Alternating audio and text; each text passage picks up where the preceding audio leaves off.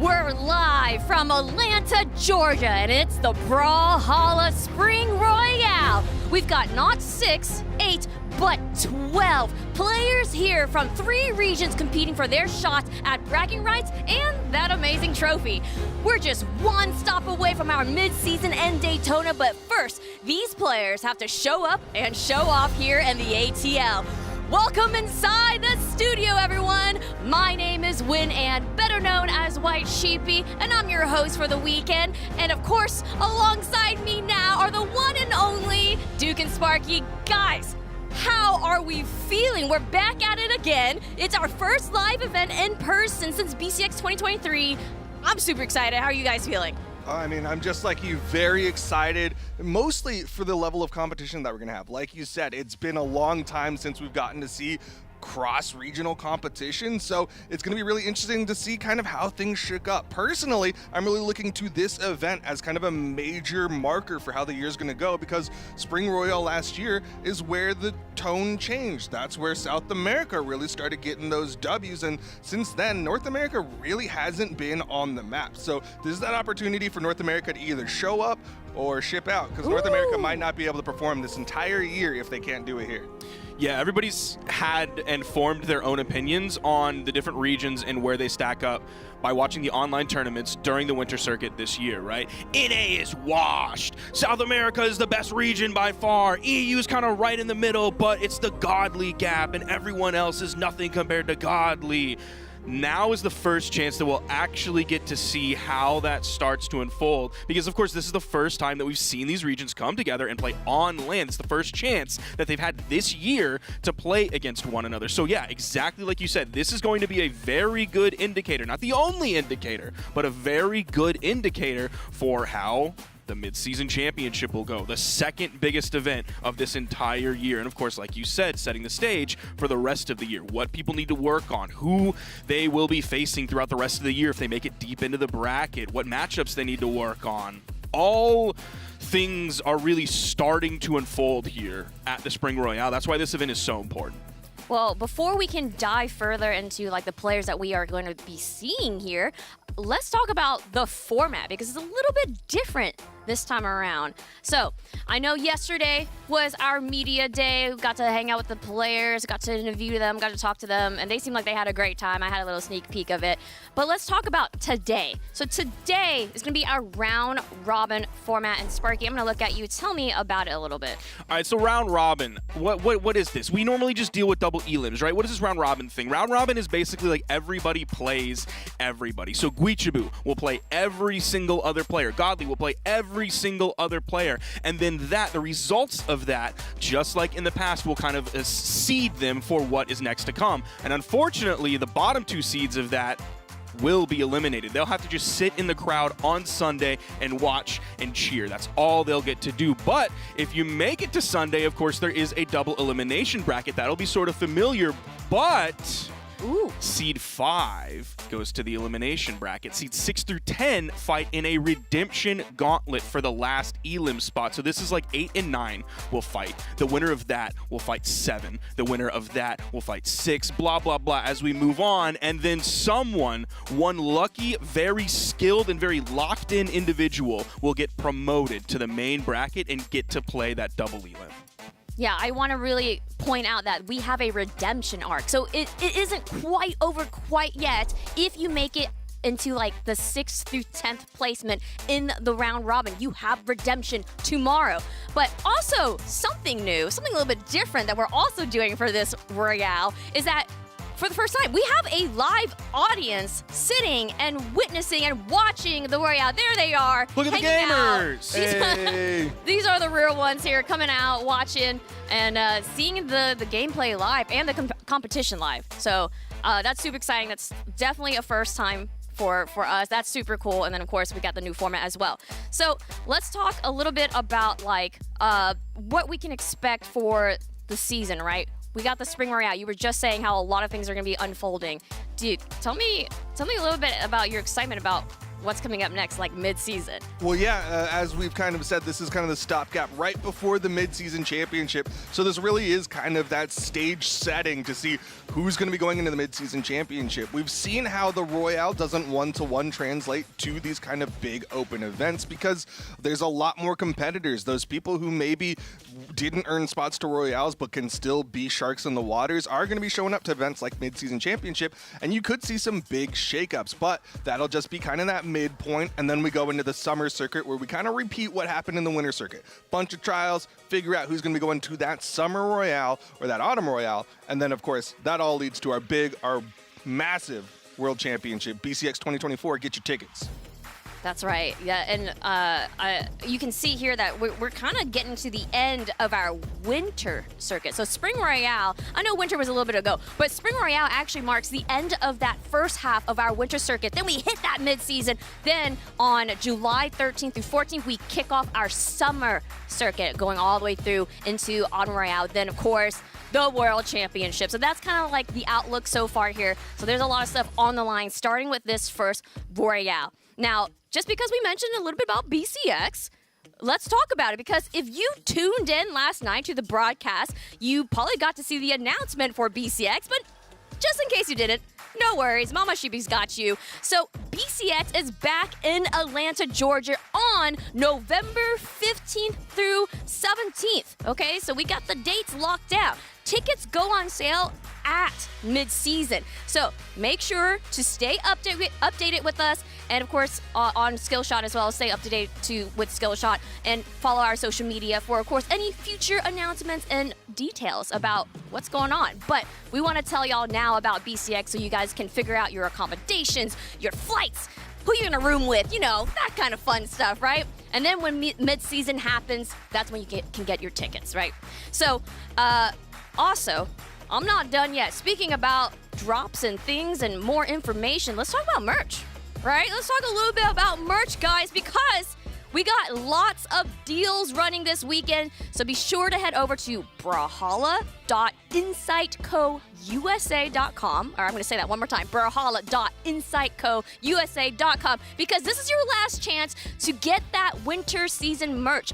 Remember I said that the Spring Royale marks the end of the winter circuit, because after this weekend, all that winter stuff goes away. So this is your last chance to grab it now before it's gone. But we're going to have some 7 gear coming and being available now, actually. You can grab a t-shirt, a crew net, and show off your fandom of 7. One of our most recent legends to be released. There's also legacy merch. You can get a bunch of items also for discounted price. So guys, just take advantage of all these different deals. Don't miss out on the winter circuit merch right there on the screen. brawlhalla.insightcousa.com, and that's the 7 merch right there. 7. Look at that face. How can you not love that little robot face? I'm still waiting for mine to come in, Austin, and I want to wear it, Austin. I'm just kidding. I mean, I'm waiting for that heart. I really want the heart crew neck. So, guys, go brawlhalla.insightcousa.com and grab all of this merch, okay? And yes, we have the legacy stuff as well, and I still very much wear that all the time. All the time. I love our merch so much. It's so comfortable. Okay, so enough about all these details and announcements and things like that. Let's get to the players, okay? We got 12 players that we're going to dig a little deeper into, and we're actually going to dig into 6 of those 12, all right? So, Sorry, other 6. Well, we only got so much time to talk about so much, you know what I mean? But starting off with Kinda. Sparky, tell me a little bit about him. This is my favorite player. I like that guy a lot. He's a real good player. Of course, he's from Brazil. You see him right there alongside Yuz. See him right there in the middle next to Godly. That's 3 legends right there. Yuz, Kinda, and Godly. And even Sandstorm right there, right in the middle. You're seeing some of the Yumiko gameplay here. We're going to see some Taros gameplay this weekend as well. Kinda's hammer is my favorite hammer in the game. Java's was at one point, and then all of a sudden, I saw 1 minute of Kinda's hammer gameplay, and I was like, that's my guy. And you know how I feel about hammer players. He's different. That's my guy. I was in the Uber with Godly and Knees on the way over, and Godly was like, he plays hammer into guitars. I don't know how he does that. The matchup problem that anyone else would have kind of just doesn't have that. It's like he doesn't see matchups. He just sees a gamer to defeat.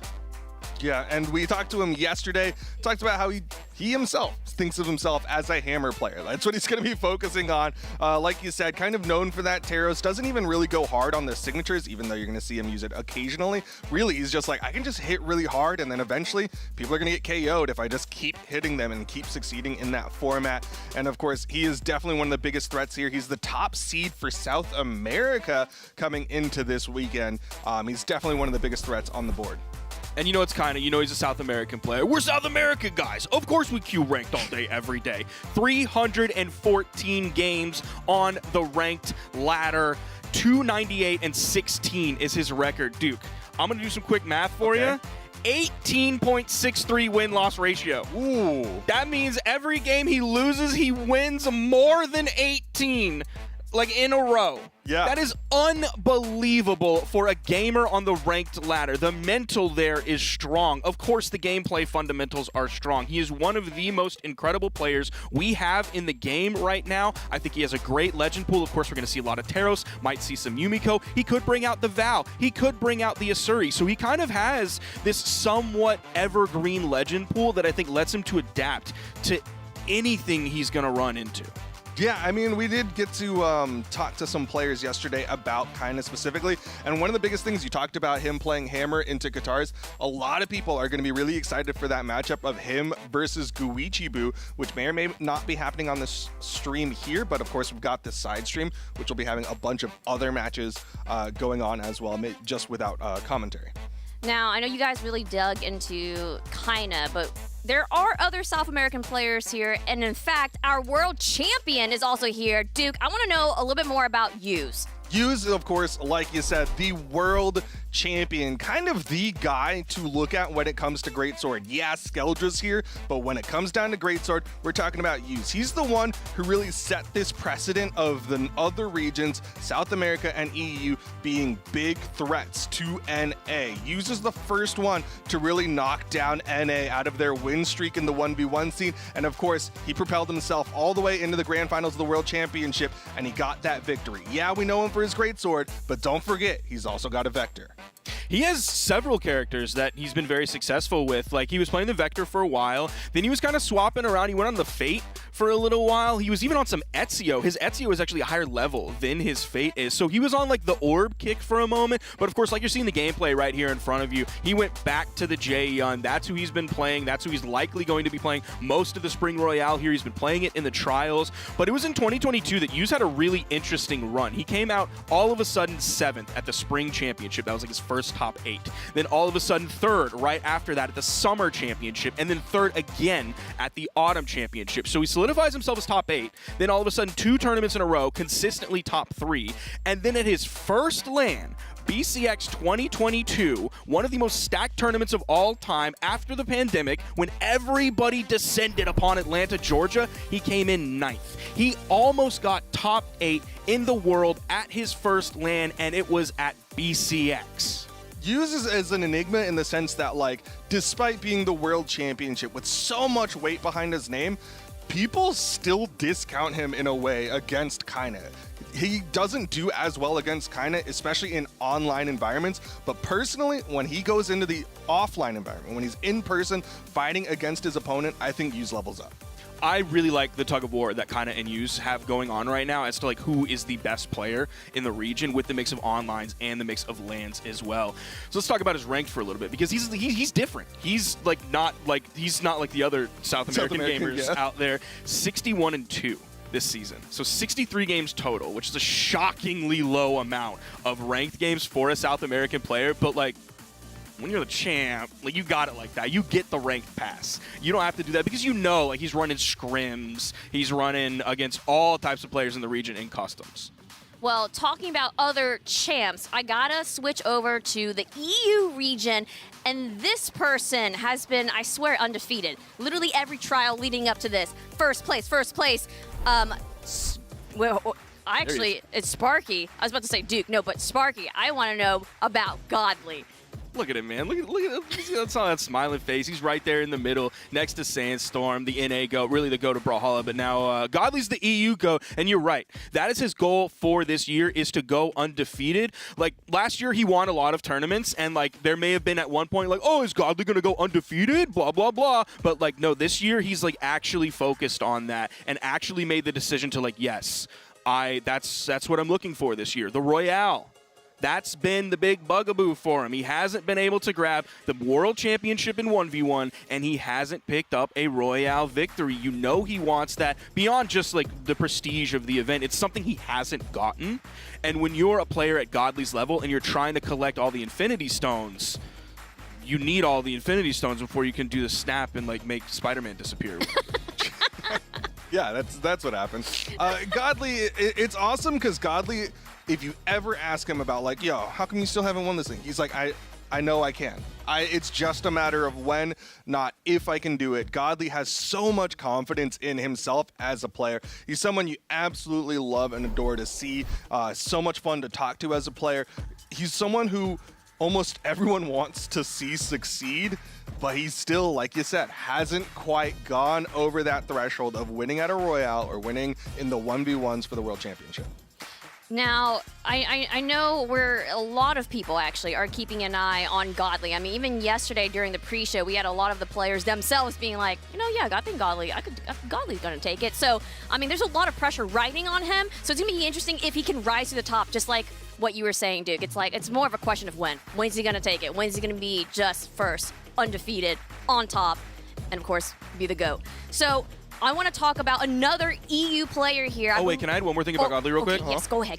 His birthday's on Tuesday, and he didn't want to tell people because all the comments were going to be really annoying. Well, why'd you say it now? You're doxing. It's his birthday on Tuesday. Yeah. Well, happy early birthday! We love I just wanted birthdays! that to be a problem for him. Yeah, now he's going to have either the best birthday gift or the worst birthday gift. Happy birthday! We love it! We love it! Happy You're trying early to curse birthday! him already. Oh, maybe. Okay, all right. No. Okay, Go ahead. Sparky, Sorry, I interrupted you. You don't need to be that chaotic here. And birthdays are a nice thing. So yeah, happy early birthday, Godly.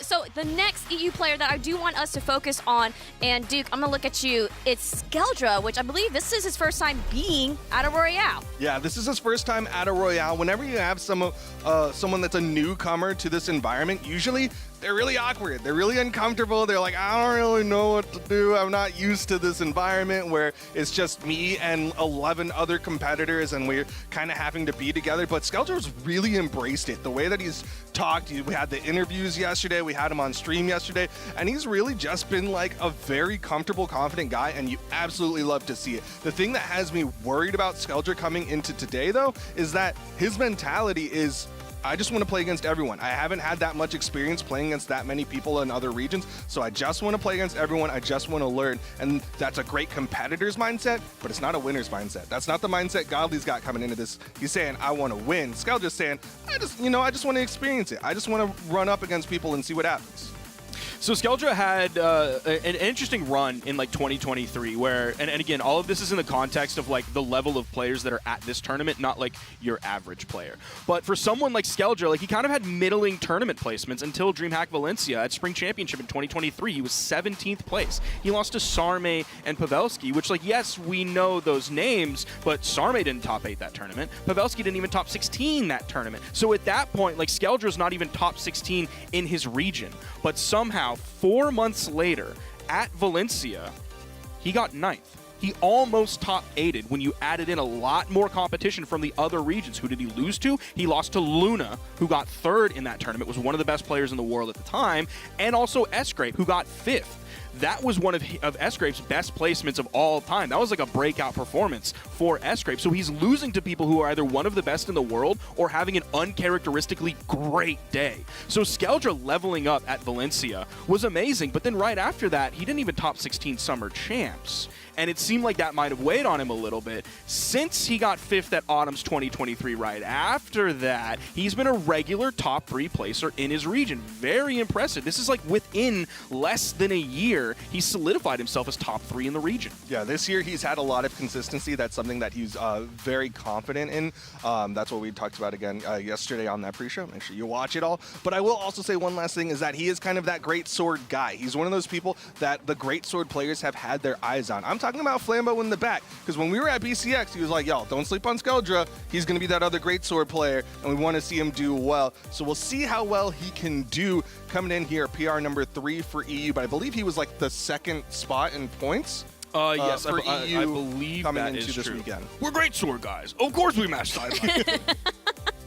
I mean, yeah, it's really awesome to see Skeldra's rise all the way up to here, and then now he's going to be just showcasing what he's got for his first time at the Spring Royale. Now, we got to go over to North America. That's the last region we haven't talked about. And, of course, yes, we got to talk about North America, and we cannot forget the king, the GOAT, the legendary Sandstorm. Sparky, tell me about him. He's the GOAT. Like, it's hard. Like, we honestly, we don't need to say anything more. Like, I'd like to say more, and we will say more. But, like, at this point, you don't need to say anything more than that he's the GOAT. And the fact that he's having this run, like, again, after the already amazing run he's had in his career. He was the GOAT before this run. He was the GOAT a year ago because of the run he had in the past, the domination he had on the entire world stage here for Brawlhalla. And then now he's coming back and qualifying for the Royale. His placements were amazing. He won 2 of the tournaments. He won Frigg and he won Scotty. He didn't win Baldur, but that's because he wasn't able to play in it. And, you know, he struggled. Of course, Ymir is like the winter championship of the winter circuit, and he still got 4th there. So the fact that he seems like refocused again, and like he said, he's playing the Mordex now. He's 100% focused on that Mordex. He might swap, but I doubt it. So the fact that he's going back to his roots, of course, playing this extremely strong character, both really strong weapons in current meta, especially those gauntlets are really, really great right now. I think, like, all things are looking really good for Sandstorm in this moment.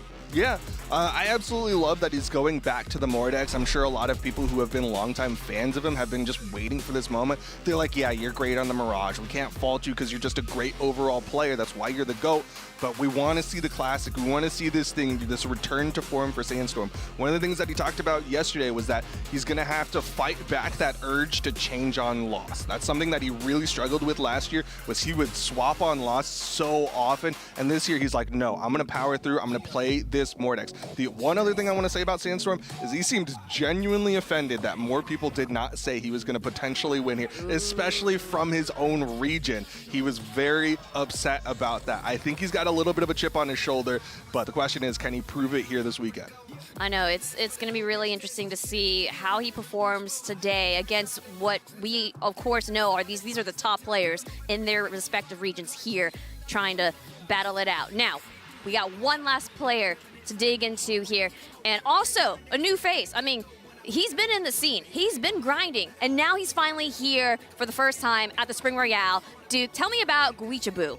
I think by and large, Guichibu is going to be the one with the most eyes on him. He's coming in here with the Lin Fei, a very unorthodox legend, very high dex, something that most people don't really like, but also he's coming in here on that 7 dex Lin Fei. He's something that not a lot of people have the opportunity to practice against. You could probably name one other Lin Fei across all the other regions who plays at the competitive level, but they still don't stack up against Guichibu. Guichibu is going to be this enigma. Not a lot of people outside of NA have experience playing against this playstyle, playing against this legend. Not a lot of people are sure what's going to happen, but they've been watching the replays. They've been theorizing about how Guichibu is going to stack up against these other players, but really, here's where the road meets the rubber. Here's where people get to find out how it's actually going to go down.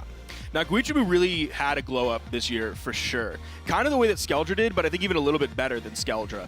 17th at the Autumn Champs in 2023, then all of a sudden the off-season happens, a little bit of a break, everybody like takes a step back, and Guichibu doesn't, and he comes out 5th place at Trial of Ymir. That's not good enough for him. Right after that, Frigg, He gets 3rd place. All of a sudden, he's on the podium now. And then in Balder, he's like, okay, 3rd place, podium, bronze medal, not looking too good. Silver medal, I don't like that either. I'm looking for the gold. Ended up winning Balder. Of course, that's the one gold medal you see on the screen there. The 3rd place medal you see is that Frigg that we talked about. And then he came back in Scotty and ended up getting 2nd. So he also has a 2nd place up there as well. So he's had, all of a sudden, he went from sometimes outside of top 16 to a top 3 North American major threat.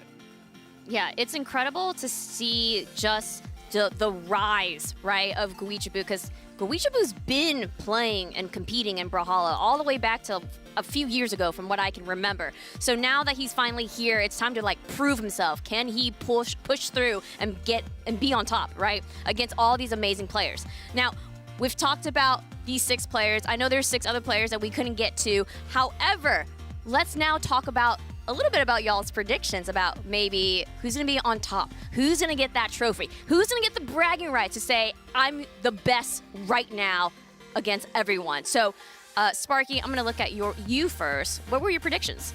In 3rd place, I have Use. In 2nd place, I have Godly. And that's because in 1st place, you can probably guess, it's Kaina. He's going to be coming home with the gold medal today. His Teros is going to stomp everybody in this bracket. No issues whatsoever. He's going to destroy Guichabu's Katars. He's going to destroy everybody else out there. He's going to remember what happened at the World Championship against Yuze's Greatsword. Going to destroy him too. If Godly brings out the Asuri, going to destroy his Katars as well. He's going to take everybody out in this tournament, and he's going to come out on top with total victory. Wow, that is quite the prediction. Now, Duke, what are you thinking? What's yours? I agree and disagree in the sense that I have the same people in different spots. I put Godly in that 3rd place spot. I think he's a very strong competitor, but South America on top. I'm putting Kaina in that 2nd place spot, and the only reason why is because he's the world champion, and he levels up in these offline environments. He's the one who won the Spring Royale last year. I think he's just going to do it again. I'm believing in the Use. Wow, y'all. I mean, these are really amazing top picks and top predictions, but I'm seeing like we're missing some North America love. I know. I'm just saying. It's their fault. It was hard to not put Sandstorm in top 3. It was really hard. I'm just saying there's no North America in your predictions, but hey, chat, people at If home. is here, though. Oh, true. Yeah, true, for sure. Well, let us know how you feel about the predictions. Make your own, of course. Tag us, talk to us on our socials, and do the hashtag BHE Sports and talk about it. Do you guys agree with these predictions? Are you hoping for a North America win? Who knows? And we'll see soon, because we got the first match already, prepared and ready. Let's look at the next couple matches here. The first one being Godly versus Guichabu, and then so forth. So, guys, what are we feeling here for these first 4 matches? Godly wins, Use wins. Okay. I think West wins, and then Kaina wins. We're just outright just predicting everything. Light work. Okay. Well, I can't really argue it. One thing that I will say, looking across the board, is that we do have a lot of kind of not quite mirror matches, but like kind of idea matches, right? You've got Godly, who's been playing the Suri a little bit as of late, going up against Guichabu, Katara mirror match. You've got Use on the Jaeon, Skeldra on the Magyar. You've got the Greatsword mirror match. Wes has been playing the Teska, Radish on the Red Raptor. You got the Boots mirror match. And then, of course, Kaina versus Moonir. Moonir's been playing Teros. He's been playing Olgrim as well. So you have potential for that Axe mirror match against Kaina's Teros. I think there's a very real potential of some really, really interesting matches because we've got that cross-regional mirror match action. Not sure if that's what's ultimately going to happen because, again, it's what they decide to play on the day, but could be cool. I'm just saying the fact that Sparky went down the list and just said, yeah, that person's going to win. You're insane. Because we know... I'm different. I'm not like those other commentators. He just went with the smaller number except for West because he doesn't like NA. Look, smaller number doesn't always mean you're going to win because we know that at live events, things change all the time. Literally, the environment affects you. We have a live audience today, right? We also know that traveling can also be an issue as well. Right there. Yeah, that's Godly. He is getting ready and prepped. You put Kaina at top. That's the set winner right there. Okay. Okay, y'all, but before we get into battling, I want some final thoughts, and then we gotta go to a quick break. So quickly, Duke, Final thoughts here. Once again, this is going to be a very important set, a very important tournament for the stage of the year. So if you're at home and you're like, oh man, you know what? There's a lot to handle. There's a lot to sit. I get it. I can't sit still for that long of a period of time. That's why they give me breaks and tell me to go run around the office every now and then. But if you can't handle it, at least you got to watch the finals tomorrow, because you got to figure out what's happening, because you got to know, because you got to have that history for how 2024 is going to look. It's going to be a great event. This is like the beginning of what is going to happen in the in-person majors for the rest of this year. Those are kind of my thoughts on today. I can't wait to see it unfold. But one more thing that I have is, Winnie, I made you something. You did? I made you a friendship bracelet. No way! Because you deserve to get one too. Well, I made this one. Can we get camera here? I made this one though. Can we get camera zoomed in on Duke real quick? I don't. Me? Yeah. Why? Because I want you to raise your hands and show me if you're wearing your. We don't have a block together today. I want you to show me. We don't have a block together Can we get today. camera on Duke's wrists right now? We don't have. It's not my fault. Camera op in production. I'm just saying.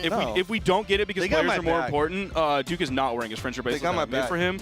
So yeah, this one says Win Ann because that's your name. Oh my It has blue and gosh. pink stars because Duke told me that's your favorite colors. Those are. It says Desk Pals because of course Oh my that gosh. everybody says Desk Pals. Some pink beads because it's your favorite color. Yeah. BFF, just like Duke's also says BFF because Yeah. both of you are my best friends Yeah, forever. yeah. There's a fish and an owl because a fish, who catches fish? Sailors. And then what does the owl do? He hoots at the moon.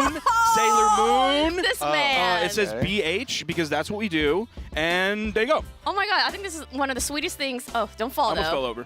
Oh, yeah, I Would've know. been funny. Don't fall over. I think that's one of the Would've been really sweetest funny. I things would have fallen into Duke's lap. you've done.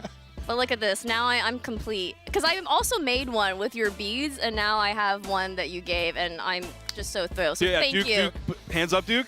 Who's Desk Pals? No. He remembered the watch. Don't worry, he remembered the watch. But I know what time it is, Not- except this not the watch friendship is bracelet. inaccurate unless it's 3:45 still. All right, y'all. We gotta go to break. So after the break, we're gonna kick off the Spring Royale of the 2024 season. Don't go anywhere and stay tuned.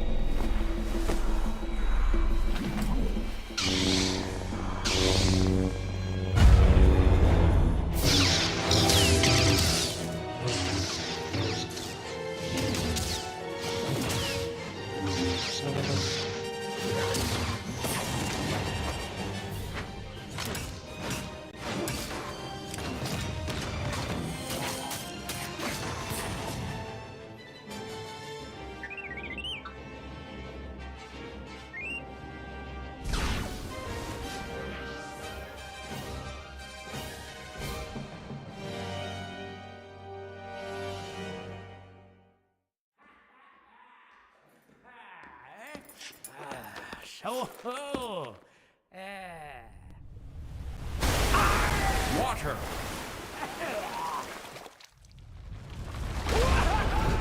Earth. Fire. Air.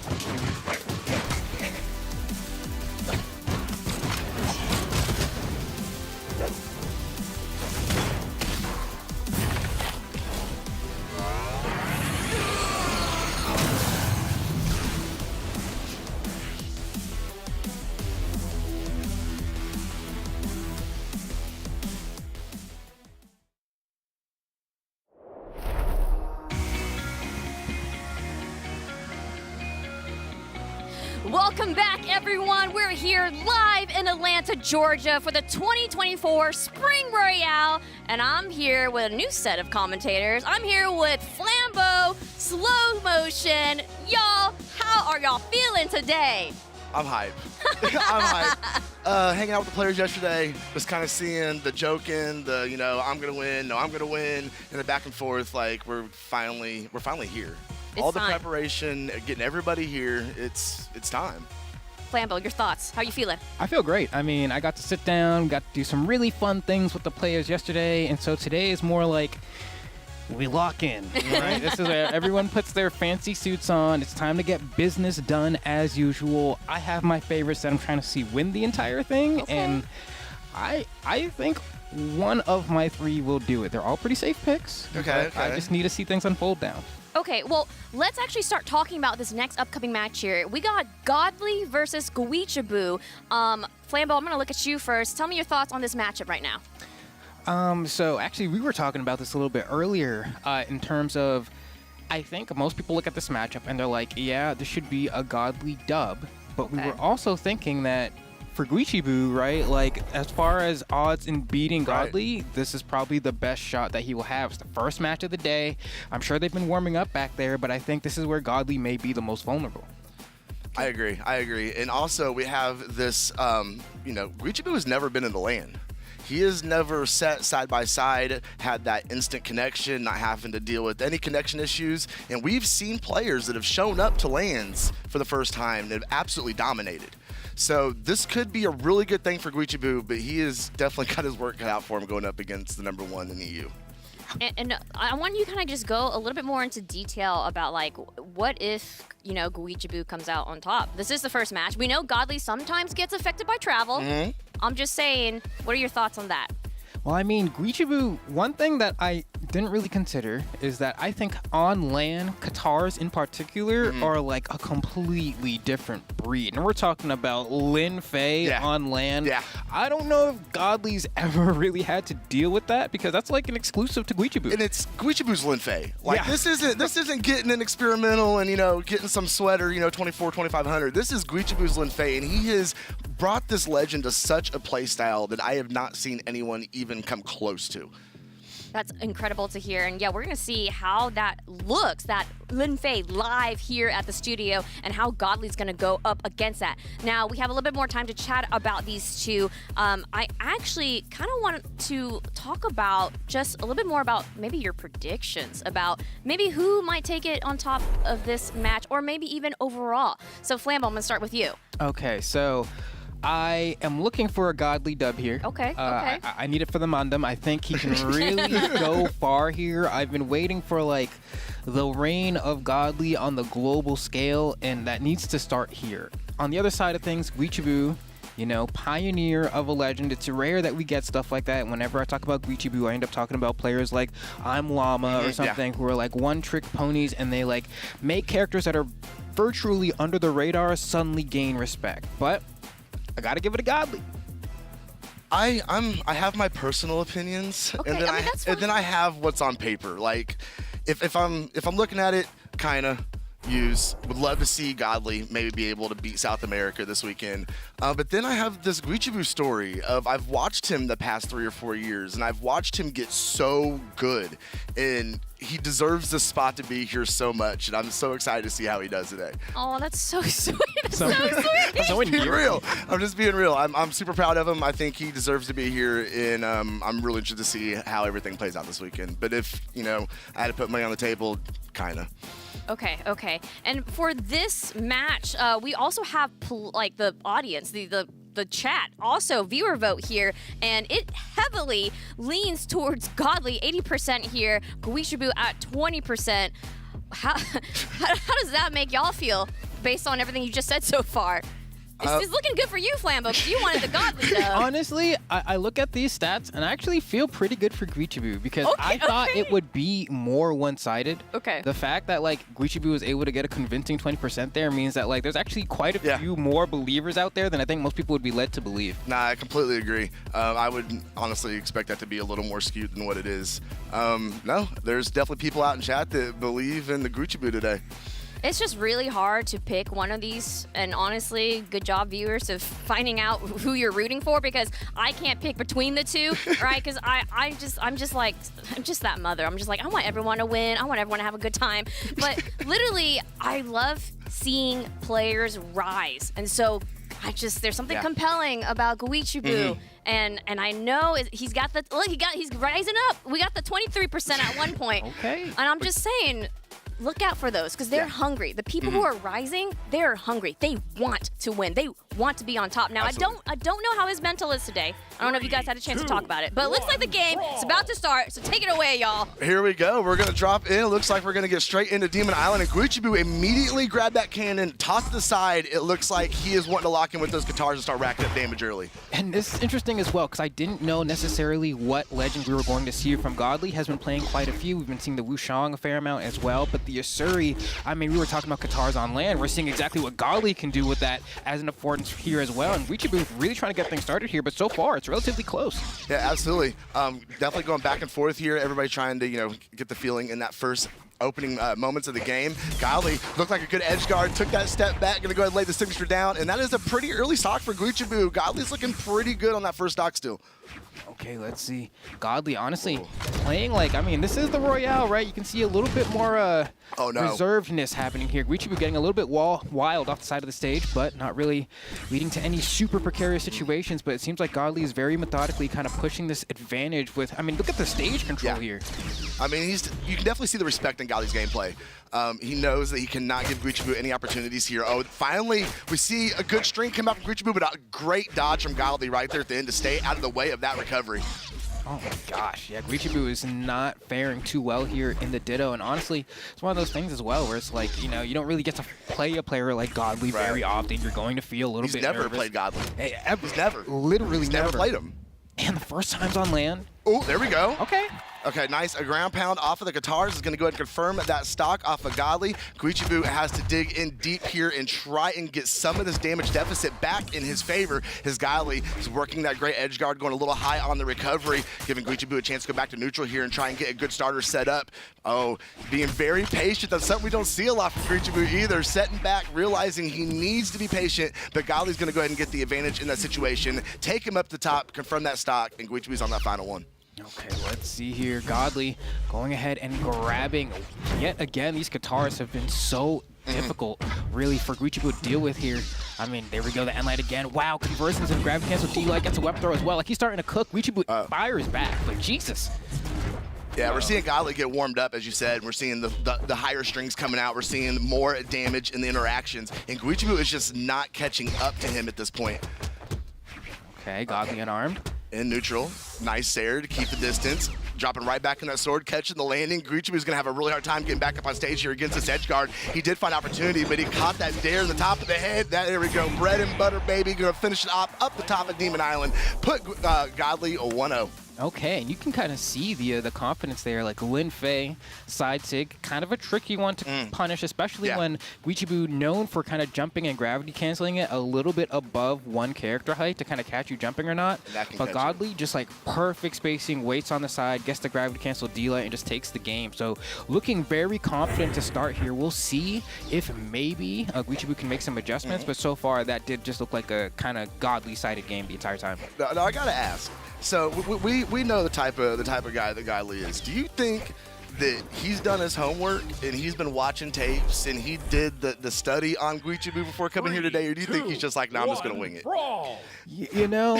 I know Godly, as you were saying, is someone that puts a lot of respect on his opponent, right? He believes that anyone can beat him at any moment.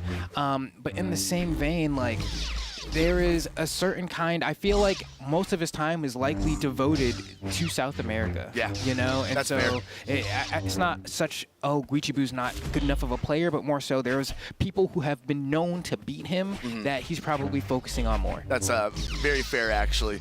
We're seeing a little closer here, the opening seconds here of game number 2. Gucci being a little more careful, trying to find that perfect opportunity to get those starters open. Golly's just right there to catch that landing. Every time he sees an opportunity to get a dodge read, oh my God, picked him up with that recovery. Gucci is unarmed, desperately trying to get that weapon. Now we're finally seeing a little string come out off that cannon, looking to, oh, nothing. Want to get back over and get those guitars. Nice. There we go. Grab to cancel. A side sig is going to go ahead and send Godly all the way over. Nice dodge through the ground pound, but Gucci is going to find that recovery to get back up on stage. Okay, and maybe the swap of skin here doing a bit of a favor for Gucci here now in this Sakura. But I mean, so far, like, it's not looking, honestly, too bad. Oh, no, hold on. Huge no, it's super close, Flambo. Yeah. It's super close to this opening stock. We're seeing Gucci play much better here. Godly is going to go ahead and strike first, but this is a lot better situation than we saw in game number 1 for Gucci. Okay, I'm kind of ready to let it rock here. I mean, granted, like, Gucci finding the KO can be difficult, right? You have no weapon here. D-Light recovery unarmed may not be enough. Maybe with that little extra added bit, it'll probably KO here off the top. But, I mean, Gucci can't get a weapon here. There we go. Tries to go for the D-Light. That would have been a nair to confirm the KO, but it ended up being a trade. There we get that light attack, right? You mash that N-Sig. There's no way he's going to do it twice. I'm sure Godly knows, but it's like, what am I supposed to do about it? You know what I mean? It's so good of a move. There's no way he's going to do it twice in a row. Did go ahead and confirm. And this is super even still. I mean, whether it was the nerves in the opening game, just trying to get the download on Godly. All right, let's see. Ooh, nice dodge to get through that. The neutral game is tense. Yeah. It is very tense from both these players. When they are broke off in a neutral, both these guys trying to find those openers with these guitars. That's kind of what ends up happening, right? Like, guitar neutral in the ditto just kind of ends up being a lot of, like, you know, who's going to be able to hold it first, and then guess the first side light ends up being a really big deal. But then once Godly gets Guichibu kind of toward the ladder red, we're seeing just like M lights, honestly, just to like force Guichibu off stage, and we'll rinse repeat that situation as many times as it takes until I find an opportunity to get a D light or just the N light KOs outright. You're seeing Godly continue to go to work here. Guichibu having a hard time to get down that weapon drop. Now he's got those guitars in his hand. That was an ambitious ground pound from Guichibu there. Not a whole lot of punish off of it though. Ooh, Godly going up in the air on the recovery. Guichibu hitting him with the nair, trying to keep that spacing just a little bit. You know, they are just scrapping in neutral this game. Let's see. Godly, man, just completely lapping Guichibu at this point. It's looking pretty bad. I think that was stuffed. Oh, wow, that's going to close it right there. Godly just completely cleaning it up. Once those Sayers started to come out, bro, it was a wrap. Yeah, it was not great. It was not looking good after those Sayers started flying and they were getting those connections. That puts Godly up too. Ooh. Yeah. That puts Godly up a 2-0 in this best of 5, and Guichibu has got to be a little nervous. Yeah, maybe more than just a little bit. But maybe now here is where you kind of like, you know, it's the first game. Maybe you're like, I just have to win now. You know what I mean? Like, you're back against the wall. Obviously, it's round robin, so like you're going to play some more. But like, I think there is this pressure that comes where you're like, oh, I don't want to like completely bust her out if when I finally get the chance to play someone that's good. Because you got to remember, like, Guichibu has like gotten some dubs at this point. You know what I mean? It's a weird feeling to be in that position and then go up against someone and feel like you're made to look foolish. So. Right. Seeing Guichibu, though, have a good opening here to game number 3. Just getting those little 1-2s off the guitars, but Godly able to get the reversals up in the sky, take control of the aerial game. Guichibu getting back down the stage. We're going to break off at a neutral here again. Oh, how is this edge guard going to look from Guichibu? Oh, the down sig going to go off the side, but Godly is going to get the reversal, come back up on stage. There we go, continuing to work that ground game off the sword. Ooh, I'm a little worried here about the cannon. No. Guichibu just kind of yeets it away, right? I was like, I don't know if I'm confident enough in Guichi's cannon. And man, the approaches have not been it. Godly's just been convincingly able to just backstep N-Light with sword on every approach from Guichibu. It means Guichibu needs to overshoot on some of these approaches, but there's just like this impending fear, this aura that Godly's putting out that Guichibu's just respecting a little bit too much, I think.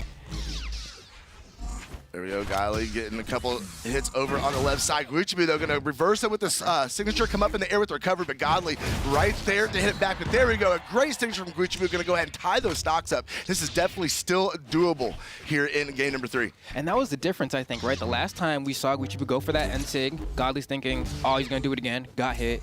This time around, it's like, oh, he's probably going to do it again, and the side sig catches the dash back, right? It has like a built-in overshoot in that signature, and that's what catches Godly off guard there, but let's see if Guichibu can kind of fight back a little bit, kind of getting a little bit behind as far as damage goes, but like one good conversion, one good, if you could just catch those dodges with those guitars, we know what you can do, but just a little bit too antsy to get back to the stage here, and we just tap it in. He was mashing D-Light, bro. Like, he was literally just, maybe?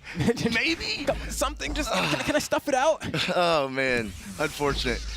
Godly continue going to work, chipping away at that final stock of Guichibu here.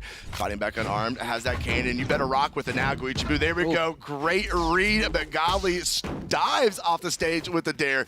Sweat beads coming out from Guichibu. Can he make it back up on stage? No, those stairs start coming out from what? Who ground pounds there? Godly with the edge guard, bro. One more side air, manages to dodge through. You're gonna get caught here. No, Guichibu manages to dash out, but at this point, it's just a matter of time as Godly is fishing for this final blow to secure this game. Guichibu's trying to answer back. Can we get the edge guard? No! Goes for the ground pound and completely whiffs, and Godly ends up coming out on top there. That's unfortunate. What a way for the set to end off of an SD. But he's been on stage. He's got the nerves. We see them hugging it out at the end. You love to see it.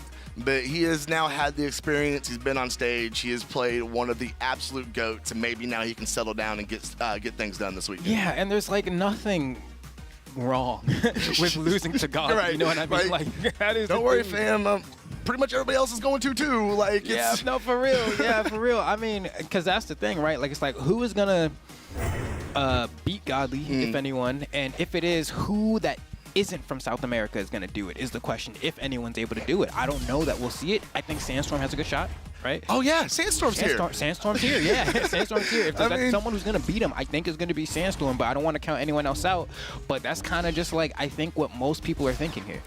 We're gonna see this final stock here in just a second. Oh no, that was from the it's mixed from all the sets. Never mind.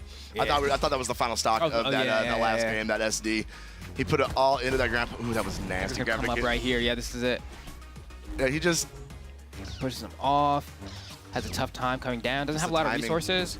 And yeah, completely just like didn't space it right. Because realistically, you're looking at that situation. Godly sweat beaded, gonna get the dodge back. Has to do gravity cancel something. You can't run that far with the side sig. So it's like, all right, probably gonna be the end sig, but the spacing was just not it. Just wasn't thinking about those startup frames on a signature, and that made the timing just a little off.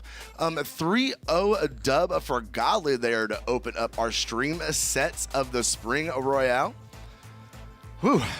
Yeah, not a bad start at all, and definitely gonna see a whole lot more of Guichibu as well. It's been, you know, of course, when you make your debut at the Royale, I'm sure you're not like, dang, I gotta go up first against Godly and get minced like that. But it's like, it's good, bro. It's good, bro. You'll come back stronger. We may even see you a little bit later on, potentially, because we're gonna have so many different matches going on throughout the day. We're not gonna be able to see all of them on this stream, but we got Pro Brawlhalla running at the same time as well. So, man, there's some good content. Y'all eating today. That's what I love about round robin. You do an invitational like this, and like, oh, I really wanted to see this set, or man, I wish we could have seen this, and then we're blessed with all of it. Yeah, everybody plays everybody, guys. We get to see them all. So with that being said, that is going to put Godly up in that set, and we have another game ready to go.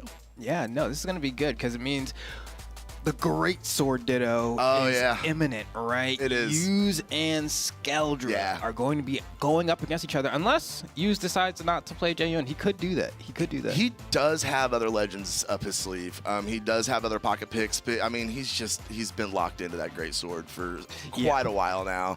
I don't think we're gonna see that game plan change here at the last minute of the Royale. Well, so one of the weird things about it is that like I personally, as the great sword propagandist aficionado, whatever people want to call me, play great sword. right? I cannot stand the mirror match. It feels like one of the most volatile matchups in Brawlhalla. It really does feel like y'all swinging, and whoever manages to like get the first hit, and it makes it feel like yeah, I can, climb the rank ladder, 22, 23, 2400, whatever. I go up against like a 1870 greatsword dude, and I'm just using regular sword the entire time. I'm not trying to do the ditto, but we'll see if Hughes has that same problem that I do. There's a reason he's a world champion, and I'm not. Skelter, on the other hand, I don't really think has like other picks like that. I think they're just other greatsword legends. Yeah. And so it should be, at the very minimum, pretty fast. Greatsword dittos do not take a long time. No, that is true. It should be, if nothing else, I mean, we are going to get that ditto, but it should, like you said, be a very action-packed, fast-paced set here.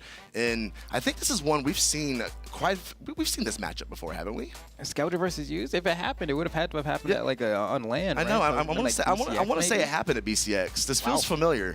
Okay, yeah, it must have not gone well for Skelter because we know who won BCX. Right? So the proof is in the pudding there, I guess. But I'm excited because even as Sparky was talking about on the pre-show, like Skelter's performance in just like the past 6 to 7 months has been pretty meteoric, right? Yeah. Kind of went from, even when, we pull up the stats and it's like showing like top 32s, top 16s, whatever, it's like there's not a whole lot of data there, but it's all skewed on the upper half. Yeah. It's like, okay, top 8's like consistently being there, especially after a certain point in history, just like is just a spot where Skelter's in, where I distinctly remember looking at Skelter, being like, oh yeah, this is a pretty good greatsword player from EU, and then being like, oh, is this it? Like, this is like they're a greatsword player and they can only get this far. And then like as time went on, it's like, oh, you're just cemented like one of the ghosts of the region now. They still haven't plateaued. Yeah, I mean, that's the best part. They're at the Royale. They have earned their spot, power rank number.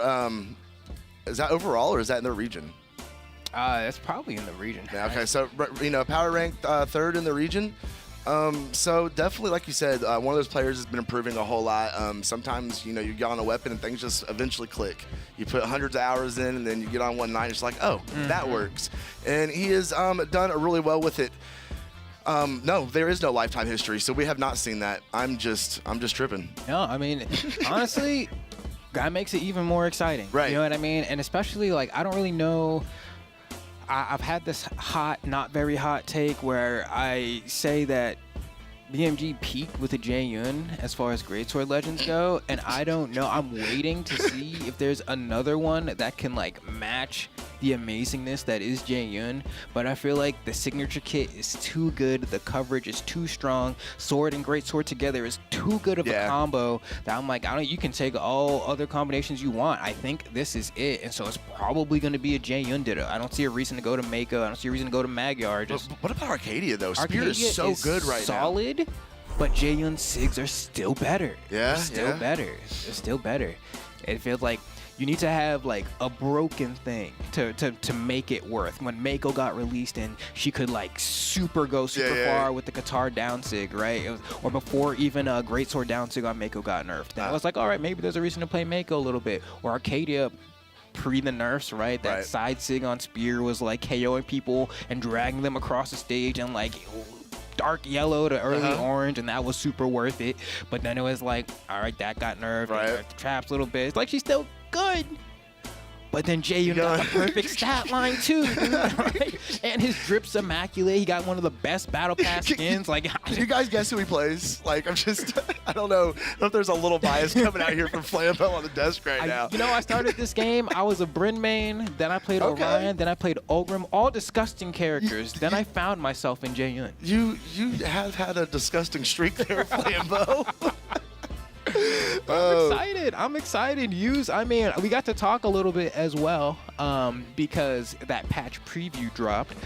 We got to talk about some of the greatsword changes that are coming with that. Now, granted, for this tournament, we are still playing the current live patch, just to make things clear. But I was able to pick his brain a little bit about, like, so how do you feel about these changes? Do you think, like, this sidelight nerf need to happen? Actually, He was like, yeah. I was like, I don't agree, bro, but fine. But he still feels like the weapon should be able to cook. You won't really know till you get it in your hand. But the Great Sword Nation is strong. The House of Great Sword, I bet they're watching right now. I see you, They're brothers. they're sitting in the other room, bro. They bought all the tickets, dude. No. I know there's definitely some House of Great Sword representatives here in the audience today. Let's see what happens, man. This should be interesting. Well, okay. This is going to be a really good set, or use is going to just work. I love Skeldra. I don't think we're in a world where we're going to watch the set start and Skeldra is just going to stomp. I don't see it.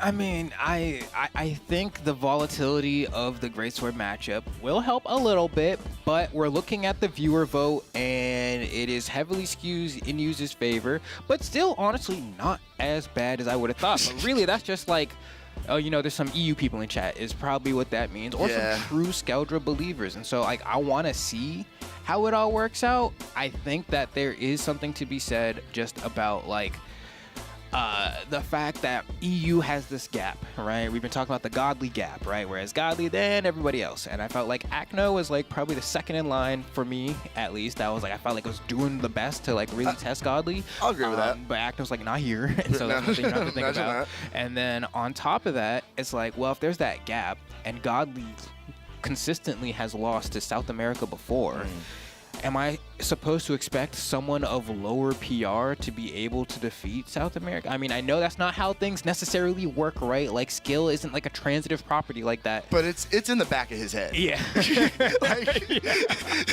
This analysis, he has been thinking about that, I promise. All day, all weekend. There is. I mean, I don't like to talk smack, but there is that Godly gap. He is so far ahead right now of his region, and no, it will be interesting to see what Skeldra's able to do when we know that South America has been that kryptonite for Godly time and time and time again. Yeah, and something else that I'm thinking about too is I remember, was it a conversation I think Sandstorm had with someone on like Discord or something? Where just the other day? Yeah, just the other day, savage, right? Bro. Where it was like, oh, like, can you get like good practice in NA? And they were just like, no, bro. There's no one to practice with, bro. No plays like the way they do. And so, like, I feel like probably a similar feeling in EU as well, where it's like, who would I even train against? Like, if I'm Skeldra and I'm trying to prepare for use, I'm the Greatsword player. Who else in EU is going to be the person that I'm practicing the Ditto against? Or, like, there isn't anyone, really. And so it's like... But it could always be that thing that maybe South America is just Godly's personal kryptonite. Maybe I think about that as well. Maybe it's just that play style, that explosiveness that they have that he is just not able to deal with. And maybe Skeldra will be able to step in and be able to have an answer for it. Yeah, maybe, because that is something that I love about competition, is that, like, what may be blockers for one person or a group of people, it can just be a non-issue for other players because they just, like, intrinsically understand how to counter it the moment they run into it, that like they're not even thinking about it from like, how do I beat this? They just do it. Just you know, do it. And that's what I love about having opportunities like this where we can just like grab all these nerds and force them to sit down and play the game against each other in person, and then we just get to like be the peanut gallery and be like, woo! Exactly. And they do. I mean, no matter what event, whether it's online, whether it's in person, the players really do always put on a show for us. Yes. They always turn up. They always bring their all. And it looks like we got Yuz and Skeldra set down. They're doing some button checks. And I think we are going to be able to slide into this next set here just momentarily. And it is going to be that Great Sword Ditto that we have been talking about. And yeah, no, it's gonna be a banger for sure. I'm ready to watch this. It's either gonna be like, I think pretty close, or a body bag in favor of Use, right? Like I don't really think there's an in between there. But that is me putting things out into the universe. We could all be shocked, stunned, dazzled, and surprised as Skeldra walks away with 3-0 and just like tucks Hughes into bed. Bro, I will go home.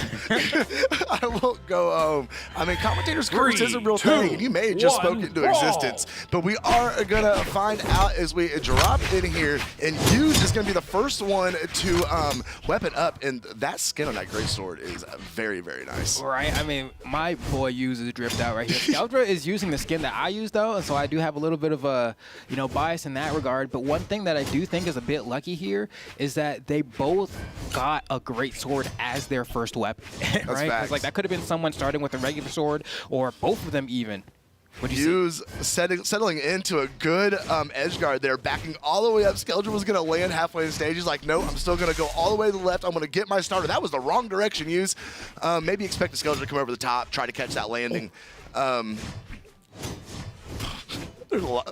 But you can feel the volatility, right? And like both players want to be grounded in this matchup, and so it's like who can hold center stage the best, and then force the other person to jump, and then can I catch their landing? Well, I don't really know. But so far, I mean, they are actually playing this very, very safe here, right? Yeah. Nice jump out by Skeldra. Has to use the weapon throw to get down because burn that dodge already. If he gets caught on the landing, that's going to be a guaranteed 3P. Wow, you see that spot dodge though? But that's what happens. 20 frames of startup on it, right? Like, you got time. Woo. Skeldra avoiding certain knockout there from that signature. Oh no, that would have connected. Who's going to strike first? Hughes got that start up, put his combo, finished it out, and going to go ahead and be the first to strike against Skeldra. Now Skeldra is dancing around, bouncing around, desperately looking for that weapon drop. Hughes doing the smart thing and denying that weapon drop. Oh no, big damage going to come off of that. Swap it over to regular sword, and he is not done. We're seeing the confidence build up in Hughes here. Okay, that might be the start here. Goes high. Can go ahead, slap him one more time. And honestly, Skeldra choking a little bit. Like, I'm not going to, like, discredit Hughes by any degree. The first issue here is Skeldra hasn't been able to get a weapon, right? And so you lost the first stock, you haven't been able to get a weapon, and then Skeldra has been hit by Hughes twice now and immediately dodged in place and has gotten absolutely cooked for it. And so at this point, it's like, Skeldra, you're autopiloting a little bit too harshly right now. You've already caught on to the pattern. Next time you get hit, probably going to bait out a Scott dodge as well. So let's see what Skeldra can do here. Manages to get the first stock off of Hughes. Things were close until that moment, but now he's having trouble getting down. Oh, and Hughes isn't pressing dodge, and it makes it so weird to know when to stop stringing. Nice. Nice. Okay. Nice. Okay. Continuing to see some signs of life from Skeldra here. Caught the landing on Hughes and the finish. Okay. Very nice from Skeldra. Going to go ahead and tie these stocks up. And this could go either way here in the final moments of this opening game. Skeldra, throwing out there a little early. Hughes able to come in and get the solid punish off of it. Skeldra going to catch landing on Hughes. Okay, nice. Gets an anti-air with that recovery, but at this point, Skeldra's taking a bit too much damage. Another D-Light recovery will take the game, and unarmed as well. And Hughes, I was talking to Hughes about that neutral sig yesterday. He said, this is like the best sig in the game. They need to never nerf this one. And I'm like, yeah, bro, I hope they don't. I probably should have kept my mouth shut, but hopefully. Yeah, you done put the info out there now, Flambeau. The powers that be doesn't come from a boy. But Skeldra still has a chance here. Managed to pick up a weapon. Hughes isn't going to press that dodge button for a while here, and there we go. The recovery's going to do it. But when you're in a situation like that, you actually lose by dodging because then it's like, all right, now you give the opportunity to get like a super huge string out. Whereas if you just keep getting hit and you just like keep mashing out hit stun or just falling, it makes the greatsword player go like, it starts stuttering and like they can't figure out what to do. But honestly, not a bad first game from Skeldra, especially I think that second stock was a wash, right? Like I think just kind of throw that one away, and then I analyzed the rest of that game from the first and the third stock, and those looked competitive. And so I'm like, all right, just make sure you're not playing so scared, get yourself a weapon faster, don't do spot dodges in place when you get hit, and you will probably be fine. It's funny you point that out because I was thinking you could watch the adjustments being made in real time. Yeah. Hughes came out the gate just absolutely cooking on the greatsword, and Skeldra, I mean, it just kind of got rattled a little bit, and okay, all right, this is what I need to do, make those mix-ups, switch things up a little bit, and he did. If that was a 5-stock game, it may have gone to Skeldra. Yeah, and the other thing too is like Skeldra, like there's something to be said about the fact that like, despite the fact they've never played, and this is someone who's a world champion and you're not, Right. He plays your legend, bro. there is no other character that you can know better Right. what affordances they bring to the table than the one Yu's is playing right now. I am someone who dislikes playing the mirror match in any game. I can't do it. But you know what spacing he wants because it's the same spacing you're going for. You know what options he's looking for because they're going to be the same ones that you have at your table. So just take a deep breath and try to cook. No, I mean, it's interesting, though, because, you know, the ditto for most weapons, the spacing is so much different on Greatsword. Yes. And they're fighting for this very finite space to be able to get in there and get their starters open. And the way these guys have just been dancing in neutral. Oh. And it's like, you'll notice, like, the Greatsword D-Light is nigh to be seen, right? Because it's going to get stuffed out, and they both know that. And so it revolves around being in this side light spacing that you were mentioning before. Side light, end light are going to be the name of the game here. Yeah. And right now, Skelter needs a weapon again, but I think should be fine. Oh, the delayed wake up. Delayed, right? Look like, oh, he spot dodged. All right, I think I'm good. And then that step forward and that poke really can't catch it, especially on a dash back like that. That's why he uses the world champ. Yeah, what a good read off of that dodge. Hold on. Wait, Skeldra. Hold on. Okay, set him up with a Dare. Sair. Close it out, close it out, close it out. Nice. Dare. Okay, Dare is going to finish it off, and then we are completely tied going into second stock. Okay, we called it. We said it was either going to be an absolute walk for Hughes or this was going to go the distance, and so far so good. Skeldra came out in game number 2 ready to brawl. Okay, answered right back. I mean, he couldn't get the full extension that he wanted out of it, but, you know, Hughes got a little string. Skeldra finding his opportunity, opening up, and getting right back in there to tie it back up. Hughes over, dancing off the side of the edge. Nice. Oh, Skeldra, Nice. okay. Oh, he's understanding. Look. Right, Like, he's I mean, it's clicking. It's clicking. It's all coming together. Skeldra's realizing, you know what, Hughes isn't dodging, so first he goes for side light starter, then he just dashes up side light starter again to reset the situation. Yeah. And then he's like, you know what, at this point, I'm just going to go for 2 hits on the string because he's not doing it, and that way I get more guaranteed damage because I know he's not dodging. And there we go, deal recovery is barely going to be enough, but Skeldra is keeping this close. Yeah. I think Hughes is kind of understanding. I need to put a little bit more respect on this guy's name. Skeldra needs this game 2 is so important. I agree. Going into game 3 being down 2 games makes it so much more difficult to bring this set back. Nice. He needs to keep this momentum. Let's go. Skeldra gonna finish that out with the recovery. Obviously going straight back to Greatsword. And I think Skeldra's got me for a loss of words right now. Going absolutely toe-to-toe with the Greatsword with the current world champion. Oh, doesn't dodge on that and just can't get the spacing right. They keep ending up in no man's land on top of each other trying to guess, are they on the left, are they on the right, and just not guessing correctly. Skeldra needs an opportunity to reset himself on the ground here. Manages to pick up a... Oh, that's going to be Hughes here picking up a sword. Hold on. Hughes might be in a bad spot here. If Skeldra can force him in the corner, no, Skeldra goes off stage and gives up all stage positioning, and now Hughes is just sharking for the landing, but he misses. Do that? Could have D-lighted. Oh my goodness, he did. He gave up that power position. Now Skeldra go get underneath him. Hold on. Hughes trying to get back to the ground. No, caught the landing. Hughes, nice reversal. Oh, we wow. Could have side aired. That would have been the game. It's going to be a little bit tough for Scout to get back. Weapon throw. Might have been able to side air into the wall there as well. Oh, he doesn't have a weapon to use. Just needs anything at this point. Oh, he goes for the Hail Mary, but he does pick up the sword. Wait, hold on. Can he get it? The recovery's not going to be enough. He needs one more. Oh, be patient here. The dodge was perfect, and Skeldra takes game number 2 against the world champion. There is definitely life to be had in this set, Slow-Mo. I'm awake now. Yeah. I'm awake. I'm jazzed. Okay, yeah, that was good. Wow. Okay, now what is going through Hughes' head right now? If I'm Hughes, I'm like, I might just hop on the Vector, bro. No, there's no shot. Match. I do not. The Greatsword Ditto is something I would pay else. money to see that, actually. You just literally just locked in on the Vector right now. I'm good, you know, because it really, like, it really can feel that way. Like, it doesn't matter if it's Hughes or if it's Moneyhalla, bro. Right. Like, there's something about it that just, like, makes it a particular kind of pain and annoyance to go ahead and do that matchup. But if there's anything I do want to give credit to, it's Skeldra is locked in. I think I really saw it in that first edge guard we saw where he exhibited immaculate patience, played around the dodge timing of Hughes perfectly, and even though it took 3 extra interactions, never gave up positioning. forced Use into the corner and got the stock perfectly. It was extremely well played. And so now, one thing that I do note here is that, like, if one of these players liked playing on a stage with platforms, Greatsword can do some wild stuff on that, but every single time it's been Demon Island or some other flat stage. There has not to be a platform to be seen. Well, you know, especially Demon Island, it's so wide. You have so much room to work in these weapons. Use good, trying to lock in a good edge guard here, but Skeldra doing such a good job of just finding that hole to get back up on stage. Ooh, he threw it out there. Gonna go ahead and catch a Sayer. Trying to get Use come back. Sweat beads out. This could be big trouble for Use. Could Skeldra take the first stock? Weapon throw to the face. No options. Bye-bye. Skeldra's got a nice lead starting out this game. Okay, and if I'm Use here, I don't know. Skeldra, at this point, Skeldra looks comfortable. Skeldra's like, wait, hold on. Let me just imagine I'm on the rank ladder. No, he is. He is calm, cool, and collected down there. Oh, gets the 3 hit there as well.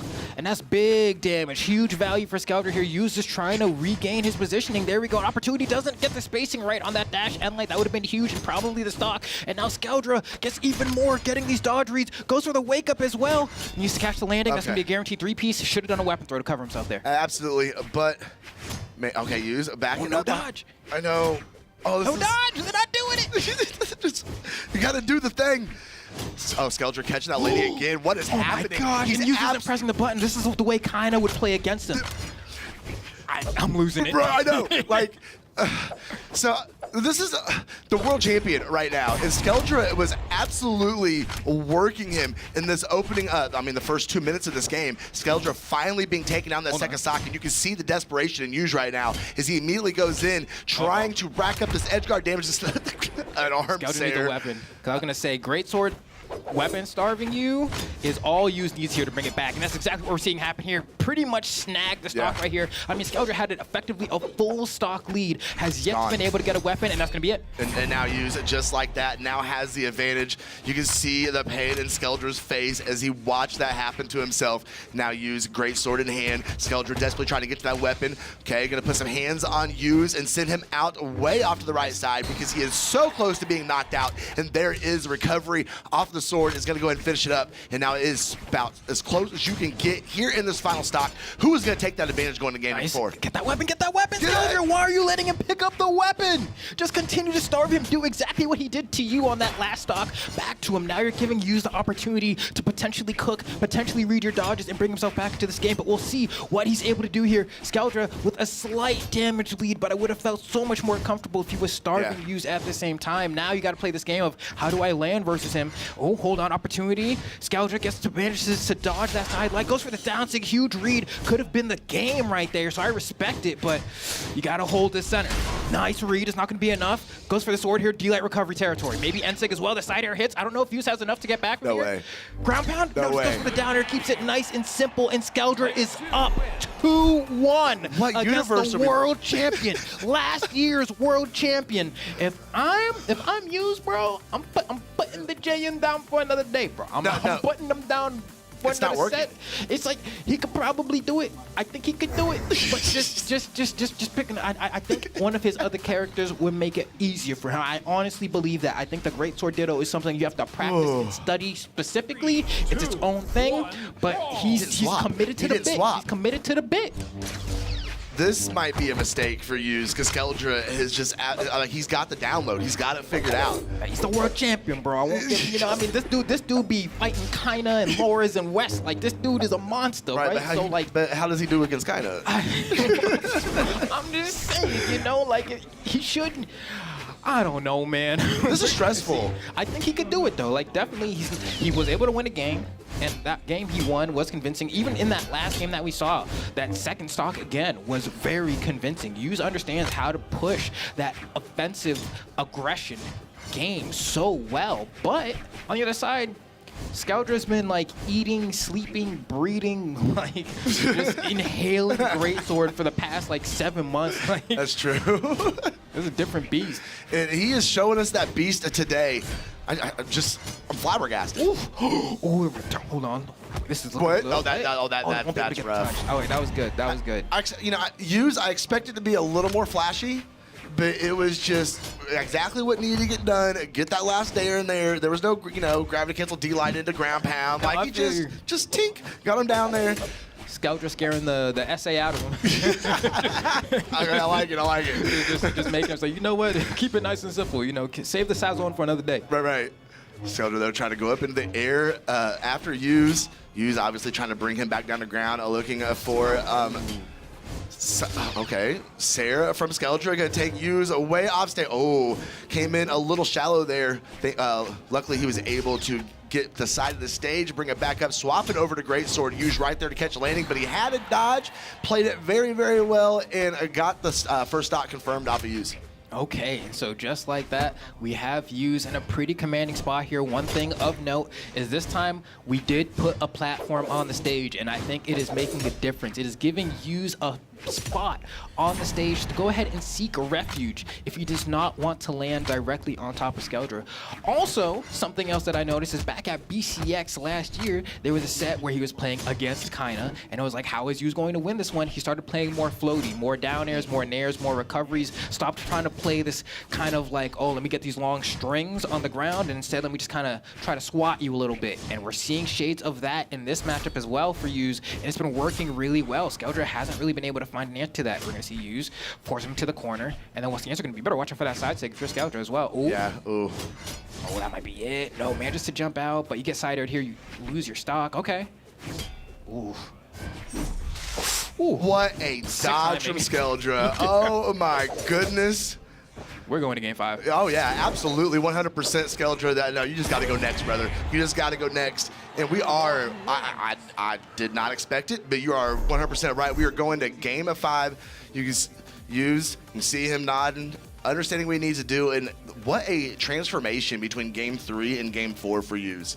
Like, he got bodied there a little bit, got beat up a little bit, and whatever switch he made in his mind between those 2 games, definitely a much better in game number 4 from him. If I'm Use, I'm trying to go back to APOC, I'm trying to go to Fortress Alliance. Those are the 2 stages that I'm trying to go to. What? Western Air Temple is actually really interesting here, and Skeldra going here, honestly, so the platform height actually tends to like making things a little bit weirder, right? Because then it's like Jayun Ensig clears. Does neutral light doesn't hit there though, does it? No, it does not, thank Lord. that would be a bit much. That would be a bit much. But I mean, you hit a jump there, that's perfectly fine, right? Oh, but man, Skeldra is cooking Use on here. I think this is like a pretty good stage, all things considered, because both of Jayun's N6 hit through these platforms. And if you're trying to land delay recovery, Skeldra, of course, the ceiling is higher, so it's not going to be enough there. But if I'm Skeldra, I'm just throwing out nairs, I'm throwing out recoveries, I'm throwing out N6. It'll get the stock done. Ooh.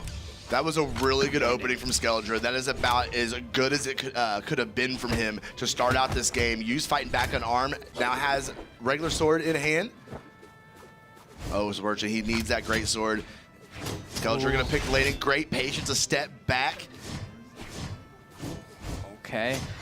Skeldra, wakes up with the gravity cancel down light, gets that finisher, forces Use to the corner, tries to get that side air as well. Use can't get back onto the stage. Such a great commanding of center stage coming out here from Skeldra, and that's gonna be the difference in a matchup like that. Wow, what a read. Read the dodge out. Oh, imagine if you did that a little bit later. That would have been great. Yeah, absolutely. Skeldra whiffing. Oh, no down air. I get it. It only does 1 damage. Sometimes you don't want to do it. I understand. Oh my God, Skeldra is absolutely cooking Use here, and I don't think this platform layout is helping Use at all here. I wanted like the single platform, but the double plat seems he can't get back onto the stage. No matter where he lands, Skeldra is right there to catch a landing. This was a super 2,000 IQ map pick from Skeldra right here, because it is definitely, I think you're right, I think this is making a difference, because we saw whatever adjustment Use needed to make, he made it last game. He came in, he had it figured out, and these platforms and this very, very much smaller main platform is making it very difficult for Use to get anything going. We see him fighting back on the regular sword right now, and finally getting a little damage from it, but Skeldra is still on his opening stock, Flambeau. Yeah, and if I'm Skeldra as well, like it looks like Skeldra is playing much more into reactions instead of reads here, and it's working out. I mean, Use trying, swing and a miss, right? Like, granted, once again, Jayun sword Ensig amazing, doesn't get a huge punish for it, but like, at this point, like, the vital signs are starting to wean a little bit. You really, really, really got to turn things around. We've seen some amazing stocks from Yu's already in the series where he's managed to keep Skeldra unarmed just like this the entire time. And if he's able to weapon starve him for the next, like, minute and a half, Yu can bring it back. But looks like Odin's blessing hit Skeldra there, and now things are looking dire. Oh, the ground that could have just been a side air. Might have been able to throw away. Okay, I was scared that he threw away the stock there. That was ambitious, though. Oof. But he wants it done. He's like, know. if I can beat the world champion, bro, I can beat anybody, right? Ensic comes out. It's not enough. The high ceiling blessing Yuz, but Yuz gets hit by that side air. And we're going to start off with a huge upset as Skeldra manages to beat the former world, I guess current world champion. The current world champion Yuz 3-2 in the second set that we had on stream today. How do you think chat feels right now? They are salty. Because what, there was like, it was like 88 to 12. It was like 11%, bro. Yeah, that's crazy. That's crazy. Nah, bro, I was telling, I really wanted Yus to switch. Yeah. I did. I know, like, may have made the difference. Yeah, if that was a Vector on bow trying to space you out, I promise you, it may have looked a little bit different. But who's to say? I think Yus kind of has been, after especially winning BCX last year with Jae-Yun, I think maybe in his brain solidifying himself as more as like a Jae-Yun main. Whereas before, I felt like there was a bit more like breath in terms of the legend picks, right? And kind of in the way that West used to be back in the day, where it was like, all right, picking Olgram, okay, now I'm picking Teska, now I'm in kind of dibbling and dabbling and mixing around. But I mean, I gotta give it up to Skeldra, especially after the way game one went. Oh, it was looking so ugly, bro. He locked in. No, congratulations to Skeldra. I am sure he beat South America. He beat South America. Where is Godly right now? I need to talk to Godly right now, because there's no excuse anymore. That's facts. There's no excuse anymore. That's facts. But I will say, and this is my personal opinion, I think Skeldra could have done that to Kaina? I don't. No. I don't. No. You know, I do not think he could have done that to Kaina. I think that specifically, if there was someone from South America that I expected Skeldra to be able to do that to, it is you specifically in the veil of the Great Sword Mirror match. And so now I'm like, all right, but like, what happens when you go up against like that kind of Taros, right? What happens when Lores pull up on you? Right. I don't really know, but we'll see. We'll see, but I got to give it up to Skeldra. One thing, once again, for all you watching at home that you have to remember, you have to consider, is that this is the round robin today. So this doesn't mean that Yuz is in the elimination side of things or anything like that. Won't have to come through the redemption bracket tomorrow. We still have so many more games of Brawlhalla to be played that, like, all right, maybe just had a bad start, but I expect to see many more dubs coming up. Absolutely, absolutely. No, that was definitely a great set. I am glad that we got to commentate that one, and we do have a couple more sets ready to go. But unfortunately, we got to take a little break, get the new players out here, let us have a second, and we will be right back here in just a second.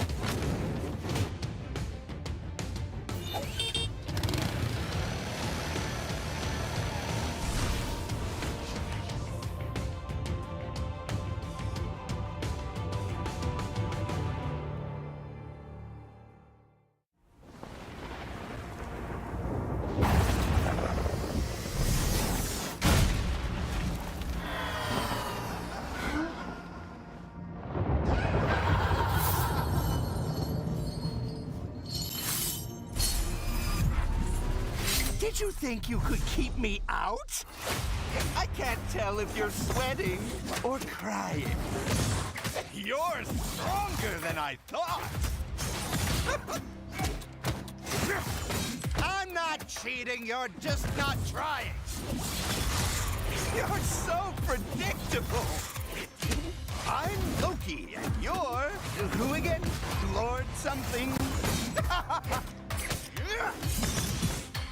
Very good, legend.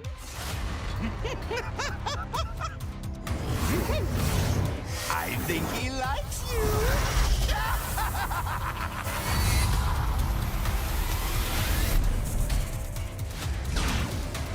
I'm finally here. Or am I? Welcome to Brawlhalla.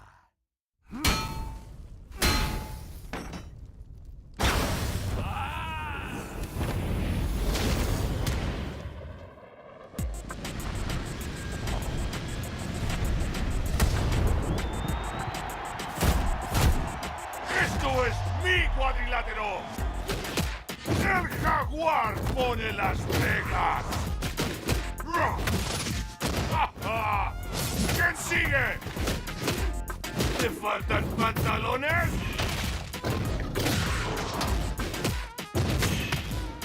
¡No puedes detenerme!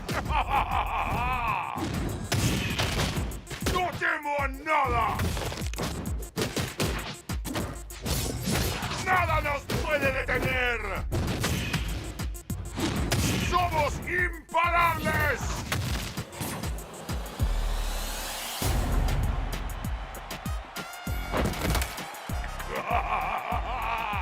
¡Bienvenidos a Brawlhalla!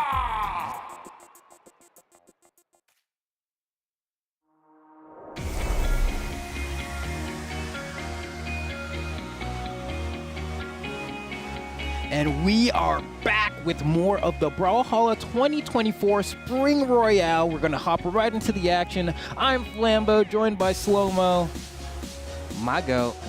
And we've been watching, I mean, some of the craziest sets ever, right? I mean, well, the first one, not so crazy. Not ever. Ever. I mean, the second one was pretty crazy, I think, in the grand scheme of crazy. Like, was it, like, wildest gameplay I've ever seen? Maybe not, but, like, the upset factor between Use and Skeldra coming out on top? That was definitely hype. I did not expect it to see it at all. Godly's definitely got some things to think about now. Yeah. We will definitely put that on the table. But with that being said, we have another South American player coming out, and we're going to dip back into NA a little bit. Who do we got up next? So we're going to have our Red Raptor boy in the North American soil, Radish, coming up against Wes, right? And so, like, depending on how things shape out here, like, I'm like, is it going to be a Red Raptor mirror match? Is it going to be like a Tesca into Red Raptor? We'll see. I know Wes has really been on that, like, Boots Hopium, and so it really could be a pretty electrifying match. As far as the kind of head-to-heads we've had today, I don't really know who I expect to come out on top for that. I think it's gonna come down to the play styles between these two players, because Radish is very, very patient. Yes. He can slow the pace of the game down to a snail crawl and get you to make mistakes because of it. And I always think of South America having that, that being more aggressive, having more of an explosiveness to their play style. And how is West gonna deal with Radish in that situation if Radish tries to slow things down and wait him out? No, I think Radish is exactly as you say, right? I mean, Radish, in some ways, some may even call him like an Orb Megdi. The way that he is able to, like, really just, look at all these beautiful shots of Radish. Absolutely glorious individual. But also has quite a bit of, I guess what I'd call just natural intellect for ways to go ahead and dissect the game. Yes. I think Java is one of those players as well, where they just kind of have, like, this ability to, like, kind of almost maybe break it down algorithmically in terms of, this is what I'm supposed to do in this situation, this is how I deal with this specific thing, and they kind of, through process of elimination and trial of error, they just kind of, like, are like, okay, let me keep refining my gameplay until it, like, hits the peak of what I want. And that's why we see that kind of drop in speed in the game sometimes, because it's either, trying to control your opponent in terms of the way they want to play the game and forcing them to play your game, or alternatively, I'd argue that sometimes you just need some time for the cogs to spin. Yeah, absolutely, absolutely. Oh, great shot of Wes. He's a very photogenic individual, always has been. was fun having them out yesterday. I know. Yeah, it was good. It was good. Kind of walking around the lane a little bit, getting some shots with all the players. It was really cool to hang out with them yesterday. And, man, Wes and Radish, it is interesting. I'm almost guaranteeing we're going to get that boot ditto. But Radish does... I mean, we talk about some players, you know, being okay with that ditto, some players not being okay with it, and Radish obviously does have that Petra in his back pocket, and gauntlets are going to gauntlet. So he does have that option, and then we also talked about the fact that Wes also has a few different legends in his pocket, and both these guys have a lot of options to be able to switch things up. Yeah, and if there's something else that I think is just funny as well, it's completely unrelated, is that we've been able to watch players grow up in the scene. That I love that we're getting some of these these shots of Wes, right? And it was like we're able to see him go from no facial hair to like just like the complete little stash, a little bit chin beard going there. So I'm just like, that's how much of an impact Brawlhalla has on kids, man. They grow up with the game. Man. They do. They teach you how to clock in for your 9 to 5 and pay the bills, and it really do bring the adult out of you. But you know, it's just that age group. You know, people get into video games. You know, predominantly 14, 15, 16, and then they just get into Brawlhalla in that age gap, and then we get to watch them turn into adults. We've seen it with a few players. Paris is another one that comes to my mind. Paris, Sandstorm. Yeah. I remember when Sandstorm got his license, that blew my mind, you know? But this should be really good. I'm excited to see kind of what this matchup looks like. You know, another boon of the Royales does end up being situations like this, where it's like, how often do you get to see boots mirror matches happen? Not very often, really, because in North America, it is just kind of Radish, and then in South America, it is just kind of Wes, and then EU doesn't really have the boots going like that. There's a couple of people that dabble, but not the same peaks for sure. Absolutely. And we talked about what Wes was going to lock in on, and we are going to see the shell come out. Okay. Brawl. Definitely a different signature kit. Definitely some options that could catch Radish off guard very, very quickly. And we see Wes getting that first weapon, going straight to work on those gauntlets, and getting actually a pretty couple good hits here to take some damage off of Radish. Yeah, already. I mean, Wes was able to get a dodge read, but wasn't able to fully convert. Should have hit a gravity cancel delay into a chase dodge, nair, or something of that sort to really extend. But despite that, doing really well. And when I was talking to Hughes yesterday in the hotel lobby, he was saying yeah, nah, because I was doing the whole thing where I was like, yeah, they peaked with JU, blah, blah, blah, blah. And he was saying that the same thing is true of Tesca. He believes that as far as Boots Legends go, he thinks this is the one where this is the ceiling. I don't know. I don't know if I necessarily agree, but I do think Tesca is one of the coolest legend designs in the game. That I would find with that being the case. They did not peak with Tesca. I love my Red Raptor, and we're gonna see that Sarah gonna go ahead and confirm that opening stock on Wes, and Radish is gonna go ahead and try and dig himself a good little lead here and see if he can extend it, catching that Sarah on Wes, catching the landing on Wes. Wes not going to be able to get in here with these gauntlets. We need to see these boots come out, I do believe, so he can rack up some damage. Well, no, actually, Radish is really close to knockout range here if he can just catch a good signature. And you can see, I mean, Wes just yeeting out those neutral sigs, right? If I just get one, and it's really hard to punish, and it leaves me airborne at the end, so I'll throw it out again. Oh, gets caught. Wow, okay, Ray just kind of bodying Wes, though, on the low. Looking really good on both of his weapons so far. Absolutely floating with that orb.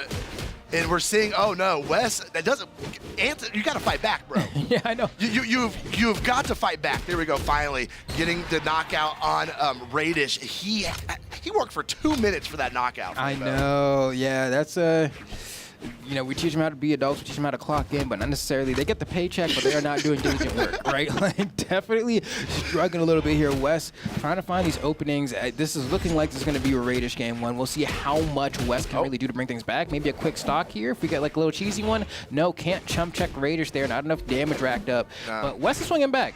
Yeah, he is swinging back, but Boots is definitely a string weapon, and you're just not getting a whole lot of damage with each one of those hits, and not able to rack up the damage that Radish especially is able to do on this orb, catching another Sair. Wes is in big trouble. Sweatbeat's going to come out. No, he's able to get over and touch before he tried to throw it out. That was Radish. Come on, bro. All right, Sair, a weapon throw. Wes has options. No. Oh, okay.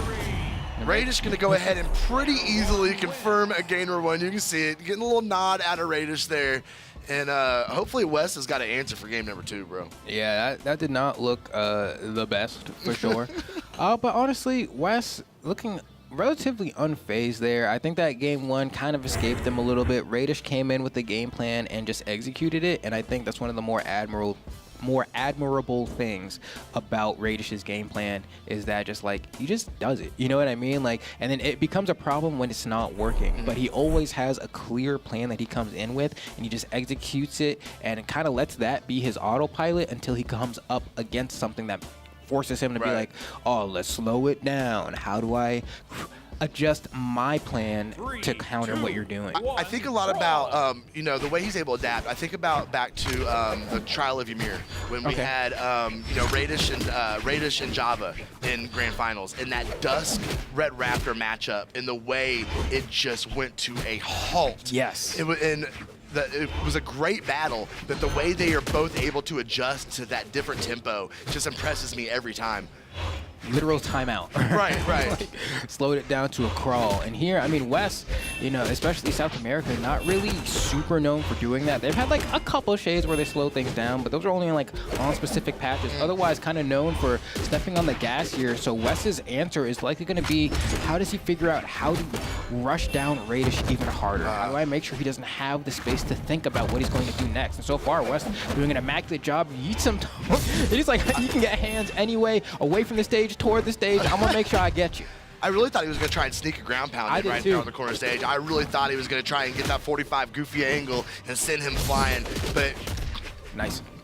May not have worked out very well for him. Recovery going to send him back up on stage. Radish being taken to the tippy top of the stage there. Not enough to confirm that opening stock. Who's going to be the first strike, Flambeau?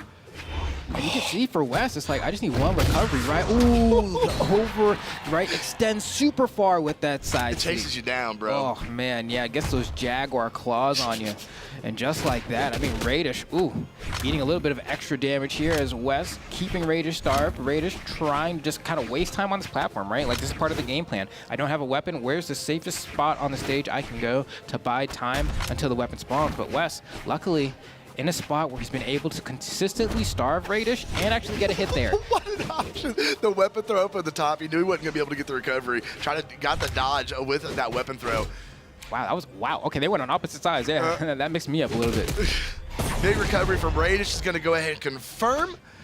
And we're all tied up in the second stock. Wes on the bottom here, unarmed. So I've seen it in past tournaments. I've seen it a lot today too. South America is not afraid to bring the starve game into play. We don't see the other, Wes absolutely putting hands on him all the way off stage. We don't see the other regions really work for that weapon starve the way we see South America use it. Yeah, I don't know when that changed. Like, that used to be like the whole thing. And then, like, you know, some people just decided it wasn't cool anymore or something. They didn't want to win as hard. I'm not really sure. But now Wes, I mean, has a pretty sizable lead here, I'd say. Yeah. Still going for these NSIG reads. Was able to get one earlier. Ooh, nice extension. I love the conversion into the down air there. Makes it so much harder for Wes to get back.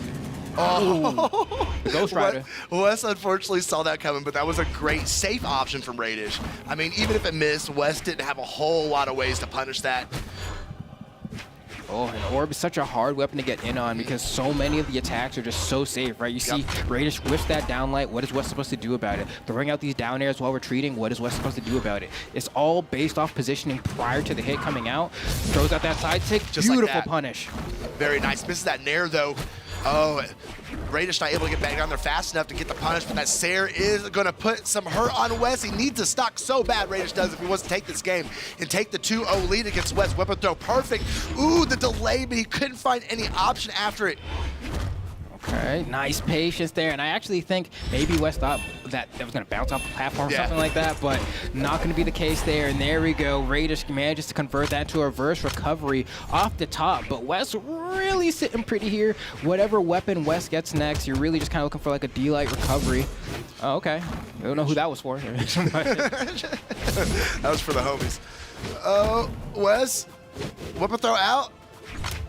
Okay, has the boots here. D-Light Sair should be enough in the corner, I think.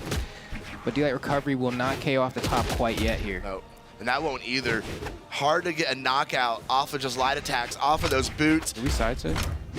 Because at this point, Wes has done N-Sig so many times, I wouldn't be surprised if Radish thinks that's what's going to happen and he just gets yoinked. Oh, weapon throw to the face. Wes holding his ground, laying it down that edge guard, and going to go ahead and tie that set up.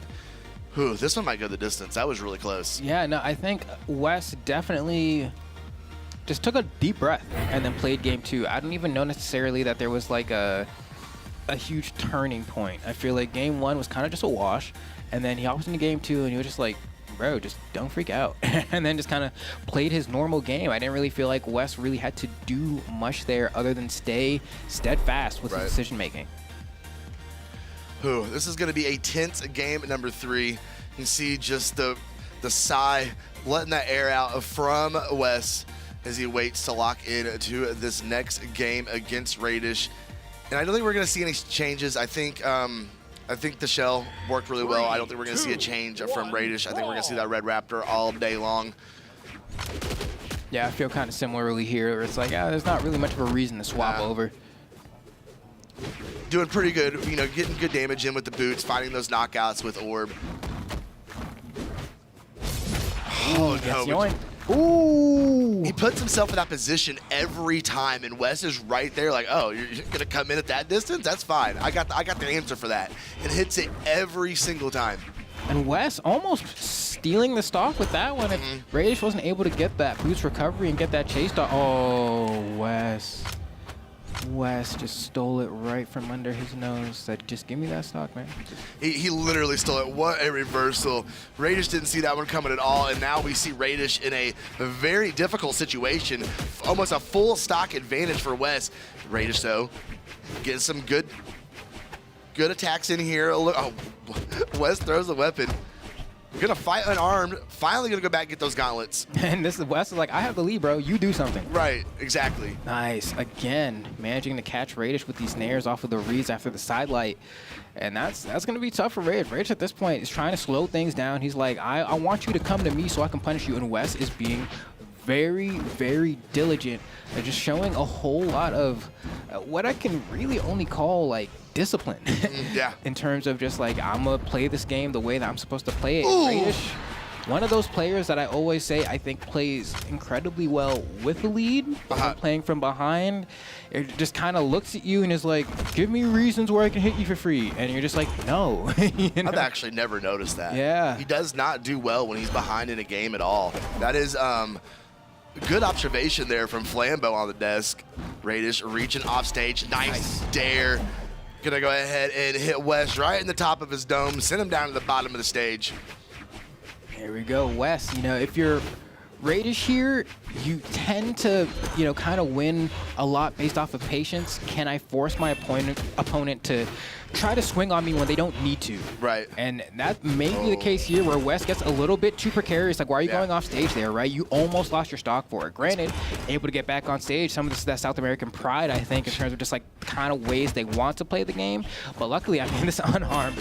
All right, that might be it. Not quite. I thought we might see maybe a conversion to a recovery that could have been a little bit scary, but instead it is to the corner. And Wes, ooh, I thought he was going to go for side take. I really did. I really did. But I think at that point, he's just shown N-Sig so many times that I think he successfully conditioned Radish to not jump to the point where he was like, well, he's probably going to think I'm going to side sig now. And then Radish was like, no, I was still scared of the N-Sig. No, it's really interesting. They made that decision to go out, not even go off stage, but he went that low. When you got, you got dare, you got grab and cancel D-Sig. Like, there's so many ways for you to run into a brick wall to get back up on stage. Nice. Weapon throw. Radish cannot stay out of that hitbox. Oh, missed the closing D-light for the edge guard. And overextends with that nair as well. And just like, this should not be a close game, Slow-Mo. This should be a West like convincing dub. Instead, getting too antsy, giving Radish these opportunities to just reversal on him. And that's not even the first time that happened. We saw it in the very first game, I think, as well, that immediate out of hit stun. What Wes wants to do is mash recovery and jump. Radish did a high weapon throw, won the game. Game 2, exact same thing. It's like, stop. You got to stop doing the immediate recovery out of hit stun. I cannot. So how many times did Radish get hit with that neutral sig? Because he would try to come back up on stage and he would be in just the perfect range for that hitbox. And Wes pretty much hit it every single time. I think I watched him whiff it once. Radish, very lucky to have been able to pull a win out of that game, as you said. And we're going to go into game number 4 with Radish having the advantage, but is he going to be able to hold on to it? Yeah, I mean, Radish, it's like so interesting. I feel like Radish does such a good job because I think South America as a region does not want to play a patient game. They want to rush you down. They want to hit you. They want to like. I think that's just what feels the most like satisfying and makes the game feel the most fun for them. But we saw exactly why it can be your downfall. I mean, West going for a Hail Mary side sig last stock in the deep red is like a true hallmark of the way South America likes to play the game. And oftentimes they make that stuff hit. Oh yeah, but when it don't, you look foolish. We're already seeing Radish, though. He's realizing that if he waits him out, Wes will attack.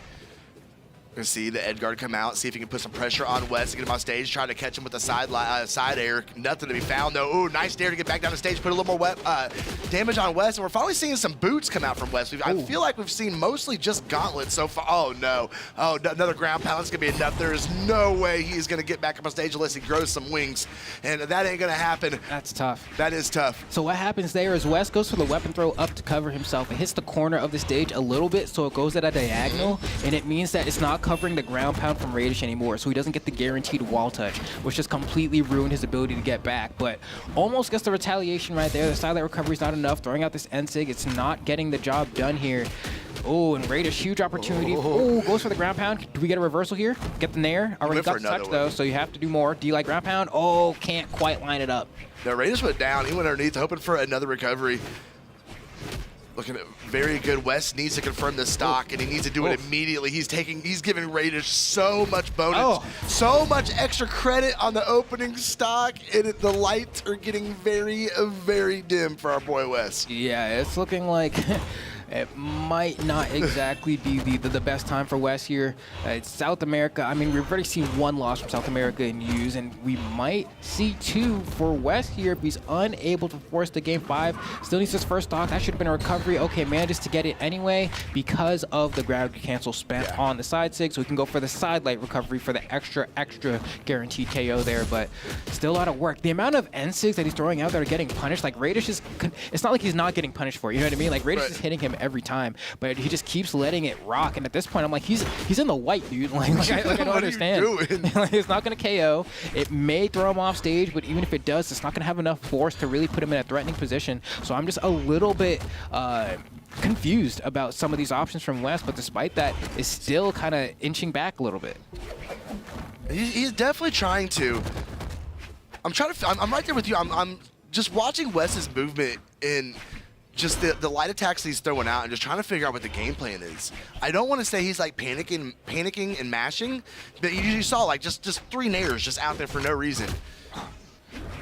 Okay, and at this point, it's like recovery might be pretty dangerous for West here. Wow, gets lucky that Radish tries to cross him up and gets caught by that neutral light, because that was definitely a whiff. But if West can get this stock, oh my god, again, is that just going to keep pressing that button and lose the entire set because of it? Absolutely. I guess that's what's going to happen. Radish wins 3-1 over West, but these N-Sigs, bro. Yeah, that was, I'll say Whoever he was they spamming. Can't, put it back, put it back. He was spamming. Put it I'll back. say it. Put it back. Wow. Put it back on the shelf. I ain't paying for that. I don't know why you thought you could come to Walmart with me and just start taking things and thinking I was going to pay for it. Put it back. Like, I don't understand what he was cooking with that. You know, I maybe just wanted to be done. I'm not sure. Radish is just also probably thinking, what are you doing? Right. You know what I mean? Like I don't. What are you doing? No, this is, so we talk about the story of the Royale and how, you know, everybody's circuits have played out to get us here. And we are now in a world where we have watched our first couple games, EU beat somebody from South America. And now we've watched a North American player who everybody is saying North America is like way behind worst region right now, just took the set against West. Yeah. Yeah, it's, I don't know. it's not looking too hot, at least from this side of the desk, right? Because we don't know what's happening in all the other head-to-head matches at this moment. That is true. But, I mean, definitely a little bit surprised by Wes's performance in this set, I think, personally, but also don't want to discredit Radish by any means. No. Phenomenal player. It's just there are moments there where I was like, it felt like it was just given to you, bro. I'm going to keep it a buck. Sometimes some of those I was like, man, you really just handed it out on a silver platter. Said, Saya. You know, I was like, dang, all right. There you go. No, well played from Radish, of course. He's so efficient on Orb. Yes. It's so fun to watch. It's so interesting to watch. He is so good on both of those weapons. And the way he was able to get it done against a West here, starting us out, pretty impressive.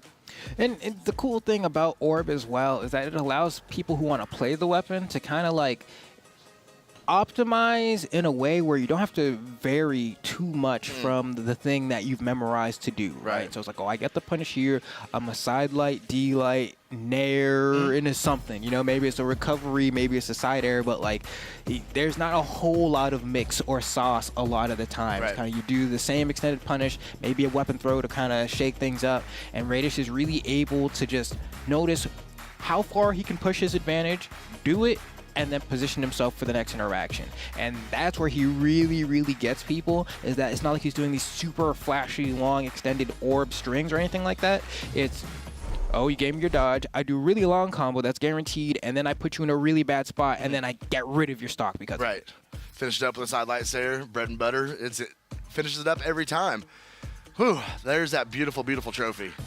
Oh yeah, this is what everyone's fighting for here. I know. That Spring Royale, especially right before we go to mid-season, right? CEO 2024, where there will be so much on the line. Everyone's trying to get in the best bit of practice they can, right? Because limited amount of lands this year means limited amount of opportunities to sit down with people from other regions and really test their mettle. So that's going to be great. Speaking of which, get signed up for midseason, guys. Come on. It's in Daytona. It's going to be fantastic. Everybody's going to be there. Going to see an amazing bracket. Make sure you guys get over there and get signed up. Who do we have up next? Yeah, I mean, I think we have one of the goats. One of. I think we got like 12 of them here, actually. I feel like it's funny even. Yesterday when we were doing media, we were talking about goats, and Phil's the only person to say, I'm the goat. So shout out to Phil. I mean, he's not wrong. I mean, we love Phil. We love Phil. We got Kaina and Monir, bro. Yeah.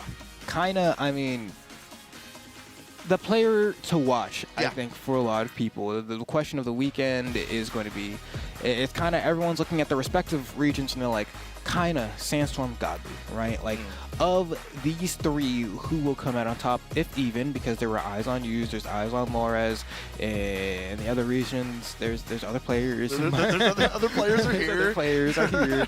But those are kind of, if we want to talk about the big three, you know, has been a very popular phrase as of late. That's kind of the big three that we're looking at. Yeah, absolutely. Now on the side, Munir, someone who has surprised me quite a bit as of late as far as gameplay goes. I'm like, oh wait, like every now and again I run into a player who I'm like, I think they're onto something. And Munir for me recently has been that player where I'm like, oh, if you keep playing like this, I think you're on a path to discovering a way of playing Brawlhalla that no one else has quite been able to do. But can you do that against Kaina? Yeah, this is, you know, we talk about, you know, talk about our world champion being here, Yuz. I mean, this is who he has a problem with. He has problems against Kaina.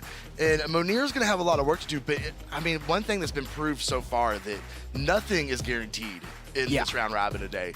Nothing is guaranteed. We saw Skeldra get the job done, you know, Radish getting the job done.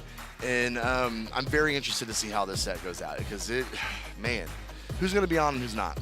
Yeah, it's really interesting as well because Axe is the name of the game for Kaina, right? And I'm sitting here, I'm talking with all these players, and they're like, oh my god, Axe hasn't been nerfed, oh, I don't understand, blah, blah, blah, blah. And I'm sitting here, and I'm like, bro, like, I hear you. Right. Because I also struggle with how rudimentary this weapon can feel at times. Yes, I'll get but that. On the other side, while you're talking about all your Axe rigmarole, right, there is Kaina and really who else here playing the weapon? You know, everyone's playing gauntlets, orb, boots, and it's like if it's so broken, why aren't you guys playing? Why aren't you guys playing it, Right. Because it's not fun. Well, bro, just make it so that I see nothing but axe in my top 8. I promise you to do something Right. about it. You know what I mean? Oh, but this should be good. I mean, Kaina, absolutely phenomenal player. And also, I mean, I don't think you can talk about Kaina without talking about Kaina's hammer. Oh yeah, it's kind of like we talk about Guichibu in the way he plays Lin Fei and the way he plays those weapons.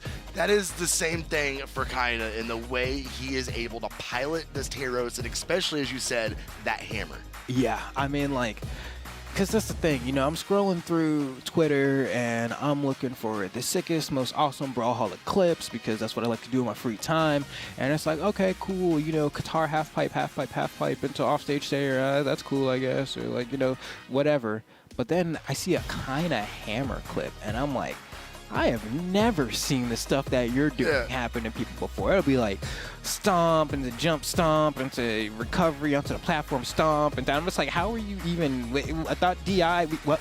Like, the dude is able to absolutely cook fools, bro. It is wild. No, and then he's going to be going up against Monir, and Monir is a player, I'll be honest, I know his gameplay. I specifically remember being impressed with him at BCX. Yes. He had some really good sets, had some really good dubs during that tournament, and he's one of those wild cards for me. He's one of those players I don't know how he's going to perform this weekend. He has the talent. He has the ability to do really well. I just don't know if he's going to be able to get done. He's having so much fun. Didn't know if he's going to be able to get it done. But I think, especially for me, being able to watch this opening game and see how he's looking today, and if we're going to see that Rayman, how things are going to play out for him. Yeah, no, I feel similarly. I'm like, we're going to see Rayman, and we're going to dabble a little bit with Bird. Yeah, he has the Moonin. That's right. That's right. Moonin, got the Moonin. And then there's that. Is that a Yumiko that I see over there? Okay. That is a Yumi. That is another legend selection that he definitely has. And do you want to go hammer to hammer with Kaina? You know, it's different to me because I think Yumiko as a legend is like actually like, you know, because some people will look at Brawlhalla, they'll be like, oh, like, you know, the characters are the weapons and then blah blah blah blah. I feel like Yumiko stands in her own category, kind of in a similar way that Lord Brax does, where it's like, even though she has a hammer, you guys are not playing the same game. You know what I mean? And so I kind of look at it as like, are you going hammer to hammer? Technically, but Yumiko is her game plan is just so different from all the other legends in the game. I'm like, I'm down to at least try it. You know, every Yumiko is going to gravity cancel side sig you and then hit you on the other side when they dash through. They're going to mash down sig and say, get hit, please. And, like, it'll work. They're going to get you with the neutral sig about 4 or 5 times. You're trying to get back up on stage. Even though you're this far away from it, it just, like, sucks you in. It's fine. It's fine. Every single time, it'll be on, like, I remember when Brawlhaven was part of the current map pool and you get hit at, like, 0 and then get curved across the side and 0 to KO'd. And it was like, is this for real right now? And it's like, yeah, this is what Yumiko players spend their time labbing and experimental, you know? It's like, geez. Okay. We've seen a lot of this today. It's true. We have seen a lot of this today, almost right down to the exact numbers. Chat has their favorites. Yeah, I think kind of... I'm with chat on this one. I think most people are, but I think your analysis earlier on about Munir being a bit of a wild card is also very correct. I think of other people that have come to Royales in the past. Like I think of S-Grape, for example. Very strong player. Unfortunately not here at this Royale, but like also one of those where it's like, I don't really know how well you're going to do. Right. Is it going to be great? Is it going to be not great? We'll see. One thing that I do like is that out of new players for the Royales, Munir looks some of the most comfortable that I've seen. I remember when Knees came to his first Royale, he was a pretty timid dude. Same thing with even S-Grape. And then it's like, when you see them again, they're like completely different people. It's like they've been like initiated. They're part of the squad now. They feel so much more at home. So we're going to go ahead and start up game number 1 on Demon Island. And we actually don't have the Yumiko or none of the legends that we talked about before. No. We have Val in Akuma. Okay. Oh? And we're seeing it so far as he picks that neutral sig up. That's a stock. That's a stock. That's it. All right, put your seatbelts on. Yeah, everybody, go ahead and buckle in. Put your tray tables up in the upright lock position. I think we are in for a ride right now. Kind of though has that hammer, the axe in hand, and we're seeing some of that damage being able to get built up here. Oh no, D-Light, he's shook, bro. Sayer, Monir. I figured he's going to throw out a D-Light, try and catch him, come back up, but no, steps back and definitely more efficient, getting some more damage. Wait a second. Okay, I see you. He said, no, I'll get right back. Okay. Yeah, wasn't quite the 0 to death that we saw, well, the almost 0 to death from Monir open us up here, but now kind of is settling in. We're seeing those aerials come out on Axe. D-Light send them up, try and catch him with a nair, come back down. Oh no. Jesus Christ, dude. Kaina is just crazy. Munir just punches Kaina in the face trying to go for down sig, but like that turnaround was blindingly fast, right? Like, and that's the thing that I've always remarked about Kaina's axe play is that Kaina is able to play the axe neutral in a way that I've not seen any. Wow, you see the bait from Munir there on the spot dodge? Jeez. But then, like, that's the hard part, I think, about trying to edge guard axe after you throw the weapon and you don't force a dodge. It's like, what are you going to do unarmed that's going to beat out that axe recovery? Sometimes you just got to give it up and go back to the stage. Yeah, absolutely. Got to know when to quit pushing, go back and regroup things back to neutral. Side sig, gonna send him out of here. And Monir still holding things together here, as Kaina is looking for a weapon. Ready to see some of that hammer gameplay from him here, and no, he's gonna go back onto the action the drop, trying to catch those D-Lights. Monir staying just out of those hitboxes, getting nice punishes coming back down the stage. Ooh, that was a little aggressive going off stage. Kaina though being patient, sitting back, collecting those punishes there, and he just sending him one side of Demon Island back and forth.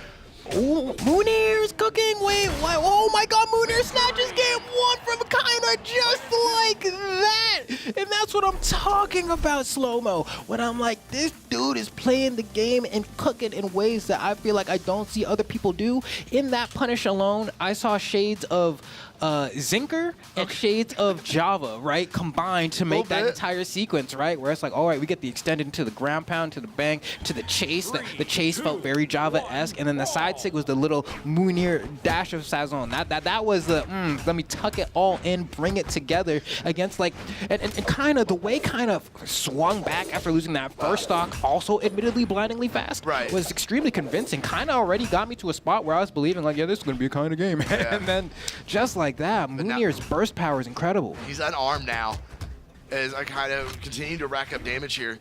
Okay, Munir has the gauntlets on, trying to, no, just the wrong direction. Kind of gonna be able to get behind there, get some damage build up, try to reach up for that dare, but Munir was able to shut it down. Caught the landing. Oh man, the neutral game is very intense here. Just kind of know it. Now has that hammer. Stomp Sayer would definitely end the stock off Monir. There it is. Oh, it did end it, but I don't know if he's going to be able to get back to stage. Oh, no, he is, because Kai's going to go ahead and bring him up here for him. Okay, let's see here. Gets caught, tries to go for the demon there. Gets stuffed out immediately by that axe, and like, kind of wasn't trying to play no games with that. Said, all right, you got one in the last game, but I'm trying to keep it out. Munir chasing an arm, gonna go ahead and not actually grab that weapon. Whiffed it on the first time around, gets the D-Light recovery. It's not gonna be enough. But with the pump fake, oh, I love that, right? Tried to bait out that dodge for days, and I love the confidence we're seeing from Munir. Kind of has never had to deal with something like this before. Man. Kind of struggling. I mean, it's close, but we, like, you know, both you and I both said a couple times now, expected this to kind of, you know, once we started to see him open up there in that second stock, I cannot believe Monir is continuing to put this damage on him and keep things so close. We see that stomp Sarah. What? I know the power of Gauntlet side air into the stage like that will What? just yoink you off the stage. And Munir was very aware. Like, that was extremely intentional. Kind of was like, are you kidding me? But Stomp Sayer, I mean, that's the name of the game. Gonna need one more weapon throw. People keep getting caught going high after, right? Like, it's not like normally, you know, you want to. Sometimes I understand burning your recovery early because it is the most committal thing you can do when you're off stage. And so, like, try to do it maybe a little bit early while you feel like you're not in harm's way because no one's near you. But the weapon throw will snag you out, especially if you jump immediately afterward.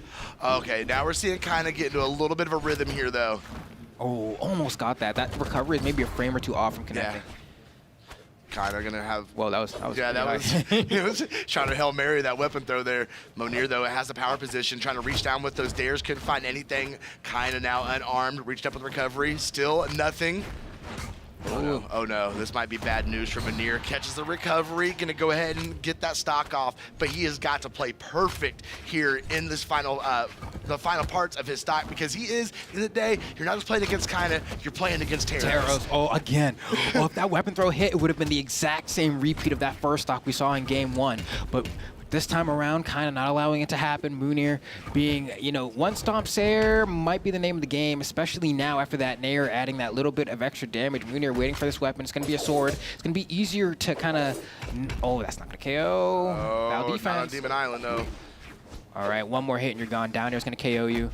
Munir has to know here, but it's like, all right, if I get hit by side air, I get hit by stomp, I get hit by down air, hit by nair, I get hit by... I mean, too many things at that point. Yeah, that weapon matchup and just the way it went, there was really not a whole lot to get in there and not get punished. But definitely holding his own, and we are going to be all tied up going into game number 3. And I hope we get blessed and this one goes a distance. Yeah, no, I feel the same way. I mean, it's definitely like, as you were talking about, the way the matchup kind of works is like, I feel like when you were fighting against Hammer, if Stomp Sayer will KO you, but nothing else will, you're in like a pretty decent spot. Yeah. But then once it gets to the point where like down air is going to KO, end light's going to KO, like you get tagged by, there's just too many things to look out for, you've already effectively lost at that point. Yeah, you've given them too many options to be able to get that punish, and it's just, and we did see that. I mean, he just kind of, once that last, he just went next. Exactly. He turned around. Especially against a player like Kinda, right? He plays the axe the same way, where it's like, I'm going to KO you with M-Light and D-Light if I have to. Right. And so it's like, oh, and we might even see that in a little bit here, while that sider hitting clean, sending Lunar all the way to the other side, has to dodge that weapon. Beautiful movement on the edge there as well. Gets caught by the down air, and that's going to be the KO. And that's just some tried and true Hammer Gauntlet matchup stuff, where like, they're going to go for the side light, and you're just going to down air it. But Monir, if he... I cannot believe he's keeping so close to neutral sig in the wrong direction, but that recovery is going to confirm it. It is completely even. First stock didn't even matter, bro. Oh, completely man. even going in here to stock number 2. Oh, man. I love when we do lands and we have the players here and I get to see the actual, like, I'm looking at that as just as much as I am the gameplay. Reading those expressions, it's just so interesting to watch them work. Speaking of working, nice reversal from Munir, trying to bring it back the other way. Gave him the opportunity to get back up on stage, kind of right there for the stomp, though. Okay, Munir. Reaching up, Nair. I don't know who that was for. Expected Kinda to jump there. Oh my goodness. Stomp, Sarah, bye-bye. Kinda's looking fantastic on the second stock. And you can see the nod from Munir like, okay, I see it. The writing is kind of on the wall here in game number 3.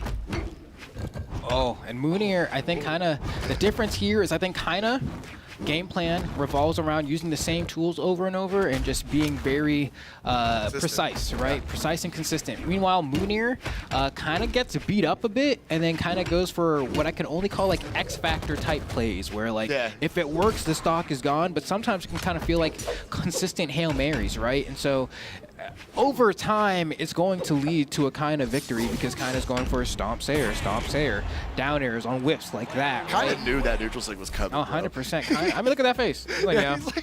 He knew it was coming. Oh, well played from Kinda.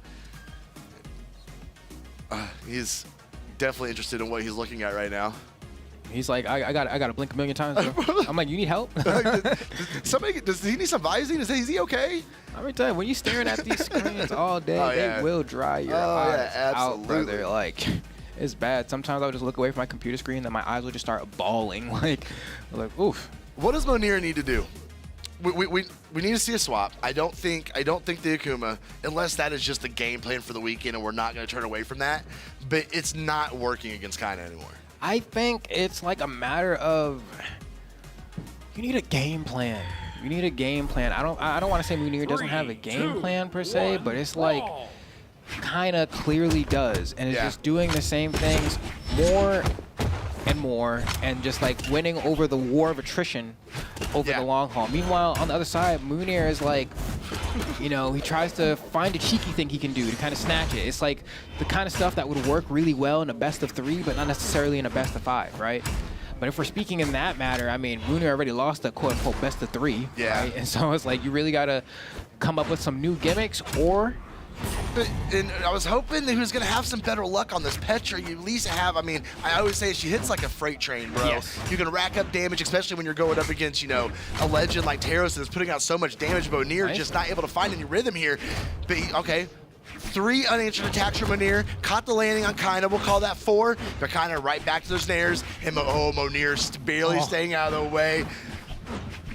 I think Munir needs to trust in his reactions a bit more here, going for these reads that are not connecting. That's going to be a huge punish for Kaina. Gets the recovery as well, and just chunking on all these extra hits. And these are Taros. Ooh, there we go. Hits. All right, finally manages to get one. You're in the red as Petra, though, so that means that Kaina's going to come back, stomp Sayer.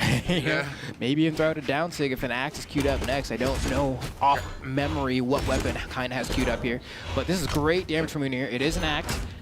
End light, push him to the corner, and we end light, maybe D light. Yep. It's like if you jump, I D light. Like if you don't, I end light. It's if you know, you know. Munir, though, definitely fighting back on this orb. The orb gameplay is looking actually pretty fantastic from him. Nice bait. Being able to pull him in there, get him in that positioning for that Sayer.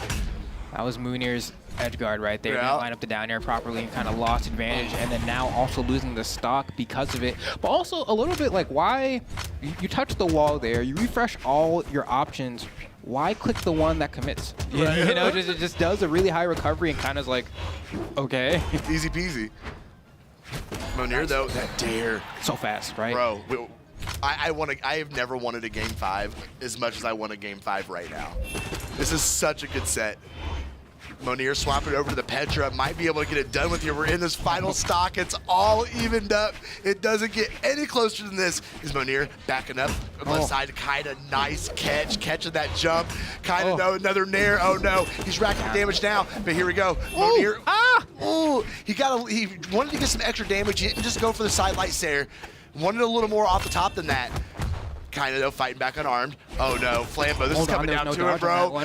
Oh, I can't believe Munir kind of gave up positioning there. Guess the recovery's not going to be enough. You need one more. Maybe an end sig. If you're Petra, just do it for the fans. There it is, but it's a little bit not quite on the mark. Weapon throw, no. I love he manages to steal it from Kaina. I don't know how he does it. Munir's so patient here. Needs a side light. Kaina's not going to give it to him. Tries to get the side light himself. The neutraler's going to give him an opportunity to get the hammer. Oh, he throws away the weapon. It's not good. He's going to get stopped. Wait, the side light pushes him off. This gives him a chance. Why are you going out there? You're crazy. But he gets hit by the down air. He's going to come back. Hold on. No, why? He's still alive, though. He's still alive. Munir's coming back. No. Come on. Can he force the game 5? That's the opportunity. He goes for the unarmed gravity cancel ending to make sure there's enough juice to go to the game 5. Slow-mo was eating my arm around at the desk. I can't believe he was able to do it. My bro had to take a breather. Kind of like, bro, sit back down. I love this game, bro. This game's sick. My goodness. This game's sick.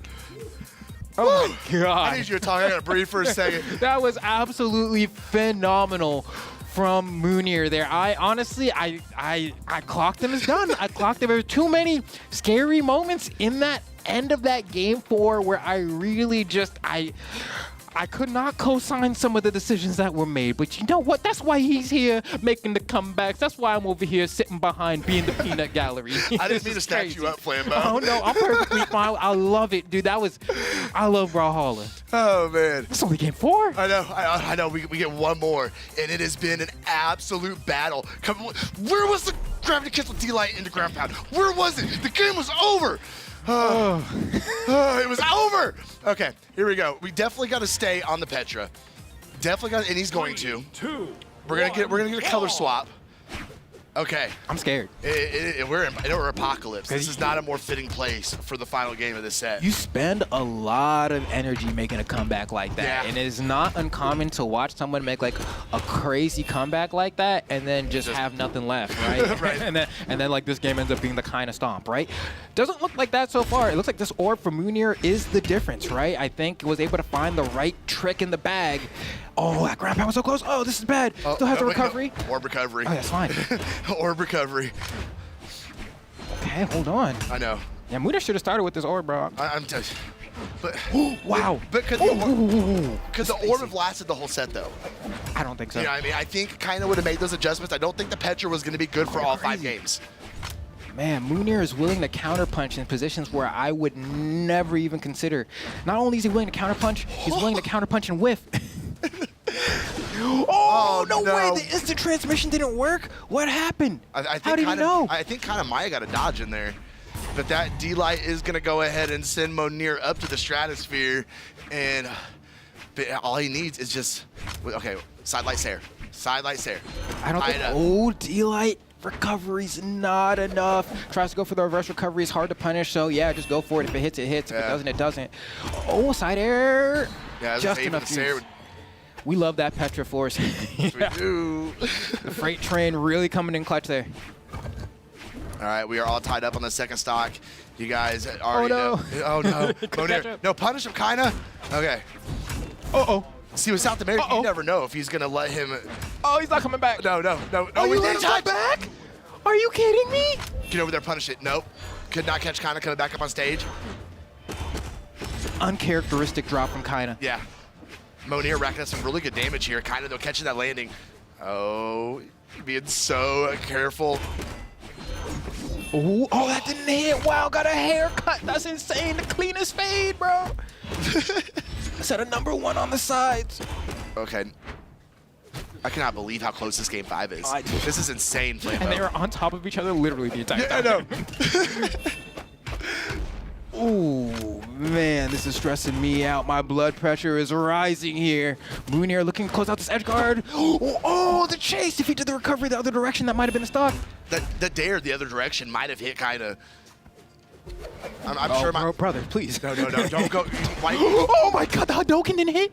No, and Kinda got a punish, caught the landing. Oh no. He needs all the bonus damage he can get right now, though. Kinda needs this extra credit, and he needs it badly. Petra can rack up that damage almost as fast as he can. Oh no. Tries to go for the turnaround. The N-Light forgets it has that slide property, pushes him a little bit too far to the left. And there we go. Waits for the dodge this time. Went for 2 immediate sidelight recoveries the last time. So you know what, this time I'm gonna wait, and gets rewarded for it. Munir forcing this to game 5, not only, but to final stock situation against Kinda, one of the front runners for this Royale right now. Power ranked a 1 in his region. Oh, chased him. Oh no. Monir has the advantage, but just one stop Sair from. Are we gonna get an ending like last game, bro? I don't know. This is looking really tough. Wait a second. Wait a second. Munir starting to cook. The walk is hot. That was such a great usage of that platform. That stop platform, being able to way. extend that damage. Why? Oh, one more stomp Sair for Kinda will be all she wrote. Munir understands this, goes for the sideline, goes for the immediate recovery. It's not enough. Get the D-Light gravity, cancel recovery, and Munir takes out Kinda. 3-2. Another amazing upset has occurred here today. Slow-mo's not in his freaking seat. We are losing it over here. The Spring Royale has been nothing short of electric.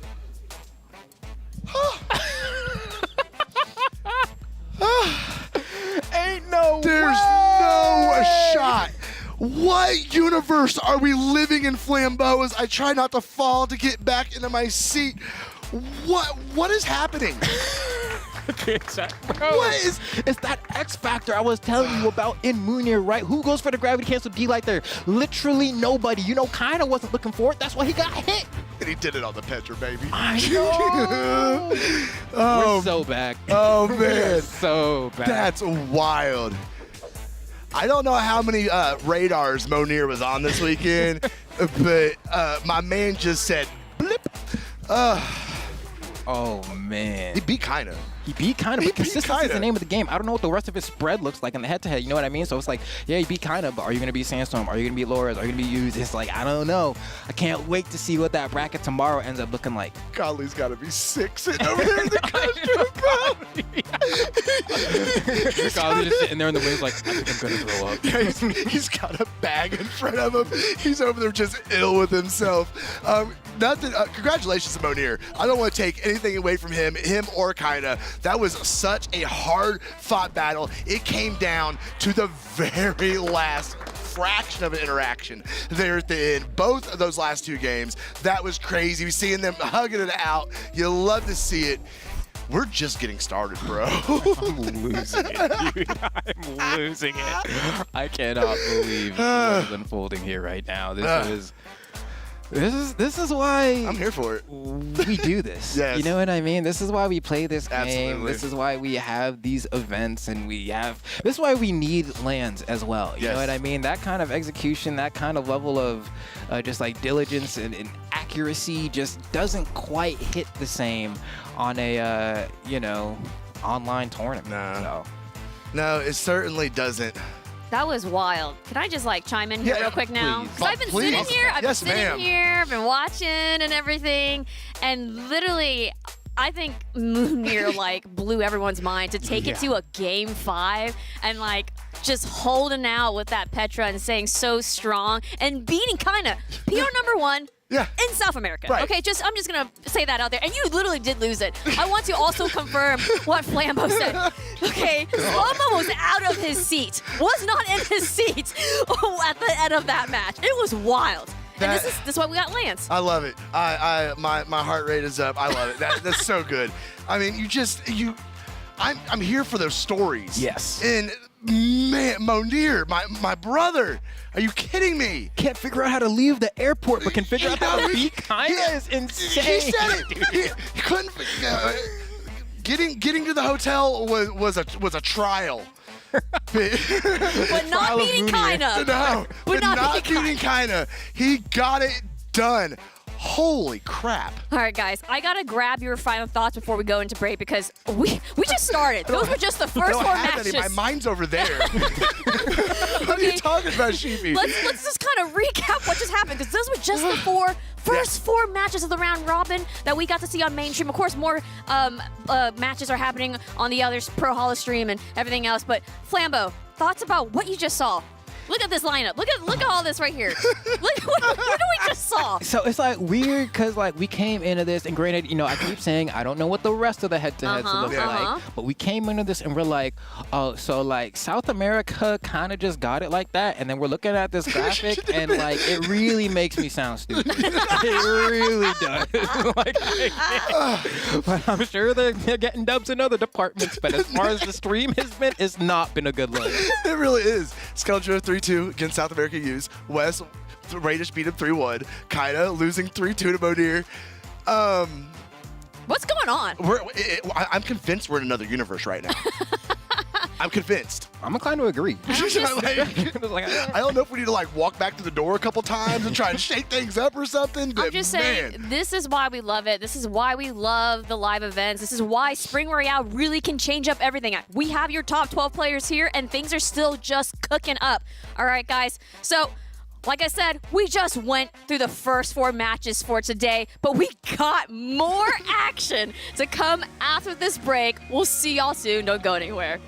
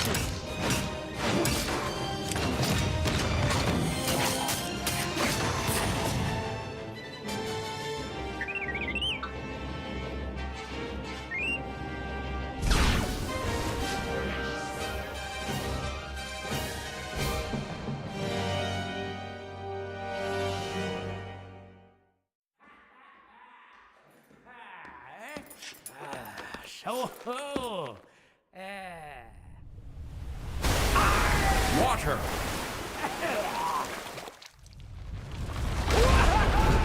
Earth. Fire. Air.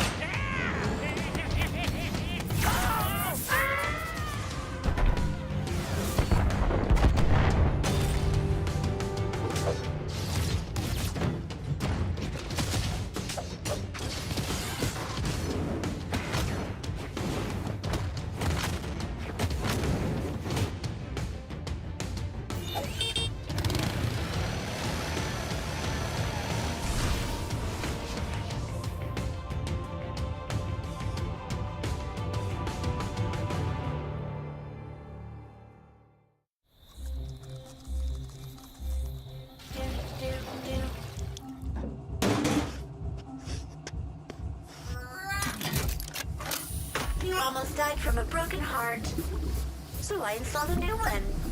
I'm also working on a moral compass. It's like I always say, necessity is the motherboard of invention. Someone's waking up. Good morning. Failure is not in my programming. When life gives you lemons, build a robot to throw them back. I never break a sweat, literally. You may be fast, but I'm overclocked. Your moves could use some debugging. I don't let power go to my head. I use it everywhere.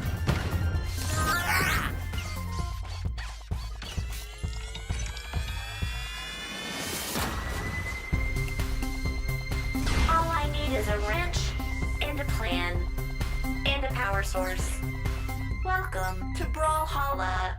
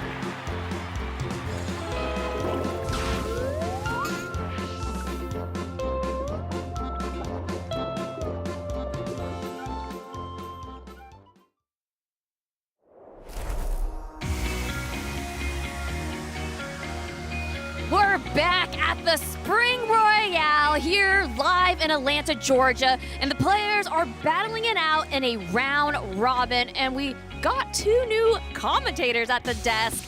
Sparky, Taza, what are your thoughts about the tournament so far, guys? I'm gonna look at you, Sparky. I'm having a tough time. Oh, okay, well, Talk about it, Sparky. tell us about what do you mean?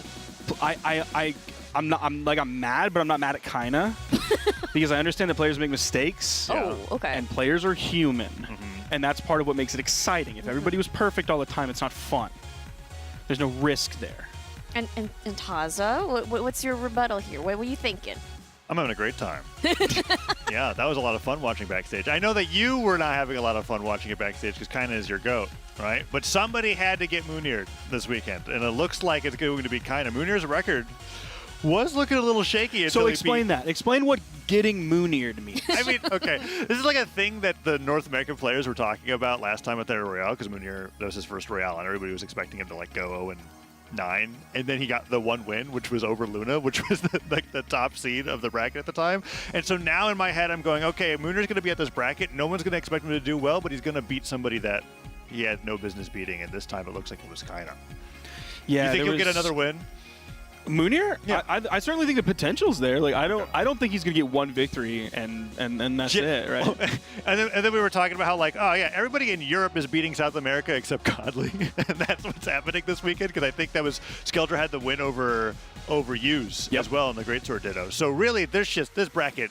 We have no idea what's happening. We don't know who's... This is the best. It's a very interesting Royale, which I say I'm not having a good time because Kaina lost, but truth be told, I'm having a great time because we already have a very volatile round-robin phase. And talking about the round-robin phase, just really quickly, what do we kind of know who's kind of in the lead line right now? One beacon of consistency, and that is North America's best, Sandstorm, undefeated so far in the bracket. I mean, you could confirm. I'm pretty sure he's like 4-0. Let's see. Yeah, yes, he has played one set. Right? He beat Java 3-2. He beat Knees 3-1. He beat Guichabu 3-1, and he beat Radish 3-0. I think he's the only one with an undefeated record right now. Okay, Yes. I just wanted that quick update for chat, just in case you can follow along on the bracket. Now, let's talk about this next, the next couple coming matches, right? The next match is actually Java versus Knees, and then we got a couple more here.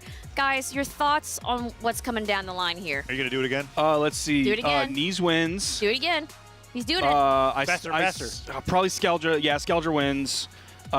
Hughes wins, and Lorez wins. So it's right side and then left side down. I'm going to do Knees, Wes, Radish, Guichabu. This is wild that you guys are just going off like this because Yep. we saw what can happen. Yeah. We literally just saw a match, Kaina versus Moonir. I'm still not over it because we literally saw what happened. You were wrong. I'm sorry. Let's just say it. Okay, in Sparky's I gave her a defense- friendship bracelet this morning that I in Sparky's handmade. defense, I was talking with Flambo about this backstage, and I was like, okay, if Kaina and Moonir played 10 sets, Moonir wins one set. That's correct. And that was the one. It's That round is- robin.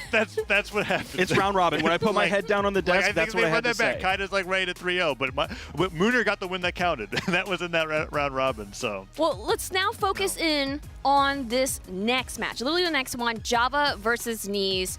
Taz, I'm going to look at you first. Tell me a little bit about Java. What can we expect? yeah, I'm going to call back to Sandstorm's like competitive analysis yesterday during media day, right, where he was like, Java kind of radiates this uncertainty energy when he's in competition. He was They like, call yeah, that Java's uncertainty principle.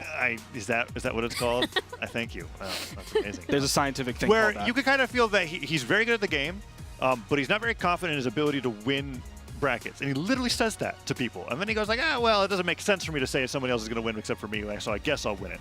And Sandstorm was bringing that up where it's like maybe in the subconscious it's affecting you while you're playing and things like that, right? And on the other side, we have Knees, who I think repeatedly goes under the radar as a person who could win a bracket, despite I think has he made every Royale? He's been to most. He's been to qualified, most of them. Been right? to certainly more than not. Most of them. And then he usually sneaks his way into the top 4 somehow after completely avoiding everybody's predictions on doing very well. I mean, he had that one Royale performance where I think he got last or second to last. And then ever since then, he's been very, very consistent. I think even now, he's been doing really well in the bracket, only having one loss. So when it comes to this head-to-head between Knees and Java, I'm giving that favor over to Knees, even though I think Java can do it, especially like as the longer our bracket goes, the more that I think Java like forgets about caring to win or lose and just plays well. So like he might go like 0-3 at the start and just be fine. So this matchup's going to be really interesting. I don't know if Knees is going to use Scythe or Blasters. I just know that Java's going to be on Orb. And I'm giving it to Knees today because I told him the Sparky 878 tech on Brax, which is in low health, D-Light, N-Light, N-Sig, GC, N-Sig. They're not ready for that one. That's the tech. Well, you kind of just told everybody. That's the Spark 878 tech. Knees is like the hero that brought out Rex Yeah. when the 9-dex combo came back. Yeah. Right? So we're feeling maybe we're leaning towards like Knees. I mean, we can see the head-to-head here where Knees has a lifetime history 2-0 over Java. And what's interesting is that, you know, if we're looking at their PR, they're both respectively, you know, number 2 in their regions. Like, this is going to be an interesting matchup here. Maybe Knees does get a little bit over Java, but I feel like if Java overcomes that subconscious, that whatever mental state that he's in, I mean, he shows up. He can really take it all the way. Thoughts about that? He's definitely like, and I talked to him about this in the interview yesterday, is he's very like some other players, he's like an any given Sunday player, where he specifically said like every match that you played before the match that you're playing right now kind of doesn't matter. Because the only thing that matters is how you perform in that set, in that moment, right now. Yeah, both these players in general going up to the head-to-head is very fun because they're like, these are 2 players that anybody would put into a top 3. You'd be like, they're going to be making top 3 in their region. No one's ever saying they're going to win the tournament. And now they're going to be going up head-to-head against each other. Where it's like, yeah, the Knees has been since, like we talked about it yesterday, been playing since he was like 12. Yes. Right? Overshadowed by Godly the entire time. Right? Or before that was Acno, right? It was just the entire time he was like getting second place. And in Java, breaking out with that 1 tournament win, and then also doing very well in 2s, has been doing very well in North America, but not consistently getting the wins himself either. So, well, the battle is ready. You guys are good to go. Take it away, Sparky and Taza. We have Java and Knees coming in. Game 1 here. Knees is not starting off with the Vrax. We might see potentially, he has played it today, but starting off here, it's going to be the Fate that we've also seen from him quite a bit. Going to be coming in with that sight that he's been used to for a while. I think Java's done it. I think Java and Radish have convinced the world, hey, Orb is pretty good. Because we've seen a lot of Orb. What? The neutral sig spike into the corner of Demon Island into a spiking Nair. I was going to say that you saying Java's done it, does that mean he's overcome Knees? And then all of a sudden, he did overcome Knees in that moment, and he might be about to do it again as Knees is in sweat beads, getting back to the main platform. Although convincing me that Dusk neutral signature is good is like also doing it right, because like I think when Dusk came onto the scene, it was really slept on as a character. Yes. I wouldn't say that his signatures are overpowered. Niche at Many best. people say they are, and I haven't seen the evidence of that yet. I'm just going off people's opinions who are smarter than I am. Yeah, and so that's a little bit of an example there, but Knees was able to bring it back really quickly. And anyways, the whole point that I was trying to bring up is that we've come a long way from like looking at the statistics of every region for every seasonal in 2023 and having 1 Orb representation, that being Radish, to Moonir having an Orb win over Kaina, right? Doing that with the Petra, and now we have the Orb Ditto. 2 Orbies in this game. That's Java versus Knees, although I do think Knees is mostly picking this for high-strength Scythe. Yeah. It is still said that Fate is there on the Orb. Gravity Cancel D-Light goes through. Java does not catch the landing with the Nair. Gravity Cancel Sidelight into Fastball and Sig would have been really cool if he got the dodge away. Yeah, that was a really cheeky option. He's staying back. No dash in D-Light. He was just waiting for that, finishing that one up with a side air to get the second KO here of this game. And of course, yeah, he's going to throw away that orb, get back over to the Scythe. Like that's, Knees has played Scythe for quite a long time. Yeah, and now has that fresh Scythe coming on over here. And Java, despite like the damage, okay, Gravity Cancel Neutral Light recovery goes in. Knees didn't touch. He's done. Nice. Just ripped off to the right side of the stage. The entire time, he never got out of hit stun when touching the wall. Really clean edge guard. Java, known for his unarmed long before he switched over to Spear and Orb, back when he was just a Bodvar hero, right? We got the dodge. Chase dodge down as well afterwards to try and follow Knees downwards. Down like Gravity Cancel End, like goes for the sides, like Knees kicks him away. Okay, we're back to a really close game. I was about to remark on Java's damage is probably still low compared to Knees' just because of how that first stock went. Yeah, definitely. But still a close game. Oh, what a bold choice. It just wasn't good. It just wasn't. Yeah. Okay. That was like, Java's not going to do that again. Knees did absolutely the right thing, which is that my opponent is recovering with low resources. I'm going to not jump out there and try to hit him until I see what he does. Java is just like expecting Knees to be hyper aggressive, which is okay to do, especially when you're fighting against Scythe players. Sometimes they want to go for like dash jump pivot down. And when you're fighting against Knees sometimes. And so that Gravity Cancel down tick would have covered about anything that Knees would have done off stage. except Knees just waited and then punished him right afterwards. Right? Yeah, it's almost like he wanted to pick up the first part about it before you slam the orb down, because like Knees would have had to do a ground pound not anywhere near Java in order for like the slam down. I think it covered. So expected like a down air or something dash coming jump in. down air. Yeah. Whether he pivoted or fast fell, it covered all instances of it. But Java was just a little too preemptive, and I think he's going to be a little more careful this time around. Sidelight comes through, doesn't get the Sarah right afterwards, and double pogo triple, doesn't hit, and the N6 avoided. Java with no dodge, has to get back onto the stage somehow, and he's looking for a downlight probably. Yep, there it is. Goes for downlight side sig. Managed to catch that move, and then Sidelight and the N6. He's been getting so many of these. He's using the weak hit of Sidelight, not to launch him, but to put him right in front of him. And he's got side air as a knockout. He's got N-Sig as a combo finisher, and that time with that orb recovery finish. Yeah, he went Sidelight Nair recovery on that one. In order to get the 3-piece and make sure he confirmed the KO. GC D-Light into the ground pound there from Java, really up high on that left side. Yeah, Java's calling out a lot of Knees' strings here on Scythe. Getting wake up unarmed attacks. We saw it on the second stock in game 1 where he was able to turn that into a knockout, and there he was able to get out, get a bunch of damage, and then finish off the stock as well. But he is always, it's starting with him losing neutral, right? Like in order to do a wake up out of hit stun, you have to be losing a lot of the times. So let's see what Java's able to do here in the Orb Ditto as Knees just throws his orb he's away. going to be looking for a Scythe very quickly. It comes in on the right soft platform. Oh, Java's going to strip the field, and he's going to get a double orb from it, which is probably what he wants as well. Comes in on the left side, Knees is able to get to it. Java trying to move him away with the recovery. I'm respecting a little bit more Java's option to go for the down sig there, as I see Knees like putting out gravity cancel downlights unarmed at the ledge. Knees just is that aggressive. This time will Java go for it again? No, Knees does wait it out, but Java's not letting the down sig rip. Side air puts him on the side of the stage. Weapon pickup. Does he get it? Goes for the down air. Java manages to slip right by, and that time dodges out of the way of the sidelight N-Sig. Not going to lose that stock just yet, but that sidelight will just have enough power to knock out the next time that it hits. Oh, and he doesn't throw this orb away, but he does move into the push-off column. Air chase dodge, pivot, he recovered, got caught, and Knees actually loses that stock, but he has the chance to turn this around. Probably the highest level of orb play off the side of the stage I've seen so far. He was sweating, no resources left. Recovery gone, dodge gone, gets the nair, does a chase dodge, pivot Sarah to put him off stage, and then jumps out there as fast as possible to get the gravity cancel sidelight. He goes down there to Knees' edge guard after absolutely stealing a stock lead. That was a very explosive moment from Java, and it ended in a KO as well. He's going to be coming into this one without a weapon on the field. It's going to be coming in now. He's able to grab it, and it's back to the orb. He's done a great job of making sure he has an orb at almost every moment in this game, except the very beginning, where you're just up to RNG at that point, whether you get the 50-50 on the orb or the spear. I mean, he made good work happen with the spear. Oh, yeah, absolutely. But the orb has been what he's been most comfortable with against Knees so far. Knees having trouble landing. Sidelight connects, downlight probably. I mean, he loves using that there. No, he goes for a dash forward neutral light.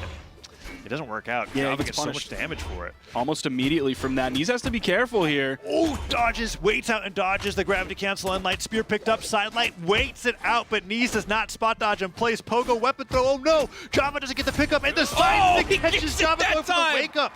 The entire game, Java trying to do a wake up attack out of hit stun. And Knees calling it out with an immediate gravity cancel side stick. If that gets spot dodged, if that gets dodged away, Knees is off stage, no jumps, no dodges. That could have been turned around in Java's favor, but no, instead he blasts him off the left side of the screen and gets game 2. There was that 3-piece, that sidelight neutral air into the recovery to start things off.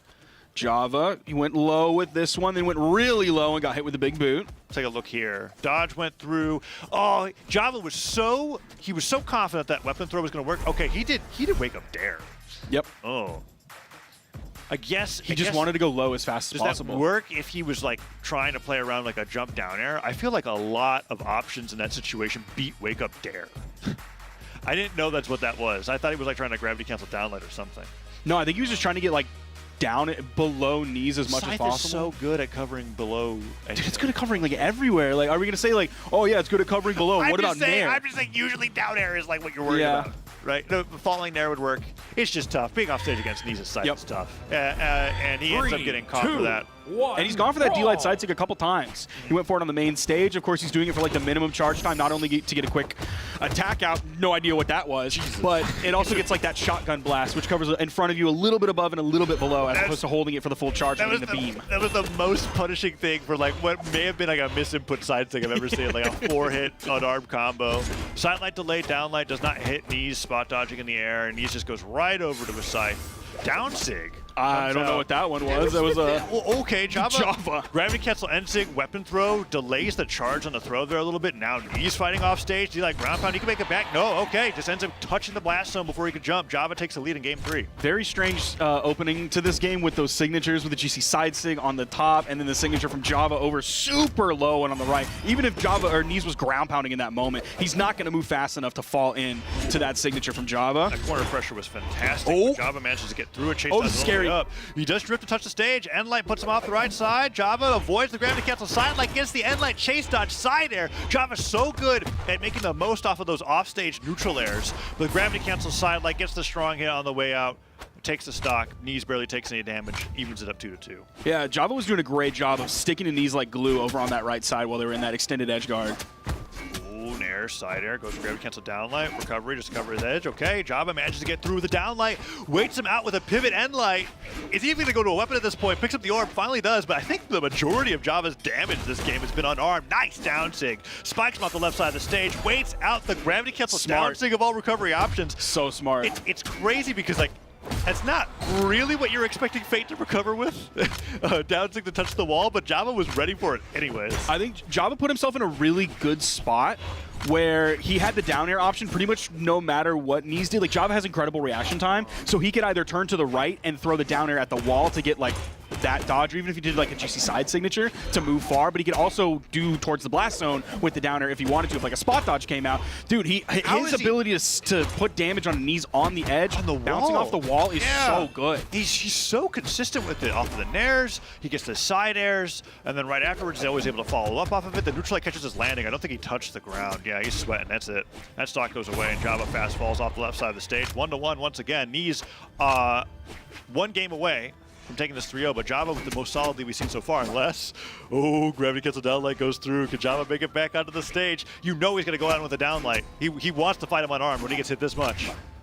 Now, one thing we haven't seen too much from Knees' Scythe is like the juggle potential with Nair Sair, all that coming out. Like we've seen a couple here and there, but it's really been focused on like the ground game. It's been some D-lights, it's been the end lights. Side sig could come through here. Side light into side sig. Not going to knock out, but it does catch him. Unarmed recovery. Picks up the size. He's going to bring this back. He was like down 100 damage by the time Java spawned in here. He's going high on this one too. Knees tried to pick up the side light. Didn't have enough range on it, but there's the raw Sair. And he 3-0s Java. He 3-0s Java, and Java shaking his head there, a little disappointed, because that was like... Those were a lot of games where I feel like Java had so much good going on, and then Knees was able to close every single time. And it would have been a really important win for Java. We were talking about how before, how when it comes to the head-to-head between these two players, very, very consistent in their own regions, always getting these top fours, but to see how they're going to be going up against each other, it would have been a really good win for Java. I think that now gives Knees like a 3-0 lifetime record. He was up 2-0, I think, on all the times that they've met in LAN before. So Knees just really showing that, at least against Java, he's dominating in that matchup. And I wouldn't say... Yeah, he's 3-0 now. I wouldn't say he was dominating in the Orb Ditto. He was definitely picking Fate and playing Scythe. Yes, absolutely.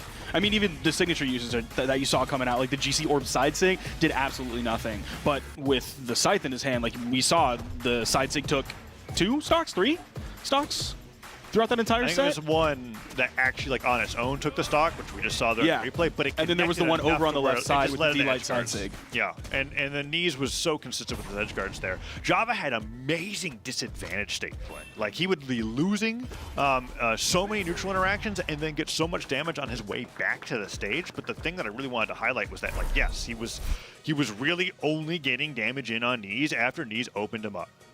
That's not really great in the long term if you're trying to be able to win that set, and Knees was just able to take it out 3-0 to secure a victory there. And I think he continues to... Knees is on his way to being a top 4 seed. He's in a pretty good spot right now. He is 3-2, so he's played 5 sets. Yeah. He lost 2 sets. One was to Sandstorm, and then, of course, one was to Godly as well. That's no surprise there. He might just sweep the rest of the bracket. Well, I mean, he's got all of South America to go. Looking at everybody else, like he's in a pretty good spot. He's not in, like, a perfect spot. Like, he's still on Sandstorm's spot, where he's undefeated, but Sandstorm's also only played 4 sets. And Sandstorm's also the only one that's there. I think Godly has also taken a loss so far. I think. Yes. So we have several players who are 3-2 right now. Godly is one of them. Godly actually took 2 losses. One was to Lores, and then he lost to Skeldra? Whoa, wait, Skeldra Skeldra gets his win over Godly in the Royale round robin. In a game 5. Oh, Skeldra's playing so hot this weekend. He was looking rough, and then all of a sudden, he turned things around. He needed like a little bit of warm-up time. You say he was looking rougher because of the Use set? Game 1 against Use, and even like some parts of the other game. Obviously, he came out Dittos victorious do over just kind Use. of look a little rough in general with how they have to be playing for the same neutral opener. But getting a win over Use and Godly so far has now put Skeldra like in a favorite position for being a top 4 seed as well. Yeah. Dude, but also like Skeldra could lose to Moonier. I don't know. Has he fought Moonier yet? It's a long round robin. This round robin, like we've had round robin before in Royales, but it's been with the 3 North American players, 3 EU players, and 2 South American Skeldra's players. sitting down right now to go up against West. I think West is the only person without a win so far.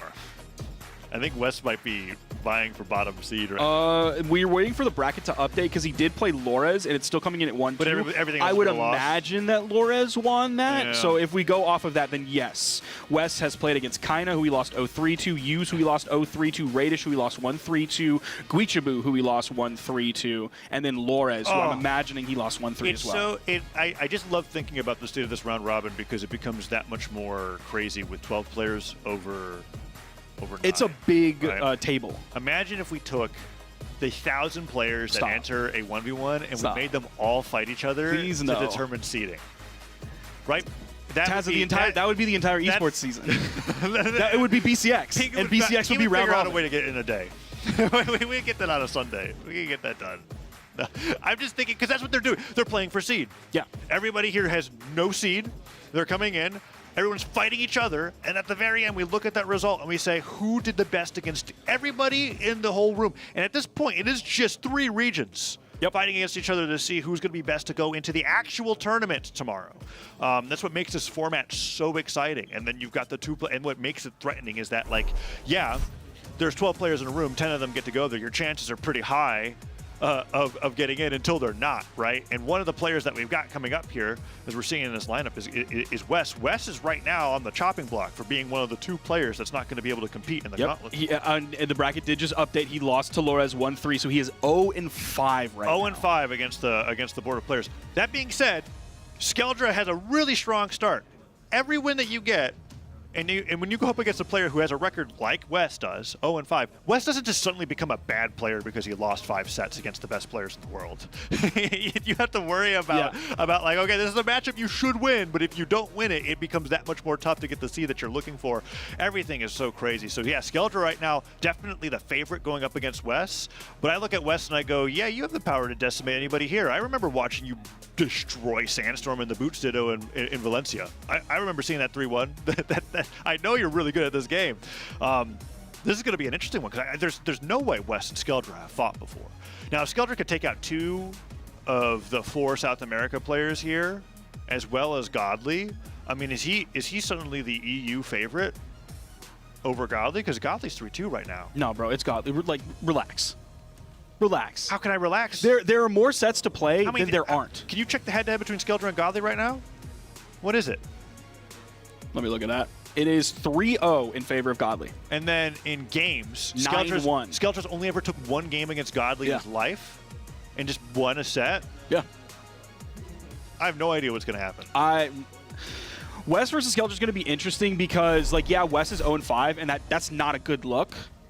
But there's still 6 more, including this one. There's 6 more sets for him to play. He is in one of the 2 regions that actually plays Greatsword. Yeah. North America really doesn't have it going on. And Use is currently playing Greatsword right now. He's not messing around with the orb anymore. So does he go Red Raptor here? Because he's been playing the Red Raptor lately. In tournament. And so I was wondering, like, obviously he played the Tesca earlier against Radish, but that could have been just because he didn't want to do the Red Raptor Ditto. You saw how much he was culling up to that neutral signature last time he played, right? There's no way he's going to be going. Red Raptor doesn't have the same kind of end-sync power that that does. I saw clips of him from Scotty, He's got this new favorite thing that he loves to do with neutral sig at low damage, which is that, like, Tesca neutral sig is... and it's spam it? It's a... Well...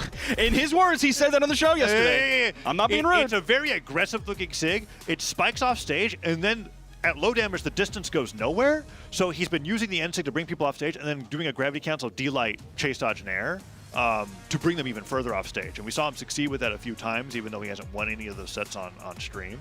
That's something that I think that he's just loved so much that you don't really get other aggressive offstage opportunities with Red Raptor. I mean, besides like I guess bringing out the bike. I misspoke. I called it Scotty, but Scotty was actually tournament. He didn't play Red Raptor, and he played actually the Volkov, which is what you saw on screen, and a couple other legends. It was Balder.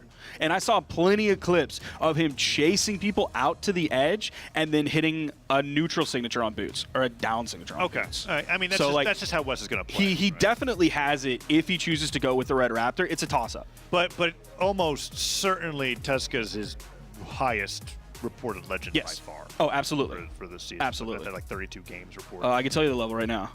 Let me go. Where is he? Where's Wes? You keep track of the legend level. Yeah, his Teska's level 84. His Red Raptor's to 41.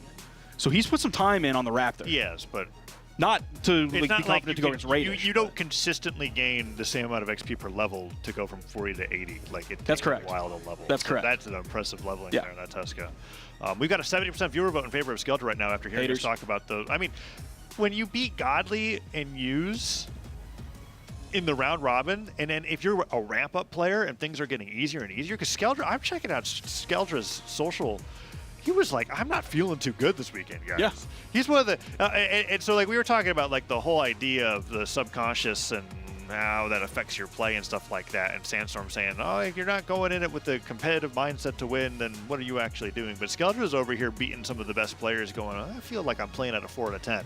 Experience also tweeted something like, all of these players saying that they're not going to win the tournament is wild to him. yeah. It's interesting.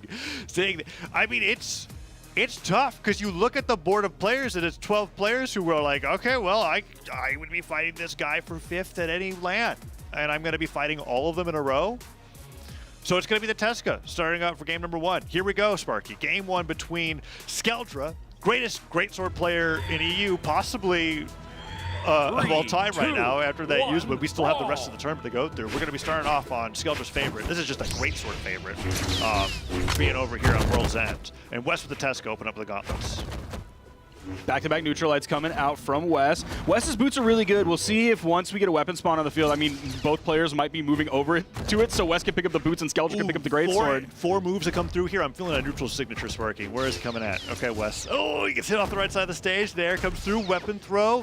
Exchangeable weapon throw. Oh my gosh. And I guess Skeldra didn't have the resources to make it back there. Wes went down to try to finish the edge guard, but Skeldra just goes down to the raw force of that attack, and right away we have a 30-second stock. And he's being a gauntlet bear here. He swapped over to the boots, then threw that away to refresh, so he goes back to the gauntlets on this one. And he knew that Skeldra was going to be coming in and getting the greatsword, so he wants to play this matchup of gauntlets into greatsword. But we are on this map, this flat map, with no soft platforms, and he's against a greatsword, so that could be very scary. We'll see how he deals with it so far. Obviously, initially, and maybe continuing. Down another down air. Went for the fadeaway side air, and Skeldra slips right past, and then hits a side air where if I think if that side air didn't hit, he was going to have trouble getting back to the stage there, but he manages to get that edge guard, and West just poorly positioned one Sair. Still got so much damage there, but the runway that is the World's End is working out in favor of this greatsword now. Falling side air. Can he get a sidelight opener? He does, but he doesn't get the end light bridge, and now West is starting to pummel Skeldra under red damage. Sidelight misses. All right, Skeldra trying to cover a landing. Oh, there was not an early damage though. Yeah, that one, if he manages to slam you against the ground, I mean, Sidestick, that's just gonna knock out. Yep. There's just so much raw force to that move. West now up 2-1. And there's movement as you grab them and bring them towards the blast zone before spinning them around and throwing them. Yeah, overall, just perfect for the sides of the stage. Picks up the sword, downers are coming through, and West is getting so much damage. Stuff recovery, down air off the side of the stage. Weapon throw goes hard left. I don't think he meant to do that, but that's okay. Can he make it back? Maybe it wasn't okay. That weapon throw actually cost him, the stock. Nice job by Skeldra. Now, this is just game 1, so this doesn't set the entire stage for what's to come from this set. West just sprinting across the stage, Naruto running with his arms behind him across the stage. Oh, I thought we were going to see the recovery. He was very patient with it after the double nair. And there's the recovery. Not enough to KO off the top, even on this tiny map. But Skeldra was able to pick it back up. Okay, one good sidelight. Oh, gets it. Okay, there it is. This is scary. Spot dodges in place, avoids the finisher, gets the neutral light, puts him off the side of the stage, but rising side air will bring it down. West gets the recovery. That's going to be game 1. Skeldra, I think, if I was Skeldra, I'd be going to Demon Island for the rest of the set. Yeah, I would try to force that as much as I possibly can. There were 2 stocks there that absolutely went away in orange that was just completely World's End's fault. And there's other flat stages. We'll see if West bans that out with that in mind. But I think West is also in favor of Demon Island. Like, I think if West was going to ban out to anything, it would be like Apocalypse, World's End, Demon Island, and then Skeldra could go there.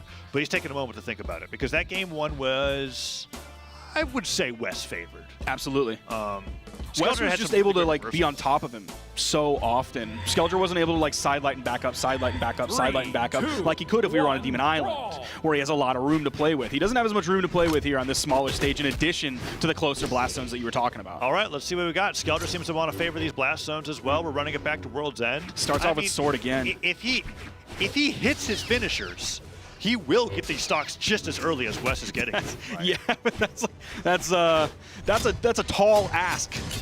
Oh, but he gets okay, one. There's the first one. Goes all the way off to that side air. He's chasing two right behind West with those side airs, just barely not having enough range. There's West getting back over on top of Skeldra, and Skeldra just waited. That time West didn't have the gauntlet down air that he can easily throw out. There's the jump side air, sending West over to the edge. The GC sidelight to get over to the wall. Double recoveries coming out from West. Now he has the weapon over to the gauntlets. Light here. End light goes for the sidelight afterwards. That's going to do it. Neutral light finisher takes him off the top of the stage, and that's 3 finishes right away. I thought that the first sidelight finisher was going to take West off the right side of the stage, but he managed to survive and get a lot of damage in. But this is a much better game 2 from Skeldra. He's connecting all of his greatsword strings. Nice job on the dodge there. Gets the end light. Chase dodges all the way to the left to reposition. And look at that. West just falling into every single one of these end lights. Skeldra doing such a great job on the greatsword this time around, and West can't get anything started. It's like West doesn't know what to do once he gets hit when he's wearing boots. When he has gauntlets on, it's not that much trouble. Okay, he's starting to figure out, like, he got behind Skeldra throughout the side air, and then that time moved back away from him, was able to use the signature. So he's changing up his dodges, figuring out where he needs to go when he has the boots. He's got to be careful, though, because he's in the orange. A finisher here probably KOs West. I really enjoy Skeldra's adaptation of Wes's gameplay here. Now it's Wes's turn. Yes. Oh my goodness. You were talking about how, like, when he was on the gauntlets, he knows exactly what to do out of these situations. On boots, he was just getting beat up. But Skeldra has added in as an adaptation to last game. Downer comes through. Can he get this edge guard? That side sig that Skeldra went for was covering a spot dodge on the finisher, which is what West did. Nice job with the neutral sig. He brings it back. 2-1, which is what West did to avoid the sidelight finishers of the last game. Now Skeldra's trying to punish that, and West is actually still mixing it up despite that. Yeah, so it's attempt to punish and then attempt to counter punish, and then that's West changing up his dodges so that Skeldra's counter punish is not as successful as often, because you're just running into raw probability, raw RNG, raw guesses of where West is going to go, how he's going to punish me. And now we see why he chose to go with the Teska on this. I don't know what his orb looks like against Greatsword, but we know why he chose the gauntlets here. Falls to the side air. West on the side of the stage, gets hit by one recovery. Went out for that neutral air, trying to get a knockout off the top. Downlight opener, gonna get punched by Dare, and Light gets the end sig, puts him off the side of the stage. West can go for a side air, and he just gets the knockout, and that's gonna be Skeldra's surprise that he got caught by that. West going all the way off the right side of the stage. Real Fiend inspiration. You would think you're looking at a JPEG right now, probably of both of them, really. Brawlhalla players are stoic. When they're in the middle of a set, they do not move when the set's over. And you know what? I think that makes sense, because, like, I don't know. Like, what do you do? Because you don't have a team that you like lean over and go to. Hey, when you were holding that angle, that was actually really good for me. I've been doing a decent amount of in-person competition recently, and I'm pretty animated, win or lose, when something happens. So whenever I watch anybody from Brawlhalla like have a really close set where they clutch it, and they're just standing there staring straight ahead, waiting for the next match to start, I go, how do you do it? Is this what years of rank ladder does to a person? Yes, you just have to go into your mind palace, because when you lose a ranked game, ooh, brother. I mean, these are the players that survived ranked ladder from Brawlhalla, right? And now they're just here completely focused. And West is up 2-0. This could be West's first victory of the weekend. And you said West was down 0-5, right? But that just means that he could end the weekend 6-5. He could, absolutely. That's exactly what I was saying. Is like, he's 0-5, but there are literally more sets for him to play than he has already played. There is more round robin to go. But even though he's taken an early L in this game, about 53 seconds into it, I think like there's a lot of Brawlhalla still to play today, and it's going to be harder and harder as the day goes on. Oh, these Nairs are trying to catch Skeldra as he's going in. Nice shot with that sidelight. Puts him off the neutral. Okay, neutral signature and is able to connect. Gravity cancel D-light side air. That's going to be it. evens it up right away. The N6 on the boots now, which is not really what we were highlighting last time he played, came into favor there pretty well. I really have been enjoying Wes's offstage edgeguard game, but Skeldra catching Wes in the air. The sword seems to be the answer to Wes's gauntlet. He's just breaking him down like piece by piece. It's no like major insane strings. There's no D-Light ground pounded with GC Inlight or anything like that. It's one piece at a time. Getting over, but not able to punish that signature. Now he's on the edge, has to be careful. The immediate GC Insig to just get out of dodge, get out of that edge guard, and move up. Yeah, those wake-up signatures become that much more potent when somebody's willing to be that aggressive with you off stage. You don't have to worry about like losing your dodge in exchange for that because you're getting some damage, and that makes you able to get back on stage as well. Gravity cancel D-Light does get punished. One recovery comes through. Skeldra looking for another nair. Goes for that recovery to try to catch him. Landed in West. That did it! Nair recovery. You can see Skeldra reeling back another lead. We've had 3 Skeldra leads be taken away by the second stock by West. Can West make it back to the stage, or is this edger going to completely even it up? He doesn't get the recovery. That Cider will do it. Okay. And he got that lead just now with boots.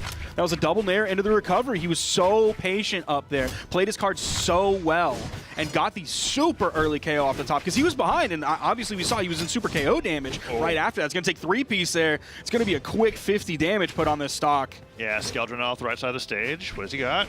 Looking for the end lights to be able to catch the landing, but West falls down with the one nair, throws the boots away, picks up the gauntlets. This is what you said he's been the most comfortable with against the greatsword. One pummel comes through. That dash line was fantastic. Goes for the recovery, tries to catch him with the nair, falling side air, brings him into yellow, but the neutral sig does not hit. Oh, the dare just barely making contact. That grounded dare. There's the down air from West and the neutral air. He was looking for another one. Oh, it's looking for the juggle game. It's so hit for hit. One side air comes through there, falling down air. Skeldra plays for the side stick here. Goes for the, okay, he does go for it, but it doesn't hit.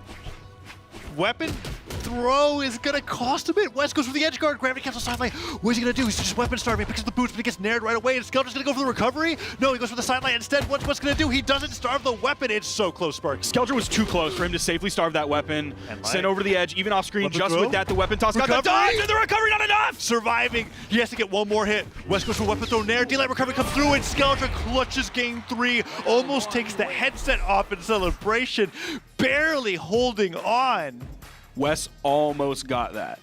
I don't know if when he threw the weapon, if it would have hit Skeldra. He was looking for the neutral air bounce off of that. I don't know if the neutral air, unarmed, would have KO'd or if he needed a recovery. I think anything unarmed besides maybe Sarah would have knocked out. He just needed the bounce there. And then, honestly, once the weapon throw didn't connect, I think going to pick it up again was what cost him that stock there. That was such an incredibly close game 3. Skeldra holding on for dear life. And this is that right there. This is a pretty important win for him. It's a momentum changer for sure. He doesn't have all the momentum. He has some incredible wins going into the round robin, but if you drop a game to West and then you drop the rest of the games of the day, we have no idea how Skeldra is going to be affected as his energy inevitably decreases throughout the day. People can be ramp-up players, but it's an exhausting day of Brawlhalla for everybody that's going to be here today. You're playing 11 best-of-5 sets against the best players in the entire world. Yeah. Oh, there's back to back to back to back. No way that is easy in any single way. Okay, the ground pound setting things up at Skeldra, the weapon toss up, keeps him safe. Went right over the corner. The boots are definitely more confident from Wes. I'm liking seeing the adaptation once he saw that, like, oh, I'm clueless on how to punish these greatsword attacks when I have boots in my hand. And then the nair catches him. That was really smart from Skeldra. He put out a bridge to catch Wes trying to recover over the side of the stage with that end light. And then he did a jumping nair right afterwards to be able to finish off that stock. And now Wes picking up the gauntlets is not... Skeldra's not an amount of damage where Wes could just easily bring this back like he did on all the previous ones. That downer does punish that spot dodge, but Skeldra's getting so much damage with greatsword recovery. Yeah, it's a single piece at a time, and it's really adding up here. Oh, the weapon throw stops Wes from being able to connect. Doesn't get the nair right afterwards with that sidelight down 6, not gonna hit as well, and Skeldra feels like, I honestly feel like that after he got that win, Skeldra doubled over, looked at the set, and it's like, all right, it's time to reverse 3-0. Yeah. He is ready to be able to do it. Both games 1 and 2 did feel like he barely threw it, but they were his games to lose. Let's see if Wes is able to prove me wrong here now that he's picked up the gauntlets. Now, last game, Skeldra had about the same lead when he got Wes's first stock, but on the second stock, I think he has a much greater lead here, especially if he's able to clean this one up here. The dodge came out, but Skeldra didn't have enough time to punish. He thought he might be able to get over there, but was like, no, I'm not going to risk it now because he's going to be out of recovery or in lag. Yeah, getting hit by Teska neutral sig off the side of the stage would be the worst reversal you could ask for. So he'd rather just go go back onto stage. Nice job avoiding that down air. He went for the big play. Ends up jumping, yeah, because he wanted to carry Skeldra off stage and then steal the lead once again, right? This time Skeldra's not allowing it. That's a ton of damage. Sidelight, D-Light bridge, waits for the landing, doesn't get it with an N-Light, but he's not jumping into these N6. That time he did jump, so he's varying up as well. We talked about West doing it earlier, now Skeldra's doing it. Like after like the 90th neutral signature, West might put out a side sig to catch him staying grounded. Yeah, now we're seeing the other signatures, the grounded signatures. He does make contact there, which he's in not a terrible spot right now. Probably 60 damage on this stock compared to Skeldra. As we get into the last one here, victory for West here means he moves on, gets his first set victory of the day. Ooh, side air comes through. Sidelight just go for the dodge and read. West is unable to punish so many of these options. Even that one was a side air. He was finding down airs earlier. I think he doesn't know where Skeldra's going to be, whether he's jumping after or not. And Skeldra just cleans him up. No more than 50 damage on that final stock. Skeldra's locked in. The confidence coming out from Skeldra is so fantastic there. There was 2 stocks.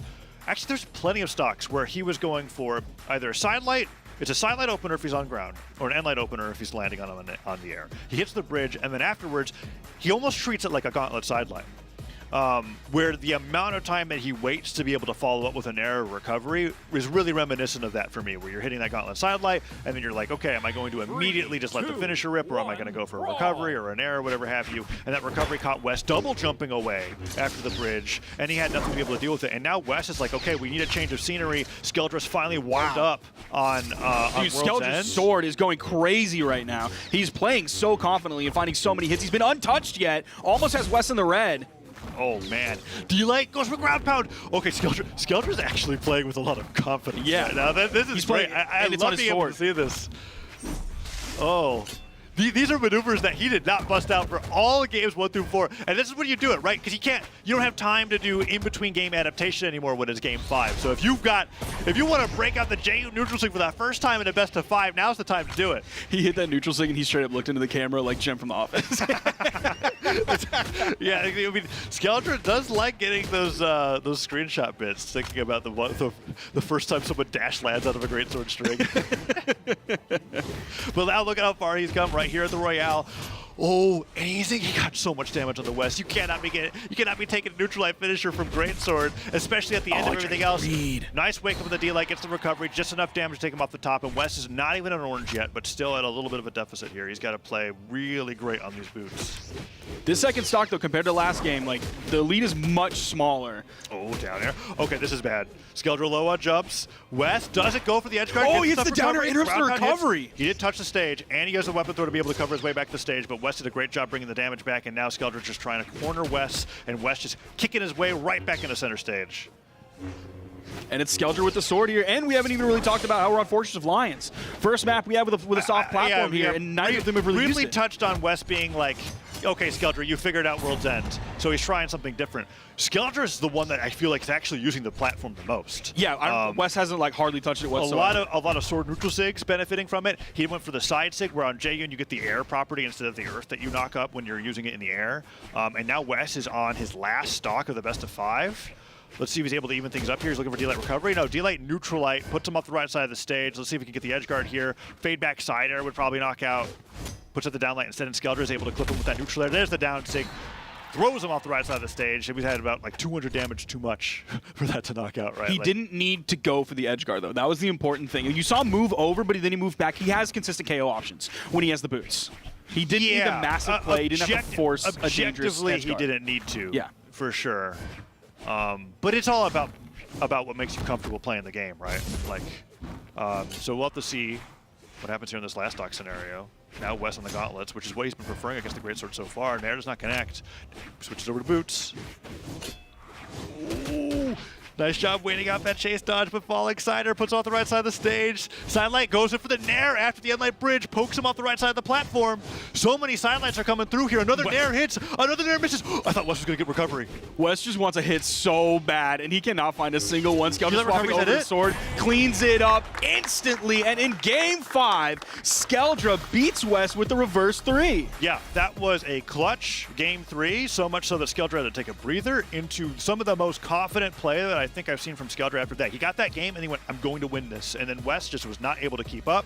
That was a fantastic victory from Skeldra. West fans are probably nervous now. Not real West fans. 0-6. Not guys like me. Not like you. All right. Nah, I believe in the Wesley gene. As this tournament's shaping up, who do you think's going to get those last 2 spots? That's almost more interesting than considering who's getting top 4. I think Mooney and Guichabu. Mooney and Guichabu? No disrespect. And again, West is right at the door there. Yeah, I'm like going off of like yeah. the choice that I made before we saw the tournament happen. Things? Okay. So yeah, I think it's Munir and Guichabu. I definitely think Guichabu has the potential to get last place. Of course, no disrespect. I think this is just his first LAN, and there are a lot of insane players here. Yeah. And that's a tough thing to overcome on your first LAN. And there was 2 things with expectations from Guichabu, which was that like either he's going to come out the gates and nobody's going to know what the heck these guitars are doing, or he's going to get beat by everybody because it's your first time at LAN. Yeah. We've got the highlights here, and these World Ends game, that D-Light recovery there was a huge deal. We had that moment where Skeldra was like, yeah, that was the I almost lost the set moment. And then he did so well bringing it back to the point where Wes actually went to a stage that I feel like was a little uncomfortable for him by comparison, and Skeldra just completely dominated. Switched over to the sword when it was ready to be able to get that knockout, and that was the win. Great set there from Skeldra. He's still keeping the momentum going in his favor, though that one didn't go all the way to Game 5, but it was a reverse 3, so he's got to be feeling good. It's a little bit of a respite, a little bit of a wipe the sweat from your brow. And he got his toughest matches out of the way at the beginning of the day. Yeah. I mean, and with wins, right? Over Godly and Hughes. I don't know if he's fought Sandstorm or Kaina. He's not fought Sandstorm. He is going to fight Sandstorm on stream. So he lost 1-3 to Kaina. He beat Godly 3-2. He's going to play Sandstorm on stream. He beat Hughes 3-2. He beat West 3-2. And he lost to Knees 0-3. And he beat Jabba 3-1. So he's 4-2 right now. He's in a pretty good spot. Sandstorm did win his 5th set. So Sandstorm is 5-0, the complete opposite of West. Oh, now technically West is 0-6. Yeah, looking pretty good so far. So that's going to be that for that last match. We've got 2 matches coming up in a little bit, but we're going to go to a short break. So after that, come back and we'll have more Royale action after this.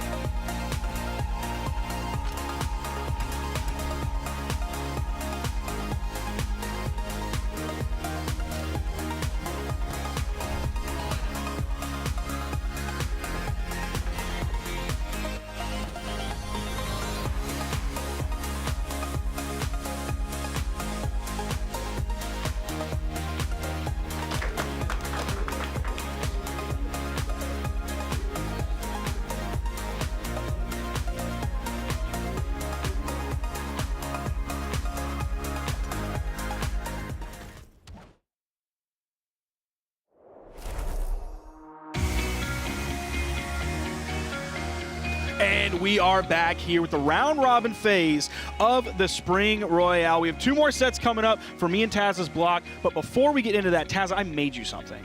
What did you make me, Sparky? I made you a friendship bracelet. Did you? I did. For me? I did, for you.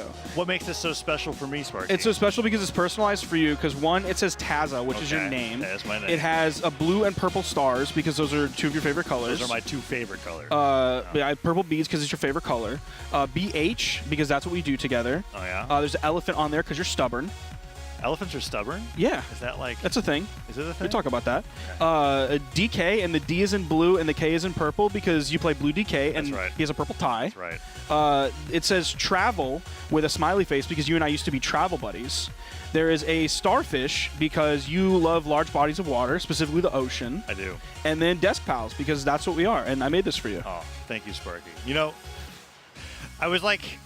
I knew this was coming, but actually hearing you give all these reasons just made me like really appreciate it. Yeah, it's fantastic. personalized. Guys, Sparky's the best co-commentator you could ever ask. People think I'm just a jerk, and I'm like sweet sometimes. Yeah, sometimes. Sometimes. I mean, on social media you could be a jerk, but it's like hilarious because I know you're doing it out of the goodness of your heart. I'm a hater for the love of the game, I'll baby. wear this for the rest of the weekend and every other time that I'm on cast with you. Thank you, Sparky. It'd be nice if you wore it like maybe in your daily life or whatever. Daily like, life? So just like, okay, that's fine. We'll whatever. see. We'll see how we are like in a week or 2. Anyways, back to the matchups that we got coming up next. We were actually talking about this next one's interesting. In general, on Royale days, right? For these stream matches, we're only going to be having these cross-region matchups. Yes. And so now we have one that I've never really put any thought in, which is Use versus Radish. And so Use is the world champion, right? The great sword player from South America who, while we have a lot of recent discussion of watching, Skeldra get that win over Use, is still a huge favorite to be getting into the top 4 here on Championship Sunday. He's going to be going up against Radish, which in terms of like novelty thoughts on how the matchup's going to be going between these 2 players, there's no like thread of storyline between them other than Radish is really good. Yeah. Use is really good. I've never seen them fight. If you had to think about how they were going to be playing, who would you give it in favor to? At the moment, I want to default to Use. I would default to Use as well, specifically because I don't know how much Radish has dealt with a greatsword this good. We have a few good greatswords in North America, but when you're talking like a top 3 player in one of the best regions, if not the best region. Can we skip ahead and see how Radish did against Skeldra? Did that happen already? I don't know if that happened. Let me maybe we pull can up get the a guy. little bit of information. I just accidentally pressed back. I'm sorry. So it's Radish versus Radish on screen right Skeldra. Radish versus Skeldra. They have not played yet. Okay. All right. So this is going to be our first little bit of greatsword info coming out from the weekend. And that's if Use stays with the Jeyun as well. We know that Use has been primarily greatsword for most of the year. Yes. Despite having his name made for him almost on the Vector, which just never... Yes. It's so amusing to me that Vector, for as long as he played it, never took off with anybody else. Yeah, he never had that like Mordex moment like Sandstorm did. We have that... even Kaya had that moment because of Impala, where now there's just floods of Kayas for like still to this day. It's mostly in doubles, right? That's probably a Lance thing though, right? You think? Is it a Lance? You think Because I could see a lot of the people who are like, that guy's good, that guy's playing that legend, I want to play the legend that guy plays. I feel like those people are not the type of people I'm trying to who are think going to about want to what's play the other Lance. like major Lance victory. It was like it's probably like Lance haters and Lance complainers and Lance whiners. that are gonna be dream the type hack of in people. 2019 that cost Lix 1 is we still have not recovered from the damage, have we? But Sandstorm's #1 to see of the Royale. Because I don't think we don't have a Lance main in this top 12, do we? Used to have Wes, but not anymore. That's it. Yeah, Lance kind of only shows up in doubles and singles. It's really just got nothing. And yet, it will be the most complained about weapon to fight against on ladder. Yeah, because people are whiners, man. They don't understand. So, They don't understand how hard it is as a Lance player out here. They don't know what it's like to be us. We're oppressed. Us. Blasters player and Lance players, man. Okay. It's tough that's out there true, for man. us. We're not even talking about Blasters. Yeah. People looking at the most recent balance preview like, what? Blasters downlight didn't need that. I'm like, what do you... They bumped it for 1 damage. Well, all the damage is like in the last shot. So like now... And it does 13 now. Ooh, big numbies. Big numbies, brother. 12 to 13. 11. Whoa. Oh, my goodness. Oh, Deolite recovery is going to like be a little more reliable now. Terrible.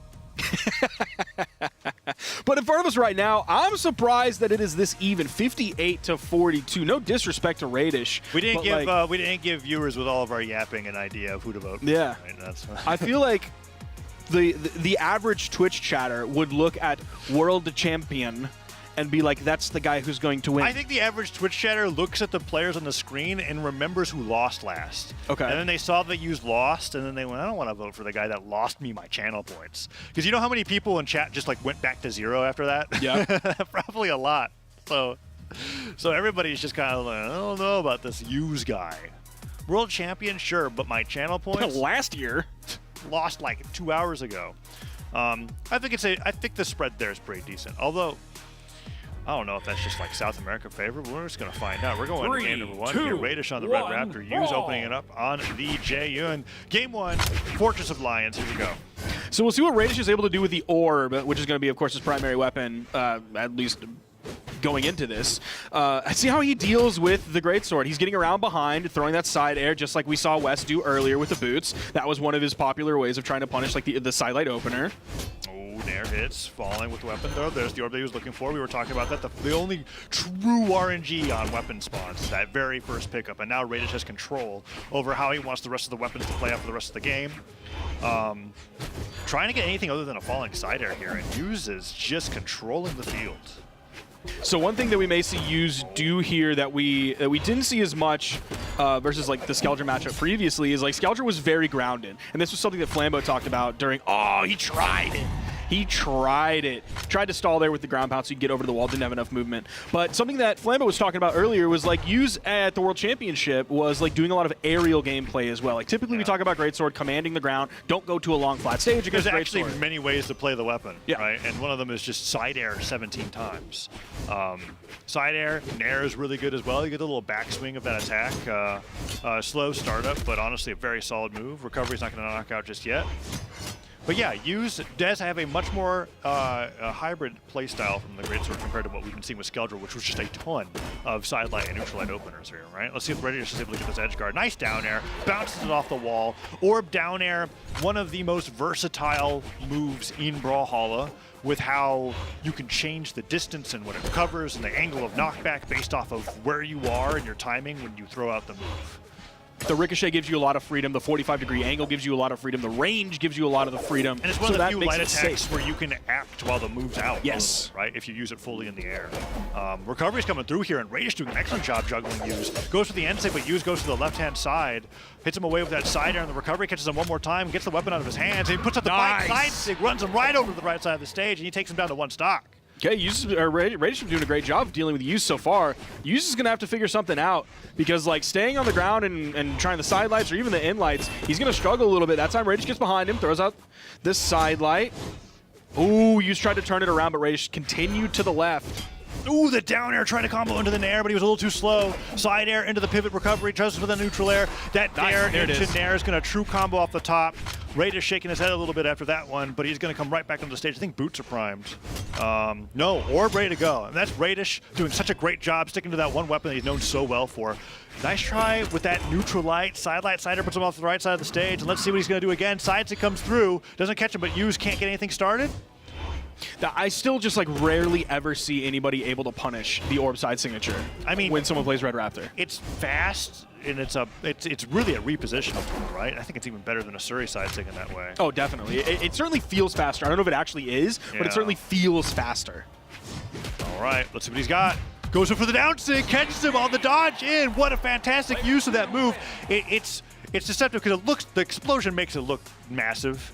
But that only happens after it connects, right? Yes. So you have to connect with that little backflip that he does at the very end of that move. But a great job there, and Radish actually showing like mastery over Red Raptor in general that game, as opposed to mostly orb play there, being able to utilize a lot of those signatures in one-off situations that worked, right?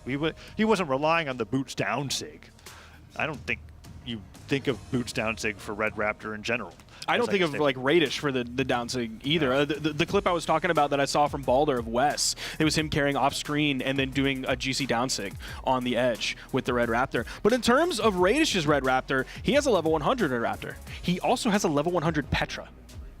Yes, which could always come out at any point in time, but I think Radish has fully like embraced. Oh Red yeah, Raptor. there's no reason to not play Red There was a Raptor. bit of Amazing time. legend.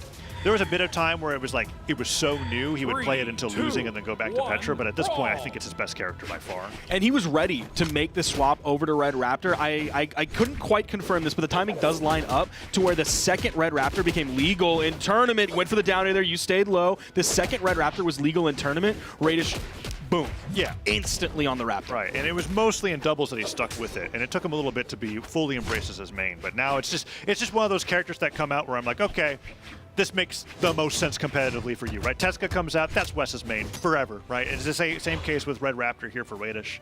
And it's been really exciting to see how well he's developed this character. Yuz, on the other hand, has brought him over to Greatsword's homeland on the world's end. Let's see what he's able to do. Down air reversal, maybe? Yuz just completely dips, goes over to guard that corner, gets a 2-piece, Nice there's the 3-piece. patience on the nair. Pivoted twice to be able to connect that. Goes in for that dash forward, doesn't get the follow-up, and Radish is just able to get the sidelight side air, and then a classic triple jump, throw a weapon up in the air, delay the next weapon spawn as long as possible tactic. Works out really well in Radish's favor. Trying to get a down sig, expecting you to go for a wake-up there. Doesn't work out. So Radish has 3K hours in the game, and about 25% of that is spent on orbs, 680 hours, and another 25% is on gauntlets, 620. How much of that is on boots? I didn't see that. I'm just kind of curious. I can look it up if you want to talk right now. I imagine he played Teska or Thea for a bit before Red Raptor came out. But maybe he did just start There's with no boots. shot. You think he just started with boots when Red Raptor came out and just never touched No, it? it was, yeah. Oh, sorry, yeah. With boots when Red Raptor came out, absolutely. Do you like ground pound comes through? Yuz. He has 329 hours on battle boots. Does get the gravity cancel neutral stick to make it back to the stage, but we're seeing a little bit of that was a distraught look coming out from Yuz after that edge guard there because Radish is kind of destroying him. Yeah, it's like Yuz looked up at the top right of his screen and was like, oh yeah, it's getting bad out here. It's getting dire. Whoa. Radish, what do you do against this orb weapon? I don't know. Yuz manages to get a knockout here, but this is a stage where I was like, okay, with how Yuz was getting knocked out, maybe this would have worked out a little bit better in his favor, but so far, Radish has just been destroying him with the orb regardless of how Yuz is trying to play. Okay, we've got some nairs in the recovery coming through. Chase dodge forward, doesn't get the nair right afterwards. He needed that to be able to get that knockup, but now Radish puts him on the edge of the stage. Edge guarding with that side light. Can he make it back? Gets the recovery. Yuz goes for the downlight bridge, not going to connect, and Radish gets a wake up. Neutral light connects, weapon throw, connects, and Radish 2 stocks and goes up 2-0 against the reigning world champ. Yuz having a bit of a rough patch in the round robin at the start of today.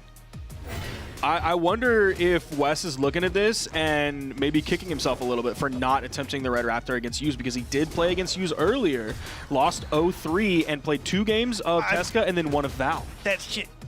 Brawlhalla is a pretty complex game. Oh, absolutely. I don't think Wes can look at Radish's orb and go, I can do that. Oh yeah, it's definitely not 1-to-1. Okay. But when Wes gets like 3rd in a tournament or 2nd in a tournament with the Red Raptor, it's like his Red Raptor's also pretty good. Let's give respect where respect is due. Yeah, Radish's orb has been fantastic so far. Yuz now bring him over to the Demon Island. Doesn't want to get knocked out quite as early. That was a ton of damage. Yuz goes into the sidelight finisher there, maybe? No. The Nair just knocks the weapon out of his hands. Sword picked up. Dealer recovery not going to knock out just yet. I think like 1 bit more of damage would have done it, but he just goes right back over to the Greatsword. He just wants to keep Radish denied of a weapon for as long as possible. Delight Nair not comboing. Oh, that's huge. Radish is able to survive for just a little bit longer, but so far it's been all Yuz. Radish throws his weapon away, disarms himself, goes back over to the orb. Once the weapon spawn comes back in, he's just really maintaining ground. Anytime he jumps up, you saw 2 jumps there before fast falling back down to the main ground, and Yuz was very patient, was waiting for the exact moment to strike because he has less than like 50 damage on this stock. It's maybe 35. What is going on here with Radish? Falling to one side, air combos in the neutral, goes for the side stick. Like it would have just evened up the game immediately.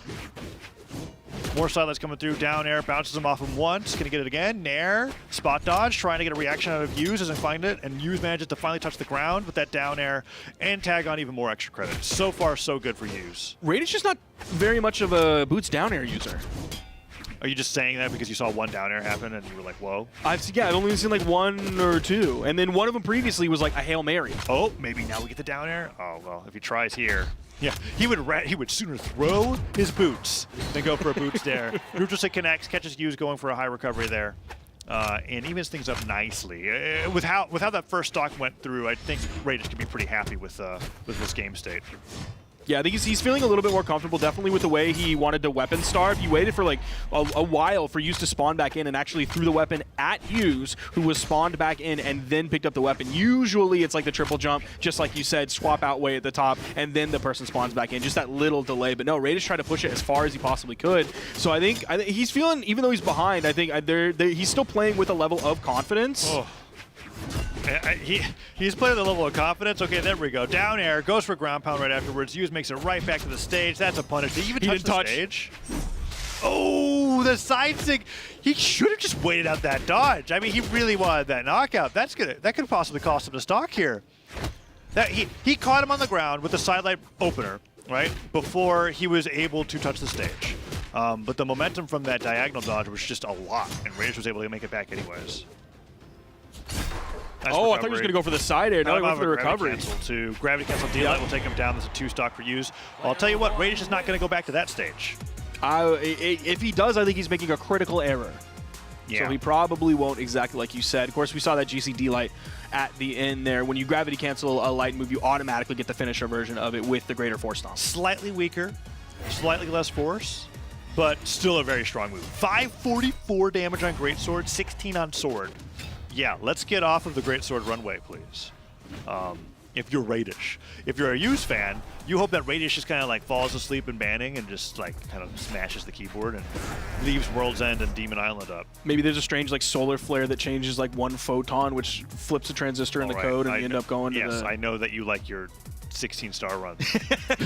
That's actually misinformation. It's actually a complete lie. The whole like bit got flipped by it's like a complete lie. It's such a good story. It is. It really is. So I'm going to keep believing. It could just exist forever. So we're going over to Apocalypse here. Radish does well in these single plat stages, specifically whenever it gets to the stage. We saw with the orb, the side sig. If you don't gravity cancel it, the bike will like not fall straight down, but sort of like ride down a ramp almost, right? So you can cover a lot more of the stage than you normally would when you have access to a platform like that. So let's see if Radish is able to use that. And goes for the downer afterwards. Did he just knock himself out? GC, okay, yep, that's a tough way to lose your first stock there. Radish reeling back after that, being like, dang. If I hit that downer, I would have gotten it. Went for the clip and then got edge guarded. And that's not as bad if it's like 2-0. Oh, there it is. There it is. He does the slide charge pivot side sig. That's really hard to do. If you mess that up, you end up going across the platform instead. But he managed to get it to where the slide charge puts him off the platform. But then he's able to diagonally cover that space that like is. We talk about how like Richibu likes to gravity cancel side sig Lin Fei to be able to cover that little area. It's so much larger when you have the size of Red Raptor's motorcycle coming at you and covering half the stage. And he was able to take that stock, and he's not letting that one stock reversal get to him. He is about to take the lead once again if he's able to get another win over here on the Hughes, but Hughes hits right back. Side airs going back and forth. Nice job. Goes for that sidelight finisher and puts Radish into the red. Radish, he's looking for the, I don't know, he's looking for KO moves here, but Hughes is not in KO damage yet. He was looking for those recoveries, maybe for a little bit of juggle. That side air sent Radish across the stage. I wish Radish had the Java offstage tech. Yeah. Right? Off of one side air where you like immediately pivot in air and get like 50 more damage. Because that could be turning that game around right now where Hughes has a pretty good lead. Okay, low on jumps. Recovers the wrong way. The gravity cancel neutral sig catches him going for that jump, and Radish is now one stock away from beating Hughes 3-1. Hughes was in the perfect spot for that GC Insig to come out, and again, that's the recovery. The momentum was weird. Radish confidence coming out here. And he should be feeling even more confident now that he's in the lead in this game. Of course, still being in the lead in the set. Is Radish going to be able to get back here? Hughes goes back to the main platform, chooses to play this conservatively. Looking for recovery here to catch Radish. If you do, nice down, man. It's insane how fast you have to be on the Dare and Air to get a true combo, but it's such a really good combo. Yeah, I mean, you hear how fast the audio comes out. It's like bink, bink. And that's something that Skeldra wasn't really doing as a greatsword player, and that's something that Hughes is doing rather consistently. It's so fun. I've seen him try sometimes. Sometimes it's just not fast enough. Yeah, no, Hughes very, very much in favor of that aerial playstyle. Trying to go for a dodge and read on the down sig. So close between two players now. dashes forward, weapon on the ground, goes for the recovery, Hughes falling down with the greatsword. What can he get started here? Sidelight opener, not going to hit. Radish dashing around. What is he looking for? He's falling nairs to try to pop him up. But that's it. No one's hitting each other so far. They can feel how intense this game 4 is. You know how patient Radish can be. Like, we've seen it several years. He knows he's just a little bit ahead of you, so he has to slow this down, be very careful, be very methodical. Yeah, he's not going to go for the same edge guard that we saw in the first stock when he's on last stock, right? He just can't risk that. Goes up for the down sig. Oh, he headlights the wrong way. Nair connects. Recovery does not hit. Hughes can't get onto the ground. That falling side air gets interrupted by the sidelight, and Hughes wasn't expecting the sidelight to hit. And now Radish disarms himself, picks up the orb. That platform's moving. He could use it for the bike. Does he want to risk it all on the side stick, though? He's not going to risk it all. Oh, he might, though. Not off the platform. He's on the platform. He's on it. Oh, okay. Don't give that to Taza. Okay, he goes back to the orb, gets the recovery. One solid hit here from Radish. Looking to cover the landing, gets the sider. That's going to be it. Wow. Radish with the 3-1 over Hughes. Amazing job covering his way back down to the stage there. Hugs it out at the very end. You see all the players have just become fast friends over the weekend, and it's crazy to me that they can like Hughes went in. Hughes went in for that embrace there at the end. I'm thinking about myself when I could so mad. Dude, I'm like, headset off, fist bump, don't talk to me. And so it's crazy to see that. Radish happy about that win there. Yeah. That's a very significant win. It's the first time that he's ever fought against Hughes in an in-person environment, and he took it handily 3-1, right? He lost on the Greatsword stage and then dominantly won everywhere else. So where is Radish now? Radish is 2-4, I believe. Does this include his game against Hughes? Yes, it does. Oh, and we're getting to see no, it doesn't. Those small moments where Radish was having those small pop-offs between games there. We just were able to get them that I didn't notice on the camera in particular. So Radish has dealt with one of the best greatswords in the world? Yeah. Although, now I'm kind of curious to see what he does against the grounded greatsword playstyle of Skeldra. I'm sad that we don't get to see that on stream. That'll be off stream. Because there will not be a single Dare Nair. There will not be a side or edgeguard there. It is going to be like 70 million sidelight and headlight openers. Sidelight on the ground, if Radish, for whatever reason, is floating above him, he's just like swinging above his head. We're not seeing that Nair style coming from Skeldra. So great job from Radish. Didn't see a lot of signatures from Hughes compared to what we saw from Skeldra. Yeah, and Skeldra's signatures really came out towards the end of the game, too. I noticed that the more pressure that Skeldra is under, the more wake-up signatures we're probably going to see. Definitely on Sword, but we kind of saw some decent signature usage throughout the entire on the Greatsword. Like, we saw several down signatures. We saw several neutral signatures coming out from him.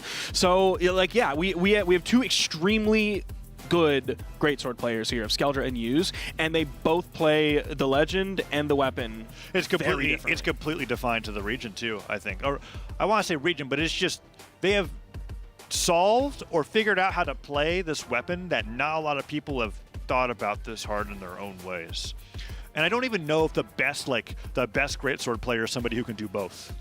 I don't know what the most efficient way to play greatsword is currently. It's not as straightforward as Orb is, where we were talking about okay, Radish, how are you going to mix up your game plan from being passive parry? And they're like, well, sometimes I might sidelight Sair, and then other times I'll sidelight Sair again. And like, yeah, that's basically there's not too much variety with Orb, at least not yet. I feel like, but greatsword's been very, very interesting to watch, at least between Hughes and Skeldra. Yeah, I'm sorry. Did they play each other yet? I forgot. Oh yeah, they did. And Skeldra won 3-2. Yeah. 3-2 in a game 5 situation. Yeah, man. Radish is now 3-4, I believe. So he is one of the few who have played 7 sets of the day so far. Sandstorm has lost a set. He lost a set to Lores. Interesting. The player that we've got coming up next on stream, actually, against Guichibu. Lores versus Guichibu. Okay, that's going to be exciting. What's Guichibu's head-to-head with the South America players so far? Nothing. This is his first land. Is it so far? Oh, so far. I'm sorry. In the round robin. I'm kind of curious. I'm sorry. If Sandstorm's dropping a game to Lores, I think Lores is the only Kaya main here.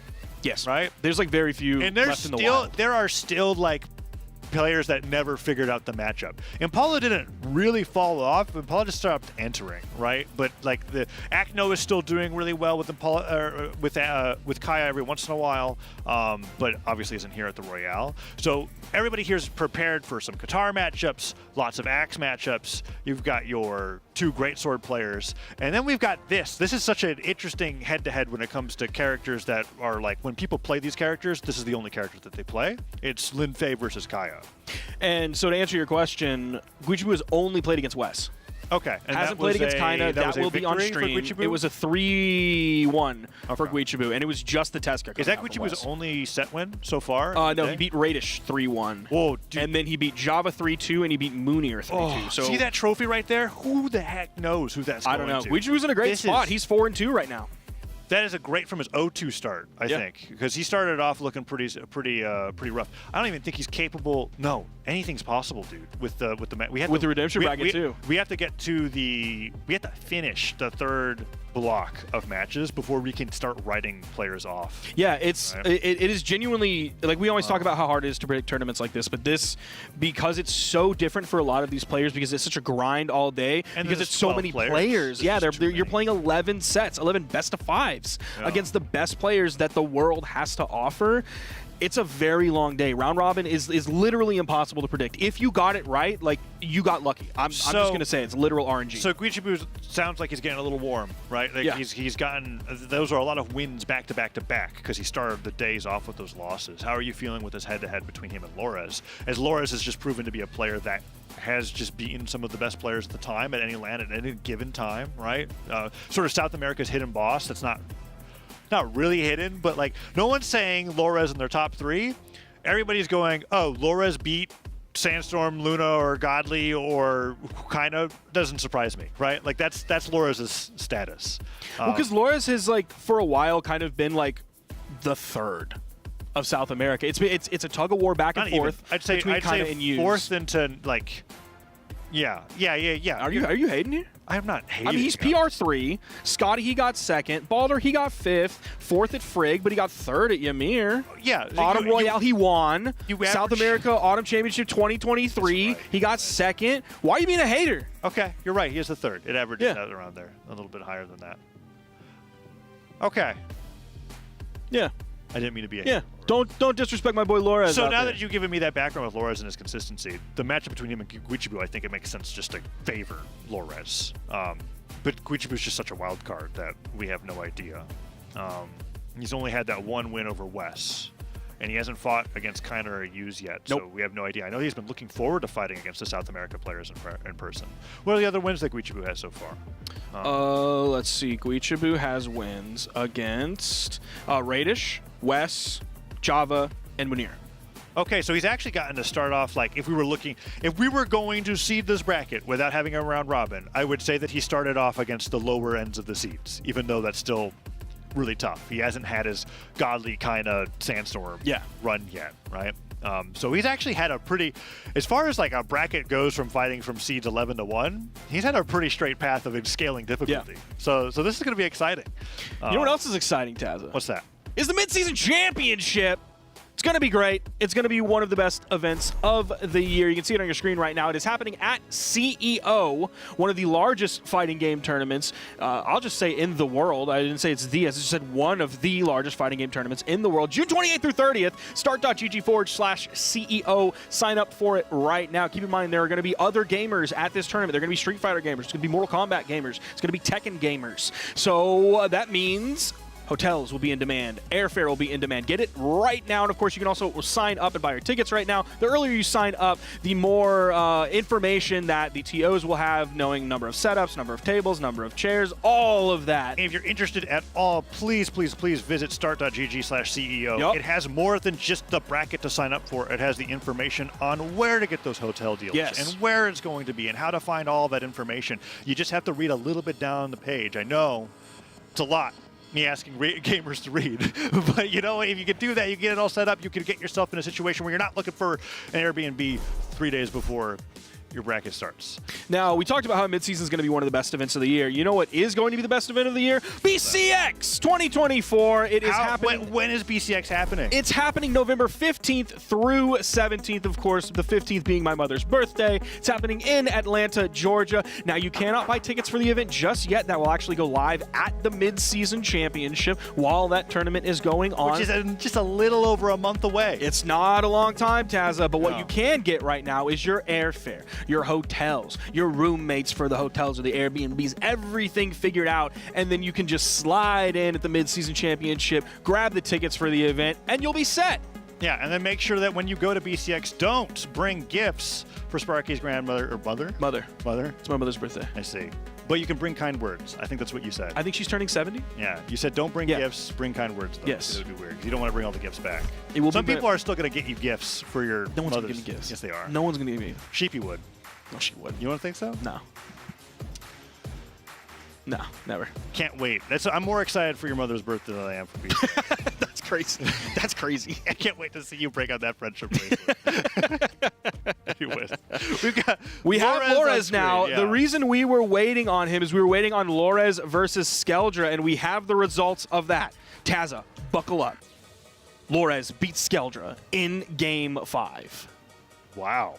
That's a lot of Game 5s. It's a lot of Game 5s. If every game went to Game 5, there are some players that would be fighting 55 games in a single day.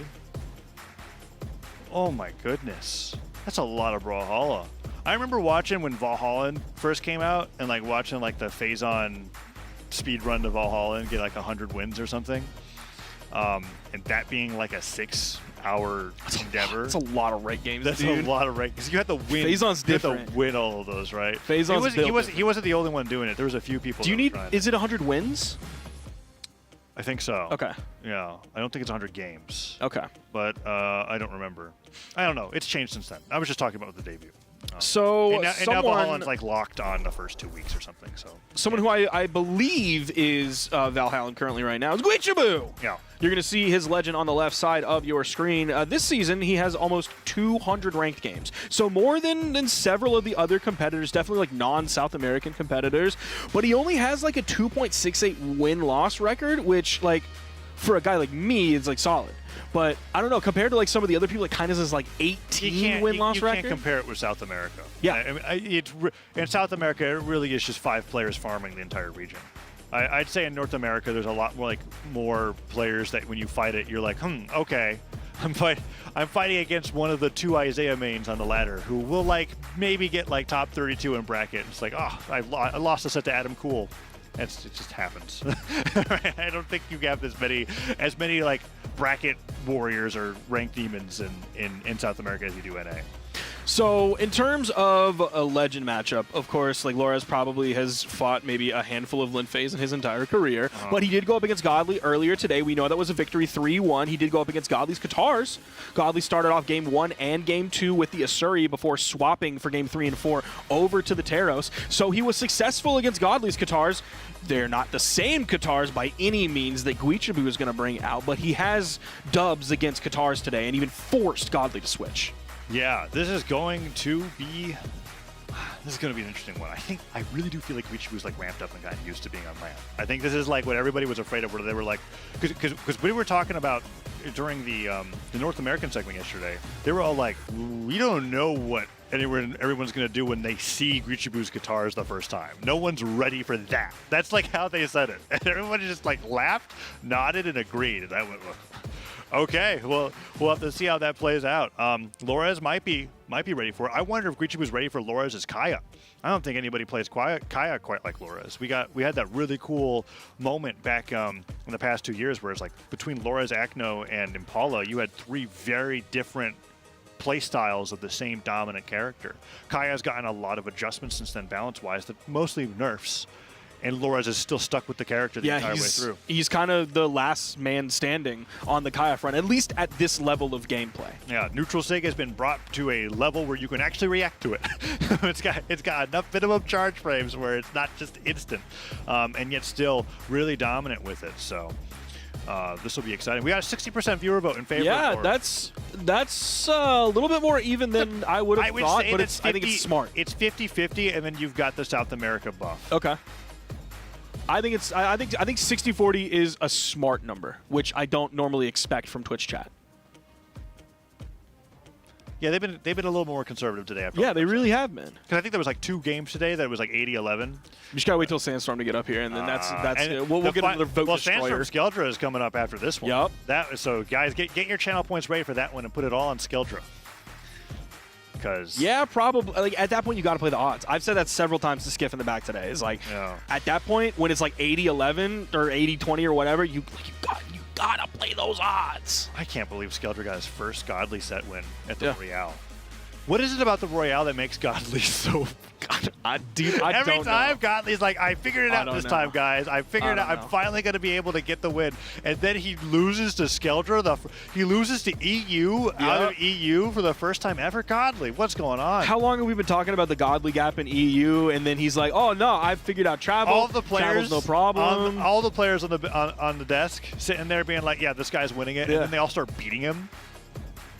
I don't know what's going on. Godly's an interesting one, man. Godly is a very interesting one. But, you know, if this is round robin. This is one phase of the tournament. And as much as round robin, to get out of pools. As much as round robin matters, there's also a lot of parts of it that, like, don't matter because of the redemption bracket. Is you could get 9th place or 10th place and then run through redemption, and all of a sudden round robin doesn't matter anymore. I think in terms of it mattering, it's important when thinking of lifetime head-to-head, right? Like, regardless of Skeldra ends this bracket getting 8th place, he can go home saying, I've now taken a competitive set over Godly in person, and that's just, but even in general, right? Because of how important online play is in Brawlhalla, being able to have those set wins and being able to be like, in that lifetime record, I am not 0 in a bajillion, is a really, really solid thing to come from this format. But I agree with you. Yeah, at the end of the day, it's Championship Sunday that matters, and whoever gets that win there, it doesn't matter if you went 5-5 in the round robin if you're able to go through the gauntlet and then make it out on top, which I don't even think is that crazy to think about. Like, one momentum style player coming in as the 7 seed and then running through everybody to get into top 5 or top 4 and then winning. I don't see that to be that far-fetched. So I don't either. And that's why this format is so fun. But we're going to have to interrupt the fun here for just a second. We're going to throw it over to a quick break, and then we will be right back with Lores versus Guichabu here at the Spring Royale.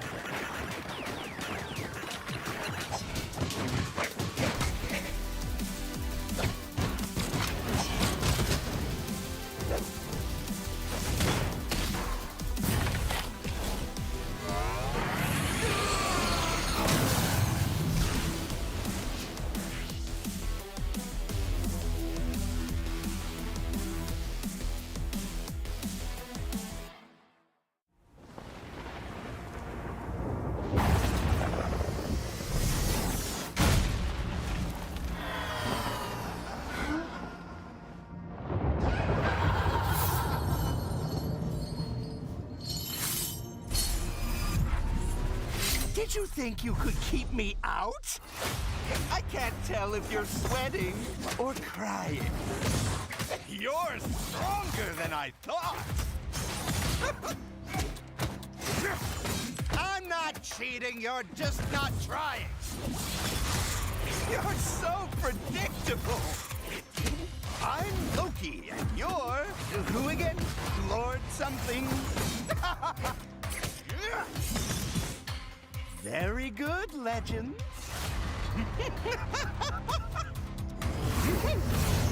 I think he likes you.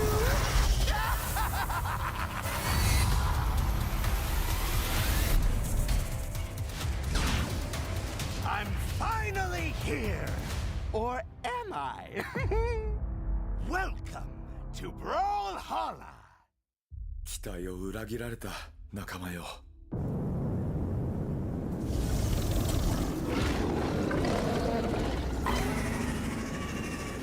誓うよ。死ぬまでこの世界を守ってみせる。失われた魂を見つけてやる。魂を貸してくれ。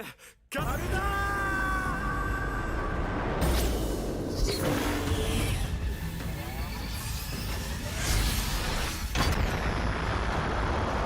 仲間が倒れたが俺は負けない。手を貸そうか。かなわない相手なんていない。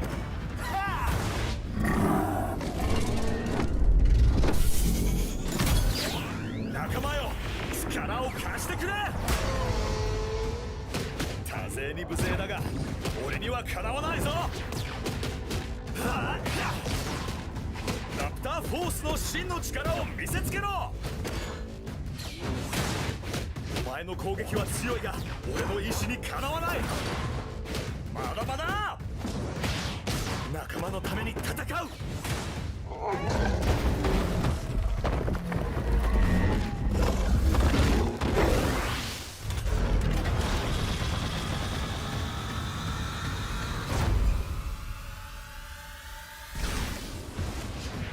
残ってるのは俺だけだ。最後の防衛。ブラルハラへようこそ。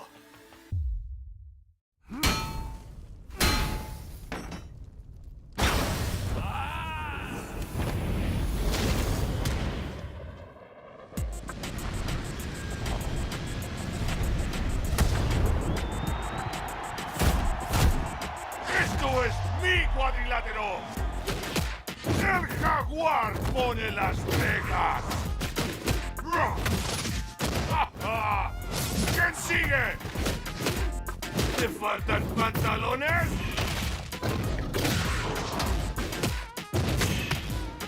¡No puedes detenerme! ¡No temo a nada! ¡Nada nos puede detener! ¡Somos imparables!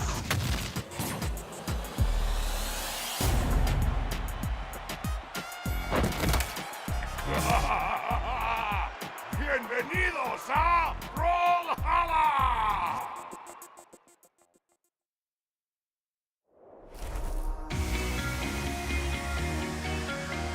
Welcome back to the Spring Royale. We're going to be getting into more matches now with Guichibu and Lores up next. So we got another North America versus South America show match. And it's with a player who's doing reasonably well for his first LAN event with that 4-2. Reasonably? Put some respect on his name. He's doing very well. He's doing very well. He's 4-2 right now. There are a lot of players who cannot say that they're at that level. Rage can't say he's at that. Yeah. Hughes can't say he's at that. I just think that was the wrong word. I was trying to think of how to describe. There was two expectations for Guichibu. It was either like beats everybody, doesn't beat anybody. Okay. And now he's just like, he's doing reasonably well. That's the only thing I can think about. You know, he is exceeding. He's definitely exceeding my expectations. I see. Yeah. And I would imagine, unless you're like Guichibu's #1 fan, he's probably exceeding your expectations. He's having a very good run. Yep. And his run is going well enough to where if he gets this win over Lores, he's a favorite to get to top 4 out of this. Opening up here with the guitars against Lores on Demon Island. We've got a Linfei versus Kaya matchup coming through here. Downstick coming through. Oh my goodness. The weapon throw it afterwards, picks up the cannon, goes to the ground pound. Need to jump a little bit higher there, but the side stick catches the spot dodge, and Lores is just wiped off the map. He's too fast. Like he's just chasing him across the stage. Lores is trying to get away. This is what NA was talking about, right? They were like, is SA and EU ready for this? Which is just how fast Guichibu's 7 decks guitars. Yes. I know. I take responsibility for propagating the 9 decks. It feels like 9 decks, bro. I think every time that I've seen Guichibu, I've just talked about how Linfei can do 9 decks. Yeah. But like, he never actually.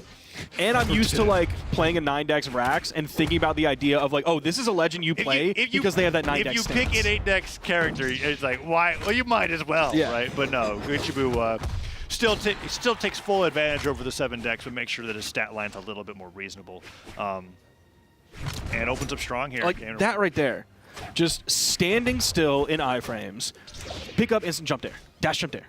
Yeah, his nairs are really, really quick as well. Silent comes through, falls with that neutral air, gets poked away. Lores goes in for that neutral air. Another pogo, side air, edge guard here. I was expecting a Lores down sig there at the side of Demon Island, but if it's not going to knock out, maybe he doesn't want to go for it. D-Light recovery.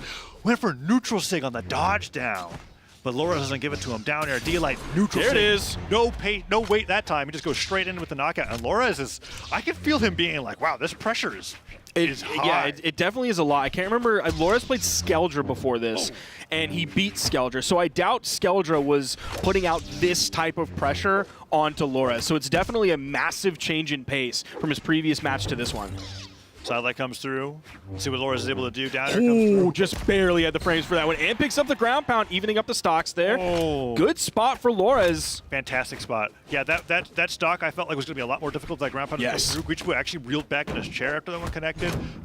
Picks up the cannon. That's huge. Got the Dodge. sidelight recovery. Gets him off the right side of the stage. That's every cannon player's dream. Sidelight dare. Weapon thrower down sig. Goes for the ground pound. He Loras can't get back. doesn't have the drift to make it back. And Guichibu solidly takes game 1. Almost in a JV2 there. Probably had less than 20 damage on that stock. And that's a tough game 1 to take. Like, obviously, it's game 1 at a best of 5. You can adapt. But it was a very quick game, and we'll see, like, how much Loras was able to digest during that game rather than just, like, I just saw everything flash before my eyes, and all of a sudden the scoreboard says, I'm down 1 game. I firmly believe any player here can do the between-game adaptation, all right? But with Guichibu, you are adapting to something that this is one of a kind. This isn't region-specific. This is just, like, there's only one player that plays like this, yeah. And we can see him already going in so quickly, falling there down light, gets that neutral light. Laura is trying to keep him juggled in the air here, but Guichibu just cuts his way right back on the stage, waiting for the landing, can't get the neutral light. That dare so quick. I mean, he's already got a amount of damage where a gravity cancel side stick could come through. We know Guichibu loves to be able to go for that right at the amount of damage that will give him an edge guard. Doesn't even necessarily have to knock out. But right here, I can already feel it coming through. Down tick comes down. What's Laura's going to be able to get here? Side lights. Side tick catches him, going up a little bit higher, and goes right over to the cannon. No, primes the guitars. Oh! I think if Loras had a weapon, he probably might have just swapped over to the cannon, but I think it was more important to strip the field so that Loras was disarmed. That was definitely just a matchup knowledge check. That charge neutral came through there, and Loras wasn't sure how to punish it. He waited so long that he actually got spiked by the Nair trying to make it back to stage. What an awkward scenario. Down to come through, doesn't get the Dragon's Bite to come through. Look at how fast that sequence was. Yeah. That reminds me of like Flesh Vortex back in the old days when he threw out like 3 rack stages really quick, and then all of a sudden next patch, that got nerfed real hard. Yeah, you're in your 9 decks, 8 decks Legend Lord. This wasn't even 9 decks, brother. This was just like, it was like in-sig, D-sig, side-sig. On blasters, boom, boom, boom. And then Balance Team saw that, we're like, we can't have that anymore, dude. Sidelight and light comes through. Yeah, Guichibu has so many preemptive options that he does out of his light attacks. Cannon got thrown aside. Loras gets a sidelight, D-light side air, edge guard here. No, Guichibu with a sidelight inside and picks up the guitars and immediately just goes in and in and in. And Loras is finally playing some good defense until Guichibu gets in with the chain dodge. He does, and then Loras misses the wall that Nair had to hit. If the Nair didn't, okay. That's like, that whole sequence of stuff was Guichibu just actually repeatedly banging his head into a wall and then actually breaking through. That's what it felt like. That was amazing coming through there. And then the chase dodge to get the max distance downwards dodge after getting on the edge. He might do it again. Look at this. Oh my goodness. What do you do against that? I did not put enough respect onto Guichibu coming into this weekend. I put him last, but it's because like someone has to get last. Right? There's no disrespect in that. And I know if like I'm a person and I'm going to my first LAN, like that's going to affect me a lot. I expected it to affect Guichibu more than it seemingly is here. Guitar's picked up again. He's been making sure they have those prime. Goes over that downlight. Okay, Loras gets the sidelight in air. If he continues focusing on defense here, he can bring this back. Side air catches Guichibu going for a delayed recovery. No, he's got no jump. Easy pick Double up. D-light side air. Guichibu has a dodge. That's all he's got left. Ground pound. Oh, it's just a down air.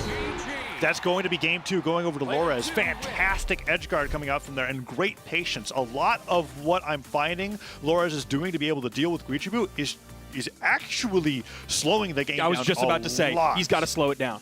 If he slows it down, and that's one of the things that Godly did that was so effective against Guichibu, is like Guichibu would come in with a guitar down air, and Godly would just like back up and wait it out, and then instantly punish it. And Spear has all the tools to be able to do that. You just have to not kick yourself too much for occasionally losing neutral and taking 6 hits. Because when Guichibu gets in, he's going to hit you 6 times, and you're just going to be thinking about what you're going to be doing next after you get out of that string. Nice start for Loras here in game 3. Nair catches Guichibu overreaching on the side of the stage again, and those downlights are not going to connect through. Loras seems to have adapted. It took him a game and a half, but he managed to get there.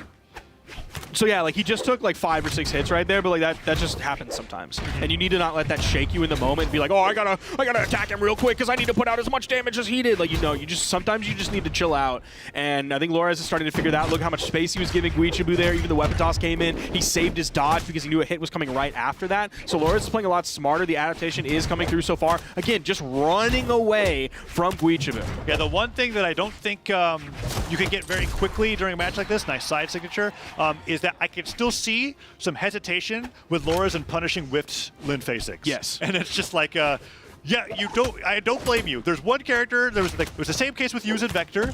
It's the same case with Guichibu and Lin Fei. There's only one region that really knows what Lin Fei does, and that is North America. Downsig almost catches Guichibu on the wake up, puts it out again. Okay, Lores is really getting into his comfort zone. This is more of the Lores that I'm expected to see. I mean, he'll go for another sidelight Downsig even on stage at this point, I feel like. Sidelight from Guichibu, neutral light into the delayed dash forward D-light recovery, catches the dodge, gets the stock, well played. So yeah, we've seen several down airs come in from Guichibu on the Katars, and Lores just backdashes them, and then instantly punishes while Guichibu is still on whiff lag. Oh, he thought he could get cheeky on the edge there. Be very careful, waiting out the blender. Okay, goes in for the edge guard there, doesn't get the recovery. Falling down, waits out the Lores' recovery. Falling there, sidelights through, downlight, downer. He's really trying to drag Lores off stage. Every single time, those down airs have been magneting towards off stage, and Lores has been dealing with it pretty well. Nair recovery could knock out. Another Nair. No dodge. Downsig trying to catch him fast falling, and it doesn't work. Now he has no guitars.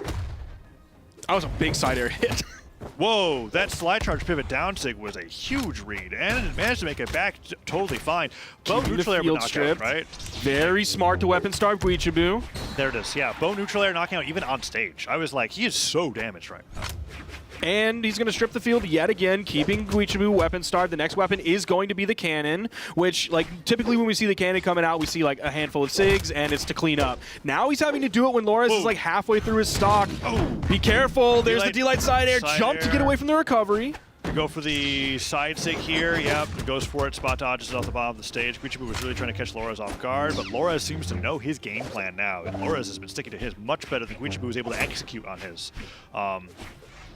It's because Lores is playing so defensively now. Yeah, Guichibu was willing to, like, that's why I said, like, last game felt like Guichibu was actually just trying to repeatedly bust through a wall and succeeded a few times. And Lores is just like, all right, I built the wall 3 times stronger, and I'm going to do that every single game. Can you continue playing the way that you want to play right now? And the answer's looking like no. And I'm going to stand back 6 feet, so when you break through the wall, you're going to be dazed for a moment, and I'm going to hit you. A cannon's pretty good at busting through a wall.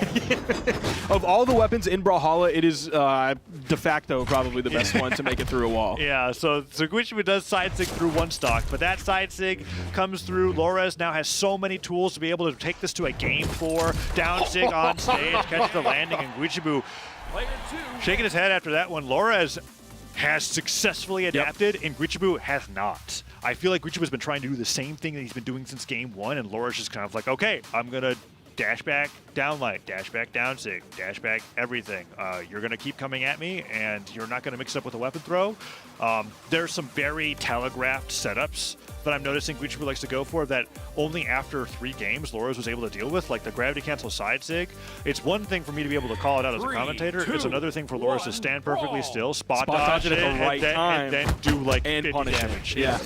And that's coming through. So now we've got the classic Guichibu cosmetic counter pick. Yes. Going over to the Sakura for game number 4. Great reaction there from Lores to spot dodge that weapon toss. And we can see already Lores really like holding on to the right side of the stage, being like, yeah, I'm literally not going to attack for a while. I can trust you to do that first, and his defensive game is so much better. Catches the landing there, though. Oh, great. Stuff recovery effects off of that delayed Nair. 2 pogos in a row. And look at the space that Lores will just give Guichibu. He'll give him like 3, maybe 3.5 character widths away, and like Guichibu can't do anything. Like he's really starting to run into the matchup troubles of dealing with 2 ranged weapons and a player whose punish game is now amazing. And Lores, that neutral signature had an extra little bit of charge in that too. Lin Fei's neutral signature basically being a light attack, does tack on some damage, but he throws that cannon down, dive kicks instead of picking up. That cannon lasted like 50 hours longer than it should have. Downer comes through though and gets the spike, and Lores is up 3-2. Game 4, match point. So we saw that cheeky D-Sig that Laura's just tried to throw out, like gravity canceled in the air, you know, burning his dodge. A little bit of a risky move. We'll see if he's starting to move like a little bit more pressure focused, given that he's like he's had more time to download Guichibu, so he doesn't have to quite play as defensively. Side light, goes for the nair on the dodge up. Another side light. That time he goes for instant nair. Guichibu finds one nair on the way back down to the stage. No dodge from Flores, but still playing off stage and with a stock deficit that's so terrifying. Dude, I was so scared we were going to get a down air from Flores, and then it was going to be like 5 more of them. Maybe not leading to the KO, but great job from Guichibu cleaning up that first stock. He hasn't taken too much damage. He's maybe sitting about 60, 70. Definitely not anything he can't come back from. Bow's picked up. Flores hasn't been doing the hottest with the bow against Guichibu's guitars. But 2 nairs in a row will put him in an orange. Down stick dodge out of the way. Gets the nair, down air. D-Light doesn't carry him off stage with the dare. But Guichibu's getting some good damage in. That down light just barely misses, and Flores is starting to take some damage here. I think Flores just got to switch over to the spear. I don't know. I'd let him cook on this. Yeah, he's taking hits, but he has a 50+ damage lead. He has Guichibu in the red. The 50+ damage lead came from the previous stock, Sparky. Oh, but the recovery at the very end comes through. Spear does manage to do it, and he's primed to spear now. It's going to be spear for probably the rest of the stock. Guichibu without a weapon, going to be looking for the spawn. Grabs it out of the air, basically as high as you possibly can, as quickly as you can. Just goes for the side light, waits, hoping he could get a dodge, and then go for the side light say recovery. Down sig here at the edge would be pretty good. He spot dodges in place. Wonder if he wanted to gravity cancel something. Side sig does not connect. Down sig comes through as well. Dude, Flores is so close to getting hit by like every single one of these KO moves. Oh, the downlight hits, but he doesn't go for the recovery right afterwards. And now Flores is getting a lot of extra damage. D-Light into no recovery afterwards. Guichibu just tags on the attack, and then he goes for the laggy move. And the downsig hits Guichibu. Turns in what could have been an even game into, is this going to be a 2-stock? Spot dodge, ground pound does not connect. Guichibu barely makes it back, and now D-Light nair would knock out, but has Guichibu ever really been no one to get the light attack combo starter? Not really. No, like honestly, he'll just nair more than D-Light nair, if anything. And now he's taking so much damage, it's like the point of no return. Okay, Guichibu, he has it on cannon, he has it on guitars, Sparky. He needs the 0 to knockout to be able to stay alive in this set. Otherwise, Flores is going to take it 3-1. Flores keeping the pressure on him, not totally 100% of the time. He's still playing safely, but you saw spawning back in, unarmed, double recoveries coming out, has the spear. This is the weapon that Tazza wanted to see. The recovery almost taken off the top, sending off screen. One more of those, like any elevation in the air probably should do it at this point. And Flores is not one that's just going to throw away his weapon for a quick combo, right? You have to knock the spear out of his hands, and that's so terrifying to think about. You can see Guichibu just like being like, okay, what's my first move going to be? Neutral in the wrong direction, and Flores with the most beautiful whiff punish with that down sig. That was the most spectacular example of what is South America going to do when they see this? And that was get decimated game 1 and then adapt. That's really what happened there from Flores. Because Flores was like, he was shaking his head and going, what the heck is this? Right? That game 1, we had no idea how the rest of the set was going to play out based off how that game 1 went. I think the biggest thing is like Flores slowed down. I don't know if he like saw what Godly did or if he was like fighting for his life in other sets and not worried about specifically what Godly did. That was adaptation. But like, yeah, he essentially did what Godly did. And you can see by the damage numbers there why I wasn't looking so confident about the bow, right? It was when he was on the bow, that was when Guichibu was actually able to find things in. When Flores had the spear, it was actually like he was holding a giant brick wall that Guichibu was having more and more trouble. You're a big wall guy. Just in this game. Okay. It's been a long time since I've seen such an aggressive play style. So good. Like, I actually do want to call it one-dimensional. It was a little bit of a very specific, Guichibu was only playing one way and it's not changing, and then Flores went, okay, I am now going to throw rock. You are throwing scissors. You need to throw paper to beat me, and Guichibu never did. If we were looking at it from an RPS perspective, that's what happened after game 1. And Flores is really, really good at throwing rock. Yep. Especially on Kaya. That is what the character is basically known for. You have that high defense. It's throwing rock. Rock covered by ice, I guess. You know what I'm saying. I do. A very defensive character in terms of the kind of play styles that she lends to. And Flores played it beautifully. And Guichibu was just not able to adapt as well as Flores was.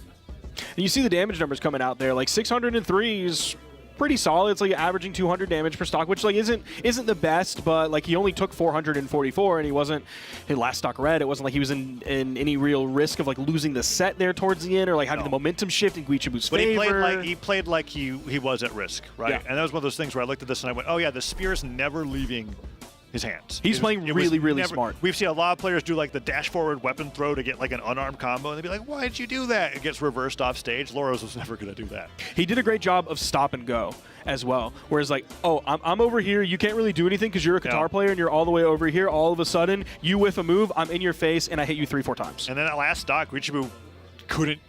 He did no moves for 30 seconds, and the one move that he did, he whiffed. He got hit by down sync. It was a really beautiful set. Very well played by Loras.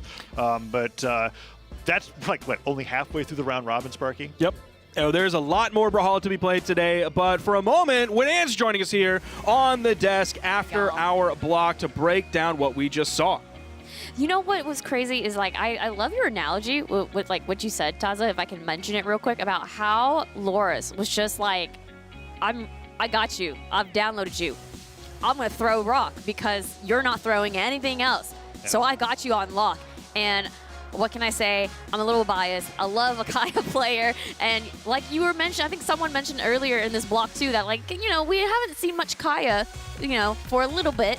And I love that Loras is still sticking to what he knows. And I think that's what he also even said in pre-show. It's just like, it's what I know. It's what I do.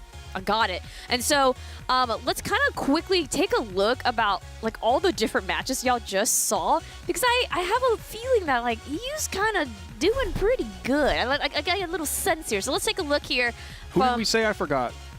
I said knees, Wes. I don't remember who I said. I went full right side of the board. Oh yeah, I went knees and then left side. Yeah. Yes. No. So I said knees, West, Radish, Guichibu. No. So you just completely destroyed my predictions. Nice job. I think you got all of them except for the Radish set. Yeah. Or Yuz. Yuz has been having a tough start of the day. That's for sure. An uncharacteristic tough start as well. I didn't expect him to struggle that much during today. Let me look at where he is right now. I mean, those are just the stream brackets. It might be that he's only lost on stream and done well everywhere else. No, he's definitely struggling today. He lost to Sandstorm. He lost to Radish. He lost to Skeldra. He's 3-3 right now, which isn't That's terrible. Actually pretty good. It's pretty good, but also like it's you. It's just That's a player who's all of the matches that he lost have been on stream, so it feels a lot worse than it actually is. And who did he lose to? Who did I say he lost to? He lost to Sandstorm, he lost to Radish, and he lost to Skeldra. Yeah, and Loras was looking pretty good here, especially with that last win there against Guichibu. That's kind of putting him up top here. And if we're looking at the bracket real quick, just at this moment right now, seems like Godly is actually now taking the lead with Sandstorm not too far behind. Whoa. So you got your goats of the regions coming in. Godly, and Sandstorm are all tied. Oh, that's all right. Three of them are After 6-2. After that set, Loras they're is 6-2, After that set, they are all 6-2. Royale environments are actually just built for Loras, aren't they? They might be. I mean, he's won one. He's so good in these, and that's gonna be terrifying for Sandstorm and Godly because I think Loras has beaten all of the good players from all the regions at least once, I think, and unless his head-to-head with Godly is.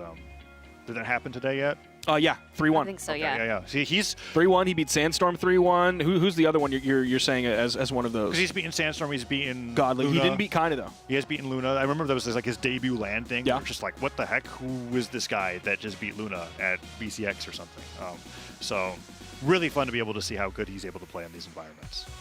All right, y'all. Well, we're pretty much halfway through our round robin, and things are literally just heating up. So we'll be right back with the Spring Royale after this quick break.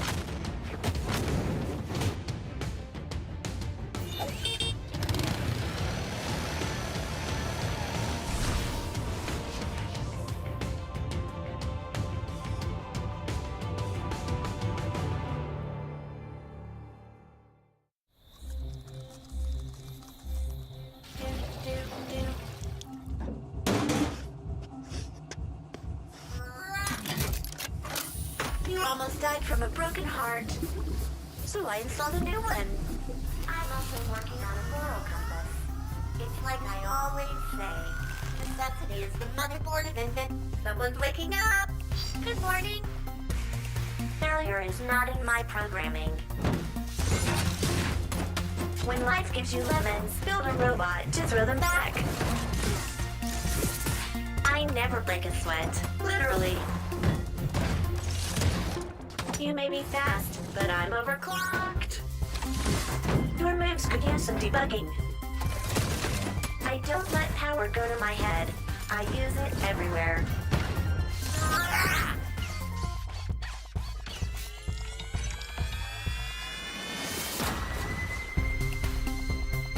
All I need is a wrench and a plan and a power source. Welcome to Brawlhalla.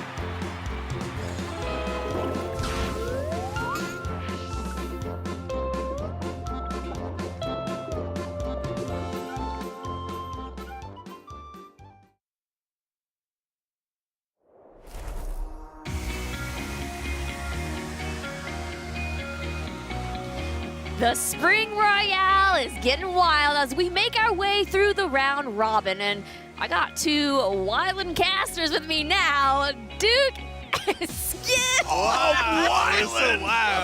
wild and crazy. All right. Well, how do you guys feel about how things are lining up right now?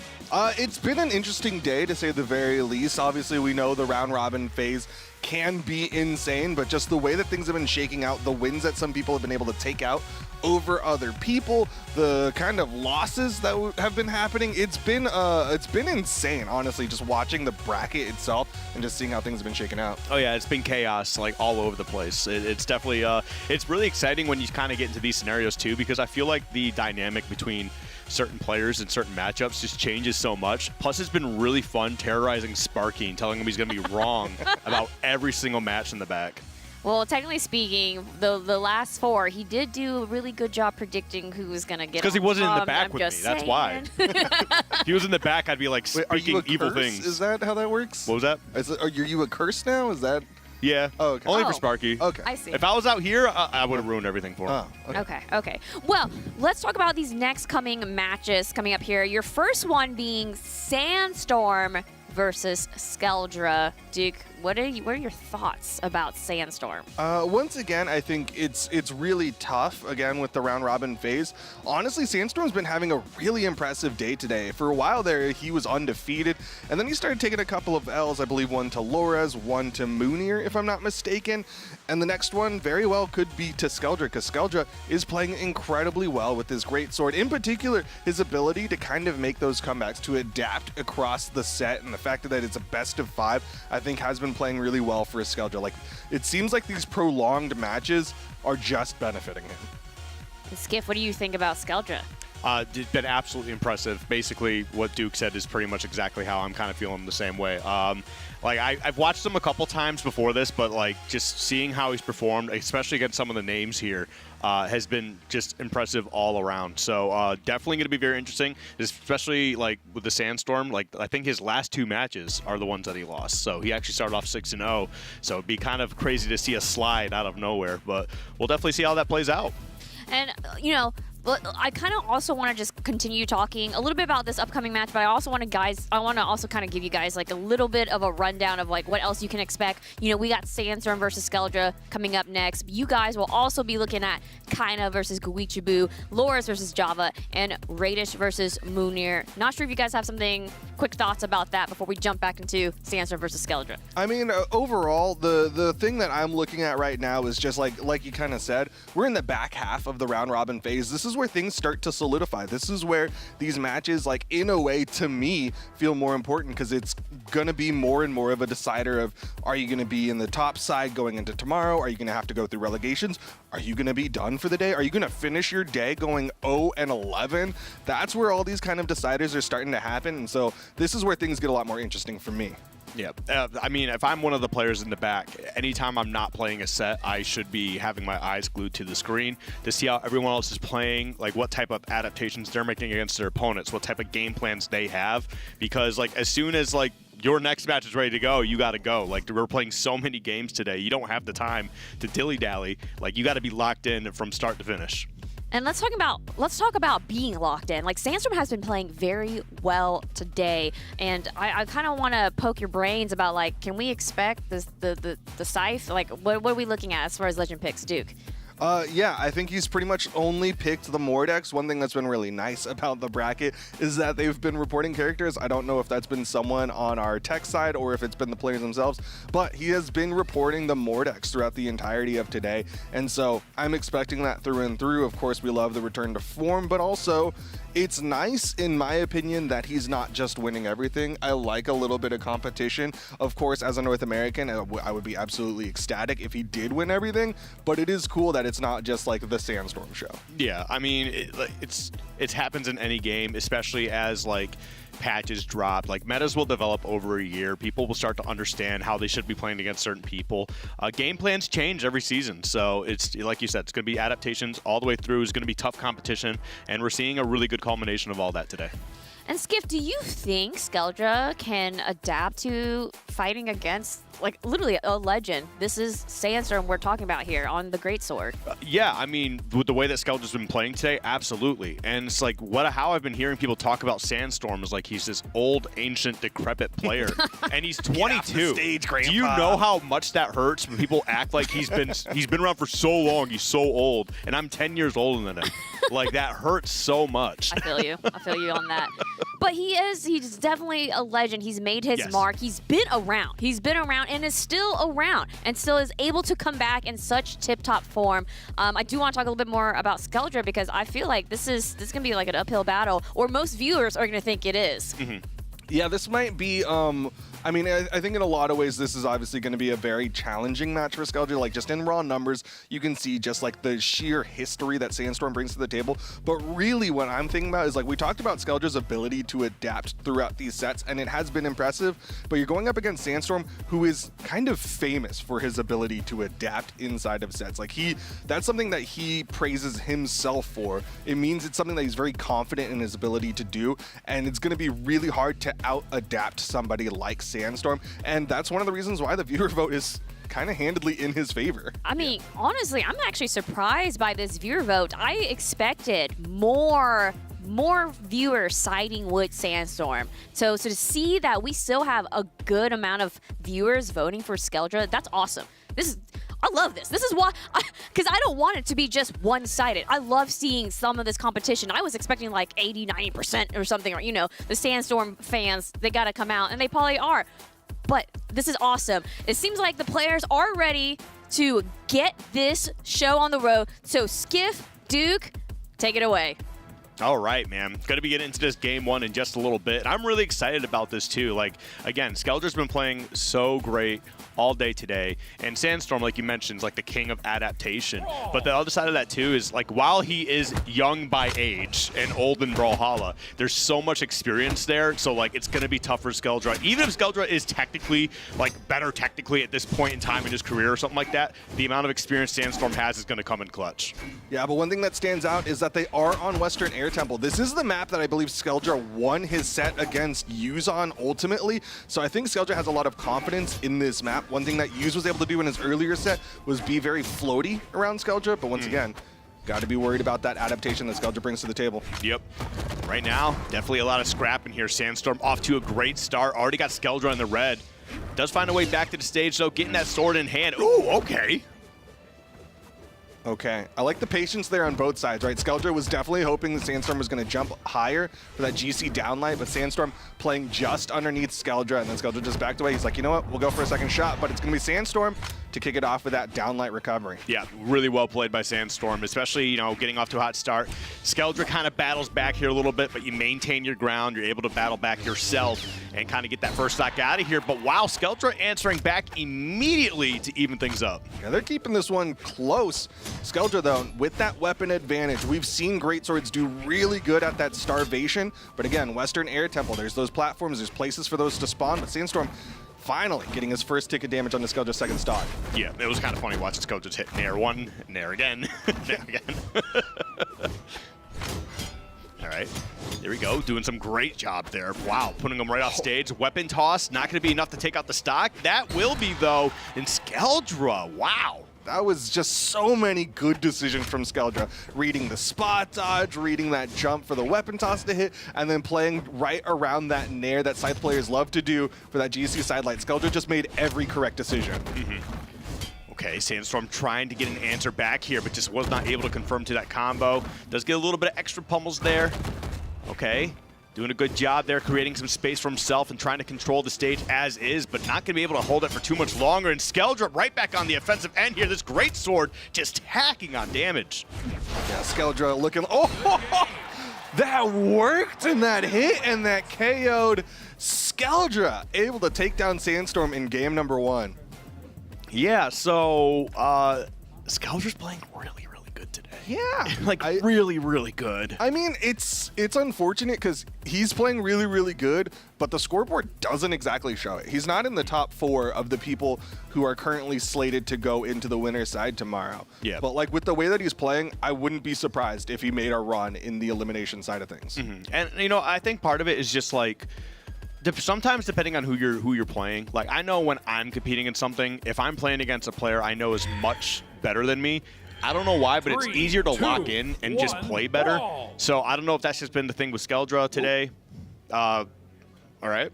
Yeah, I saw Skeldra lift up his hands, and then it seemed like, okay, we're going to go for a reset. No big deal. But to your point, I kind of agree, and to me personally, it's because the stakes are lower. Yeah. It's like, okay, if I lose, I lost to Sandstorm, somebody who's made hundreds of thousands of dollars in this game. Oh no. But if I win, I get to laugh and make fun of the fact that I beat Sandstorm. You know what I mean? Like, the stakes are just in my favor. Hey, you just get the laugh right in his face. Yeah. It's like, you lost to me. That's the beauty of LANs, too. It actually really is. That's why Sparky and I can't play in person against each other anymore. Really? Yeah, because I'll just laugh in his face. Oh, you're just and then he gets really mad when I play Axe against him. I feel like he's been really mad all weekend. He's a kind of angry guy. Yeah, he's been kind of angry. Yeah. I hope he's okay. Sparky, are you okay? Sparky, all right. Here we go. Game number 2, though. Sandstorm versus Skeldra. No character swaps. This time we're getting rid of one of the platforms as we go over to Small Fortress of Lion. All right, the character's going to remain the same here. Sandstorm, again, kind of like the same thing as like same story we had in game 1 where he's just off to a hot start, but see if Skeldra can answer back here. Getting those mid-game adaptations.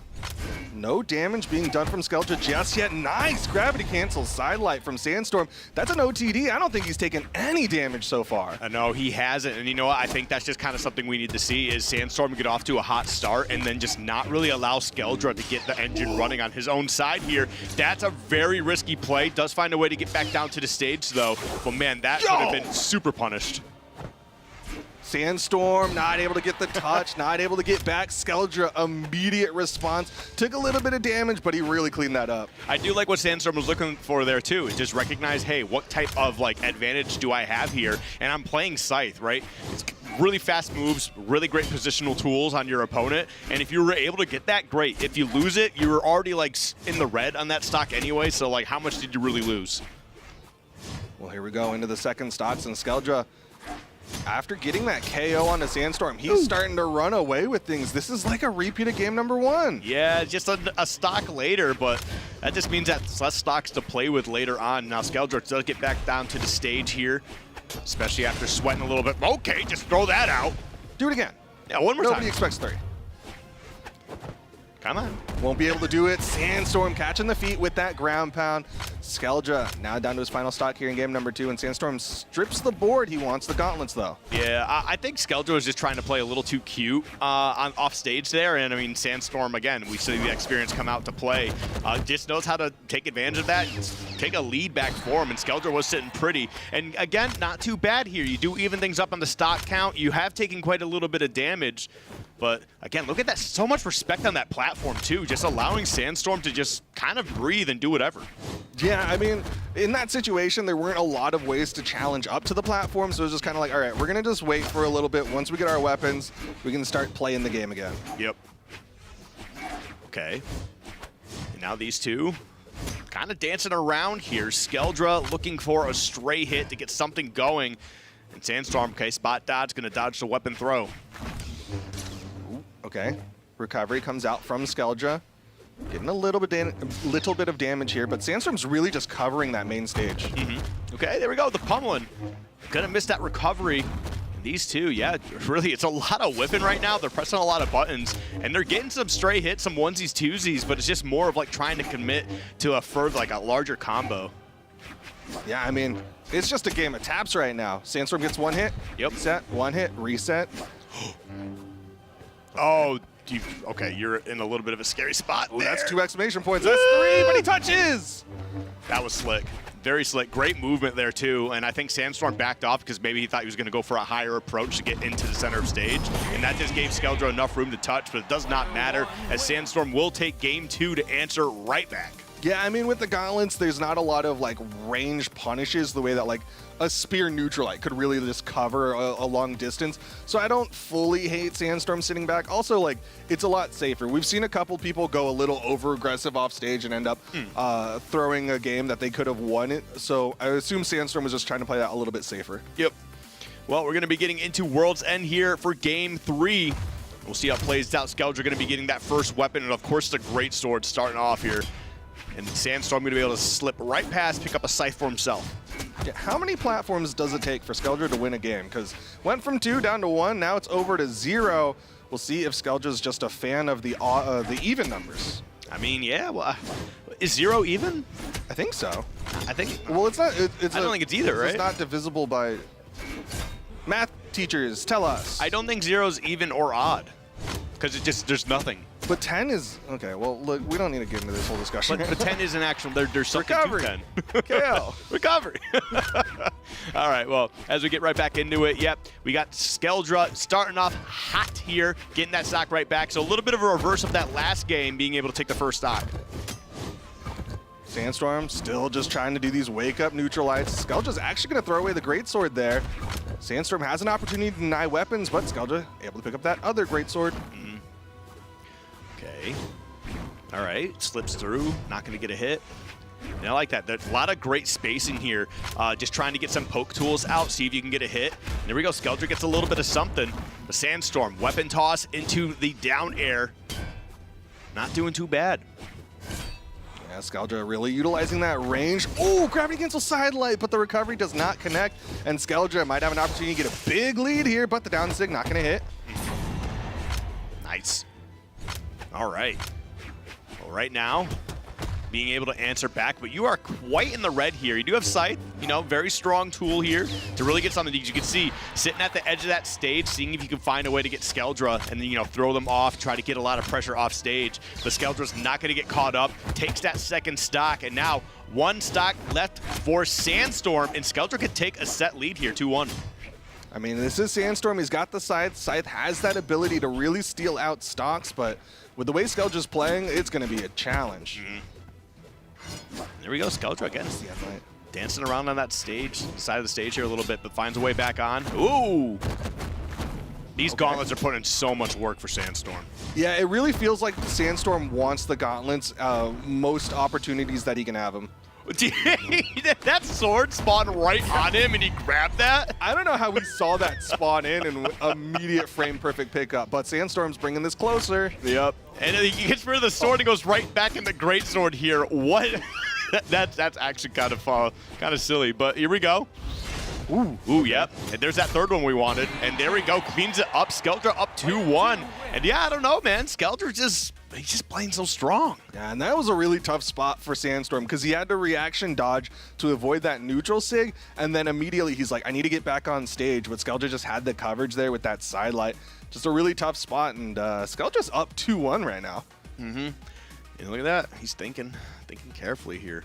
And yeah, I don't know really what else to add. I guess I don't feel like Sandstorm's playing bad at all.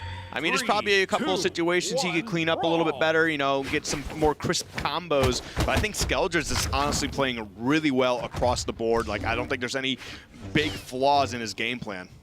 Yeah, I think the big thing for me about Sandstorm right now is, like, I feel like he's uncomfortable when he has the scythe. I feel like he's looking for the gauntlets. Now he's got the scythe in hand, and you're seeing Skeldra in control right now. Yeah. And, you know, maybe it's just due to that sword, the great sword, just having a little bit of that longer range, too. So that's definitely something that's really affecting the way the Mordex is coming into fruition here. And those gauntlets, while they don't have the reach, they have a lot of very quick moves and just a lot of big punishes. But my goodness, Skeldra! That is offensive to many a player, because how did that hit Sandstorm? Skeldra's built different today. Straight up. Like, there's nothing else to really add to that. The way he's been playing, the confirms he's had. Oh. All right, another three-piece coming out from Skeldra. Sandstorm, I think the mental's broken after that. Yeah, I mean, he could be a little bit frustrated. And look at that. Like, even after getting that first stock, you're already in the orange here. Yeah, things are not looking too good for you if you're a Sandstorm or a Sandstorm fan. Skeldra drifting backwards with that recovery, has plenty of movement, even throwing the great sword up for some safety. That is 3 exclamation points, and Sandstorm reads the GC side sig, but Skeldra still gets that ground touch. Yep, gonna be able to survive just a little bit longer here, but yeah, you are getting into that darker red. So Sandstorm should be able to clean this up pretty quickly. I feel like barely got that. Yeah. Dude, the active input sidelight to KO. Sandstorm having to put in a lot of damage. Oh, this great sword coming right back out once more. Oh, okay. Oh. Wow. We're both surprised there. Just going to be able to take off that stock from basically almost the other side of the stage. Definitely on the other half, that's for sure. Yeah, that landing side air from Skeldra. And now, final stock here for Sandstorm. Otherwise, Skeldra's going to 3-1 him. You know, I feel like Flambeau's in the back just feeling validated about Greatsword today, because Greatsword in general has been doing really solid. All right, can you get back down to the stage here, though? Sandstorm was doing an incredible job of applying pressure and just kind of protecting that center stage area until Skeldra found a way to slip through. Okay, good recovery there. Skeldra, one more opportunity. Will get that wall touch. Sandstorm just off the mark with that GC neutral light. Okay, and listen, if I'm Skeldra, I need to get a little bit more damage on this last stock here for Sandstorm, because Skeldra, I think, is not going to 2-stock here, right? But you can definitely try to put yourself in a better position so that when you do lose this second stock, you come right in with a strong game plan. And who knows, maybe he's going to be able to get that second stock out of here, but no. Oh my goodness, dude, Skeldra. Okay, side air. Gravity cancel side light. Skeldra is going to lose that stock, like you said, though. He set himself up very well going into these final stocks in game number 4. Yeah, and really all you need to do is just get that one weapon spawn, and it does happen to be the Greatsword once again. And you know what? I feel like it's just a matter of getting your feet on the ground here, resetting into neutral, and you should be able to get this with Sandstorm's offense coming through right now, the combos. Sandstorm playing real angry right now, but Skeldra's got the sword. He knows downlight's there, downlight recovery, and Sandstorm's done. There it is. Skeldra gonna 3-1 Sandstorm. And that's crazy to think about here. The fact that Sandstorm started off 6-0 to get today started and has now dropped the last 3 is a little concerning, but like he's still in a really good position. Like I don't think, you know, the Fanstorms out there, like they have much to worry about, but Skeldra, man, just keeps surprising just time and time again today. Like, honestly, he's playing so well. Yeah, he's been taking some really big names. I think he's taken out what could be considered the top players in each region. He beat Sandstorm, believe he beat Godly, and he's also taken out Yuze, even though Kaina is technically the higher seed in the region. Yuze is still like a really big player in the region. Skeldra playing incredibly well. Yeah. No, it's definitely been the Skelzer show today. I mean, like you kind of brought up, like it's not like he's leading the scoreboard here in terms of sets, but like he's playing strong throughout. Even like in the losses, it's not like a blowout or anything, which I think will go a long way of one, not just ensuring that you get into day 2, but I think sets you up for a strong mental in day 2 bracket. So definitely doing really, really well so far. Yeah, regardless of what happens today and tomorrow, I think Skel's just got to be feeling real good with the caliber of play he's been able to bring today. Yeah, just some great hits all over the place here. But yeah, again, strong showing. And it is kind of funny because, like, I think it's just because Sandstorm has just been playing so well today and just recently that it's kind of easy to write off, like, for the most part, that Skeldrick's not going to be able to take this, right? But, I mean, as we can see, 3-1 there. And, like, well, only dropped the second game, right? Yeah. Yeah. Yeah, Skeldrick won game 1, and then, so he won, what was the last map? Because he won on the even platform maps. Last one was Apocalypse. Okay, so yeah. he just, platforms don't matter. Skeldrick wins on all platform counts.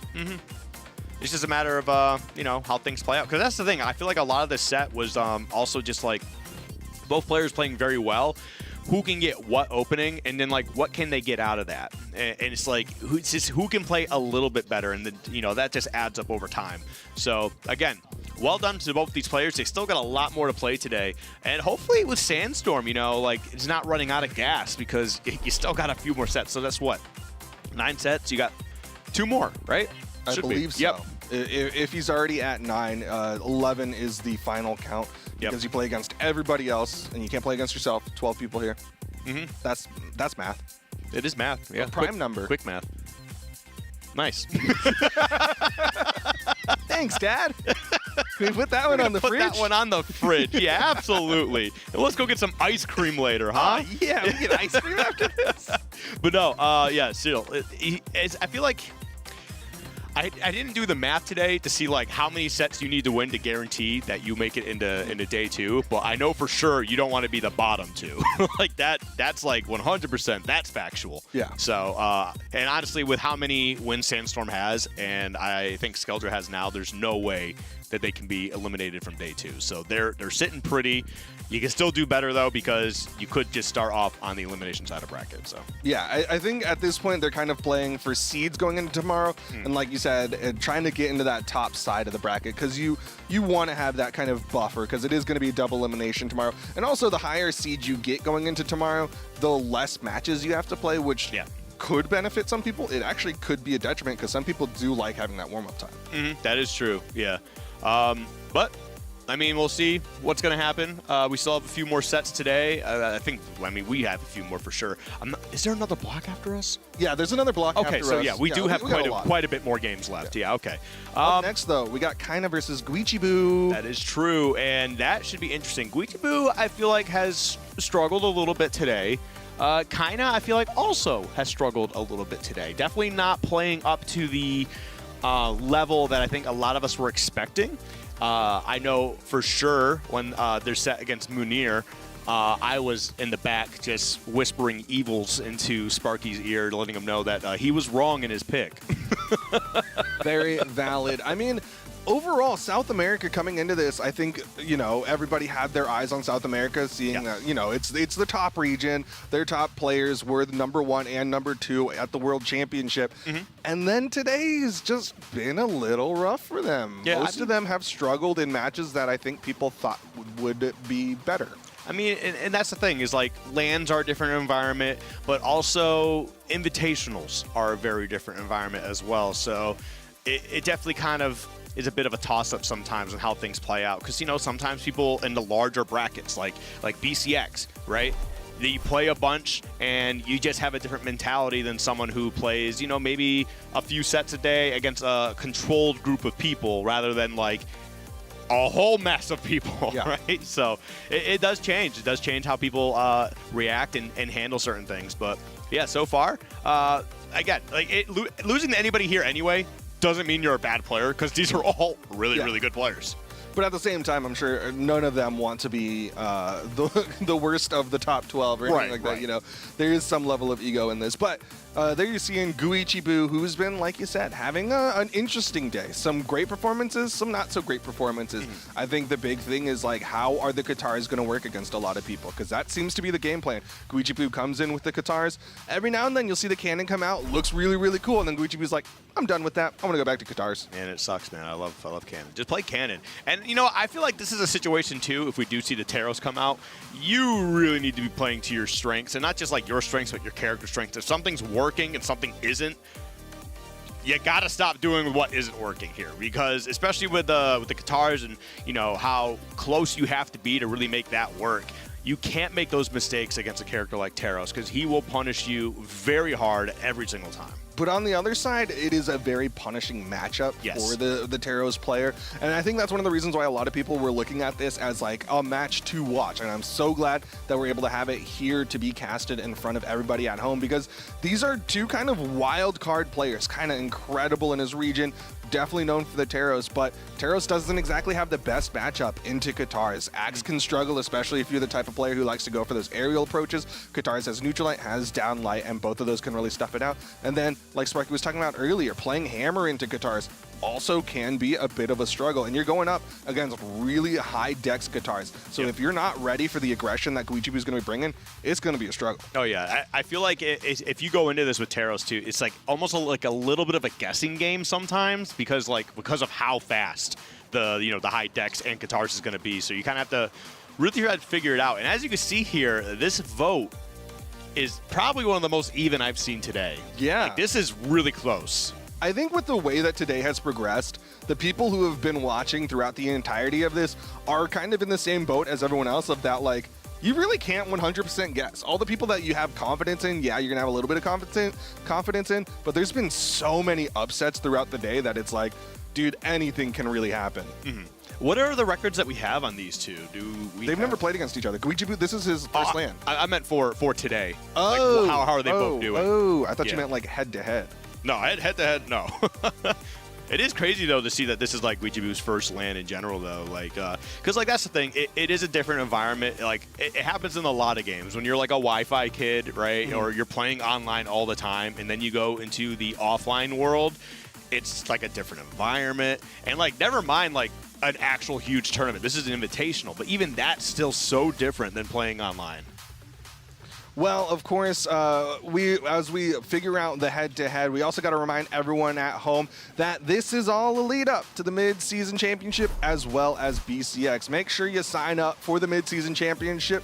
Tickets are on sale, start.gg/CEO, but time is running out. If you have plans to go to the Mid-Season Championship, make sure you book ASAP, because those hotels are booking up. I think I heard Jabali opened up some more rooms. They were already gone. Jabali opened up some more rooms after that, already gone again. So the bookings are getting tough.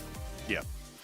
I mean, and if you've never been to an event like this, CEO, Combo Breaker, like anything that's like heavily rooted in the FGC, the energy there is unmatched. Yeah. I'm actually I'm super excited to go to Combo Breaker next weekend, and it's one of my favorite events. I've only gone to it for the first time last year, but I had so much fun seeing a lot of people, making a lot of friends.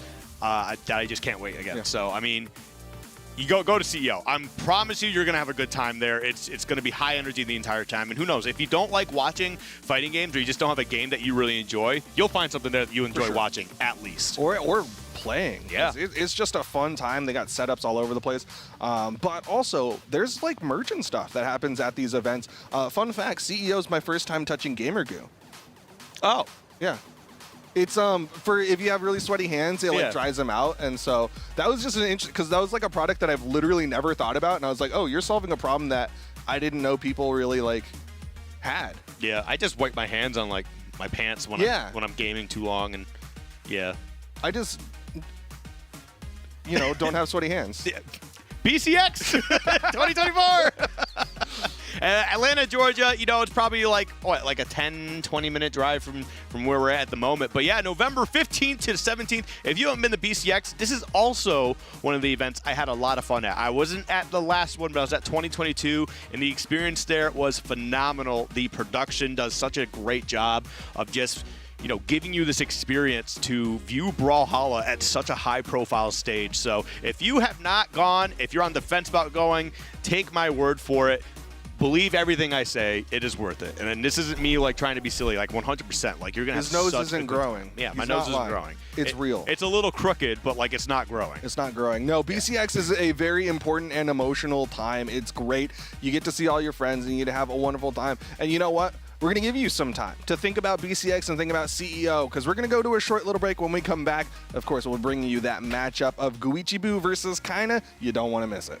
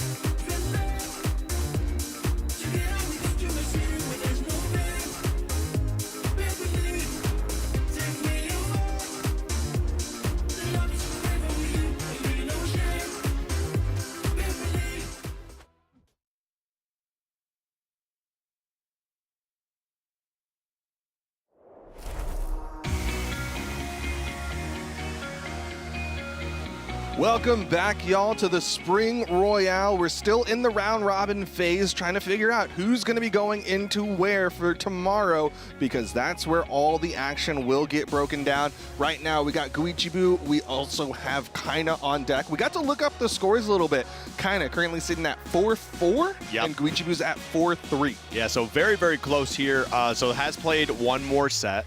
But after this, you know, you could end up 4-5, you could end up 5-4. But regardless, though, I don't think any of us were expecting Kaina to be in the middle of the pack here. I'm going to pause you, and this might be really mean. Are you an irregardless person or a regardless person? Irregardless. Okay. Because it sounded like you were going to say irregardless and then stopped yourself and then said regardless, and I was like... Oh, wait, no. No, I am regardless, because irregardless isn't a word. 2, one, brawl. Regardless is. Kinda versus Guichibu. We got the Roman Reigns. We have the Sakura. No Lin Fei start off from Guichibu. I know generally he's been starting off with the Lin Fei and then swapping over to Sakura after a couple of losses, but it looks like he's going straight into it. Yeah, I mean, it's probably just, again, just with like Taros. I mean, you still get the Katars playing here, but I guess just the backup option, you know, just allows you to kind of change things up here a little bit. But yeah, I don't know. We'll see how it plays out.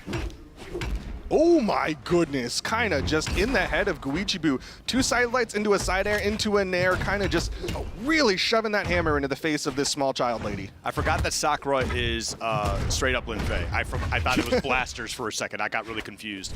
Not canon. But anyway, excuse me on that part. But yeah, definitely off to a pretty hot start here is Kinda. And again, that's just that Roman Reigns coming through. High power the whole way through. Yeah, this is one of the big things that I look at in this specific matchup is kinda hits so much harder than Guichibu. Coming in here base 8 strength versus I think base 4 on the side of Lin Fei. Like the damage is gonna be doubled, if not tripled for each hit. Yeah. But right now, okay, yeah, Guichibu's doing a lot of the little, you know, kind of chase me gameplay, but like at the same time, like you kind of give a chance to play a little bit of catch up here to your character and throw out a hitbox to where he thinks you're going to be landing. So I feel like Guichibu does need to get a little more aggressive. Honestly, I really feel like kind of took a page out of the Godly and Lores book of like, let Guichibu approach. Guichibu really likes to do these dare approaches, and it was Godly who was really, really punishing him with sword end lights. I think kind of was doing a little bit of the same. Doesn't get the same punish this time. Side light not going to connect this time. Guichibu able to react. Yep. Definitely looking a little bit tough here. Okay, gets a couple of hits. Nice. All right, evens things up. And, you know, that's what I want to see. I want to see Guichibu get a little bit of aggressive here because, again, you have the frame data to get in there and just cause havoc. Yeah, I think Guichibu's just struggling to get that first opener. Like, once he opens up, kind of, he can really just run wild. But if he doesn't get that opening hit, then he's going to struggle a little bit. Right now, doesn't get the weapon pickup. Unfortunate. He passed right by it, but didn't get the pickup. Okay, there we go. Gets back onto the stage here. Guichibu, okay, I like that weapon toss to give yourself a little bit of protection, but does not matter because you're getting sared, buddy.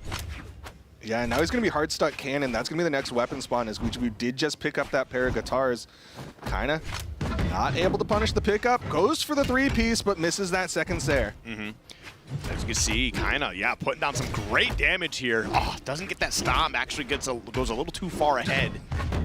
Kind of so good. Yeah. How is he 4-4 when he's playing like this? I don't know, maybe it just took a little while for the engine to get really revved up today. I don't know.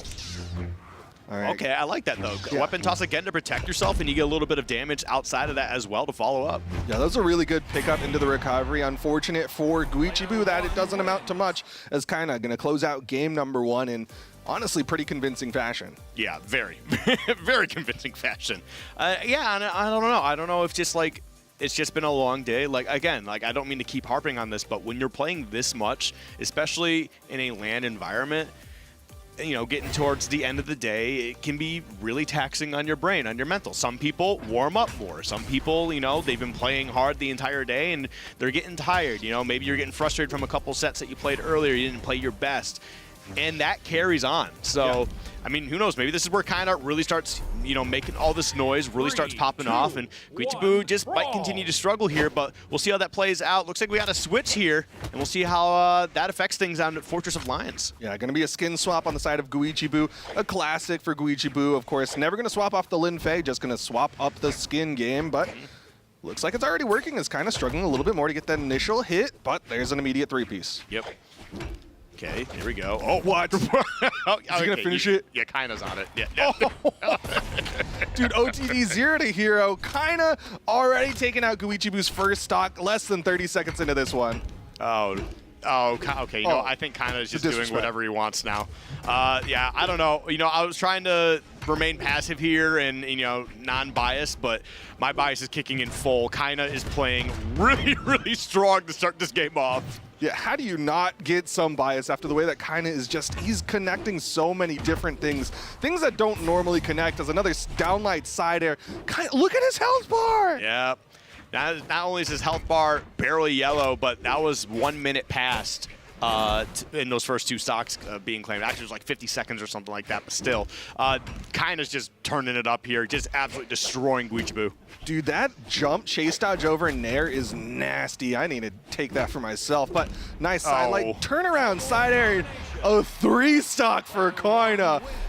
Holy, they did not want to show the damage numbers. No. And you know what? I kind of, at the end there, I think Guichibu just kind of recognized, hey, I kind of got bodied this time.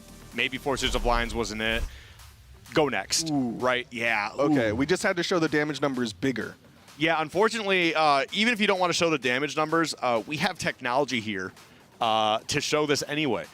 Dude, 100% accuracy on the SIGs. That's nice and dandy. It's only 2 SIGs, but 67 damage put out from Guichibu. I am impressed. Kaina was able to put out 448. We're going to round that up to 450 because that's a theoretical hyper-efficient stock. And that was in like a minute and a half. Like, that was insane from Kaina. We're going into game number 3. I hope Guichibu's mental's back. Like, I don't know how you get your mental back, but I hope it's back. I mean, I know some people, like, just in between games, they have a moment to, like, not have to worry about what's happening on screen, and they could just, like, make mental notes to themselves. You know, have a conversation with yourself or whatever. Just kind of remind yourself some things. And because of, like, how non-chaotic that moment is, some people are able to reset their mental. And as you can see, we're kind of seeing a little bit more of what game 1 was, but Guichibu is playing very passive here. Honestly, like, there are times where, like, it genuinely looks like Guichibu's lagging out, but we're on a LAN environment, so I don't know how that's happening, but, like, the way he just kind of stands still in a really awkward spot it's tripping me up. Yeah. All right, at first I was like, is he just playing, like, catch me? Like, what's going on here? But no, there we go. A little bit of offense, and that's what I wanted to see, especially after that game 2. You want to be able to come out here, put some damage down. You've already surpassed your numbers from game 2, so that's huge. Yeah, Guichibu looking slightly better than he did in game number 2, but still going to lose that first stock. I'm curious which Jekyll and Hyde of Guichibu is going to come out. Is it going to be the one that's running away, standing in weird spots, or is it going to be the one that's hyper-aggressive with the guitars? I don't even know if we're going to be able to see whatever choice he wants to make here, just with the way that Kaina's playing. Look at that. Kaina's definitely feeling it, going way off stage there, trying to see if he can make some offense happen, get another cheeky early stock. Unfortunate for Guichibu, wasn't able to land that downlight Nair. Don't think it would have quite KO'd, kind of not overly damaged. And Guichibu goes real low there. And I mean, that's kind of what Kaina wants too. Listen, he wants you to come out there, play offensive because Hammer's got the tools. Double downlight, turnaround, side air. Kaina, you're so good. Oh, did Guichibu do something wrong to him? Like, did they, like, I don't know, like, did he take his seat at, like, the breakfast earlier today at the hotel? Like, what is going on? All right, Guichibu will manage to get that stock, though. Nice neutral air, will get the KO, but still, more opportunities here for damage from Kaina. All right. Well, as we continue to move forward here, things are looking really good for Kaina and really just trying to find a matter to close this out. And that won't be enough there, unfortunate. Okay, Guichibu swinging, gets 4 hits off the cannon. This is what I keep saying in the back. I'm like, dude, I wish Guichibu knew that he also could play cannon really well, because he plays guitars really well, but I wish he just remembers that his cannon's also nasty. Yeah, I don't know, like, punish though. I just don't know why, like, the confidence isn't there on that at all, because, like, you kind of pointed it out before the set too, and the cannon seemed to be working there for a little bit. Well, now it's going to be over to the guitars here. Game number 3, Guichibu needs to win this if he wants to stay alive inside of this set. Nice vertical game coming out from Kaina. Just back and forth, doing it over and over again. Oh, yeah, you know, I think this is pretty much just kind of wrapped up at this point. Like, Guichibu's not even doing bad this game. Like, definitely much, much better than game 2, but I just feel like at this point, there's just not much you can do. Kaina's just on top of you, smothering you. That is huge, though. That actually changes things up here a little bit. I was about to say, I want to see Guichibu stick with that cannon, you know, try to get this offense going a little bit, and then go right back to the guitars if that's what you need to do. I mean, I can't overly fault him. Guitars into unarmed has been a historically really good matchup, except he just didn't get the chase dodge that he wanted, right? He went for the chain dodge over Dare and didn't get that hit because he wanted to push that into a KO and just did not work out for him. And now he's in trouble. Now he's gone. Kaina gonna win it 3-0.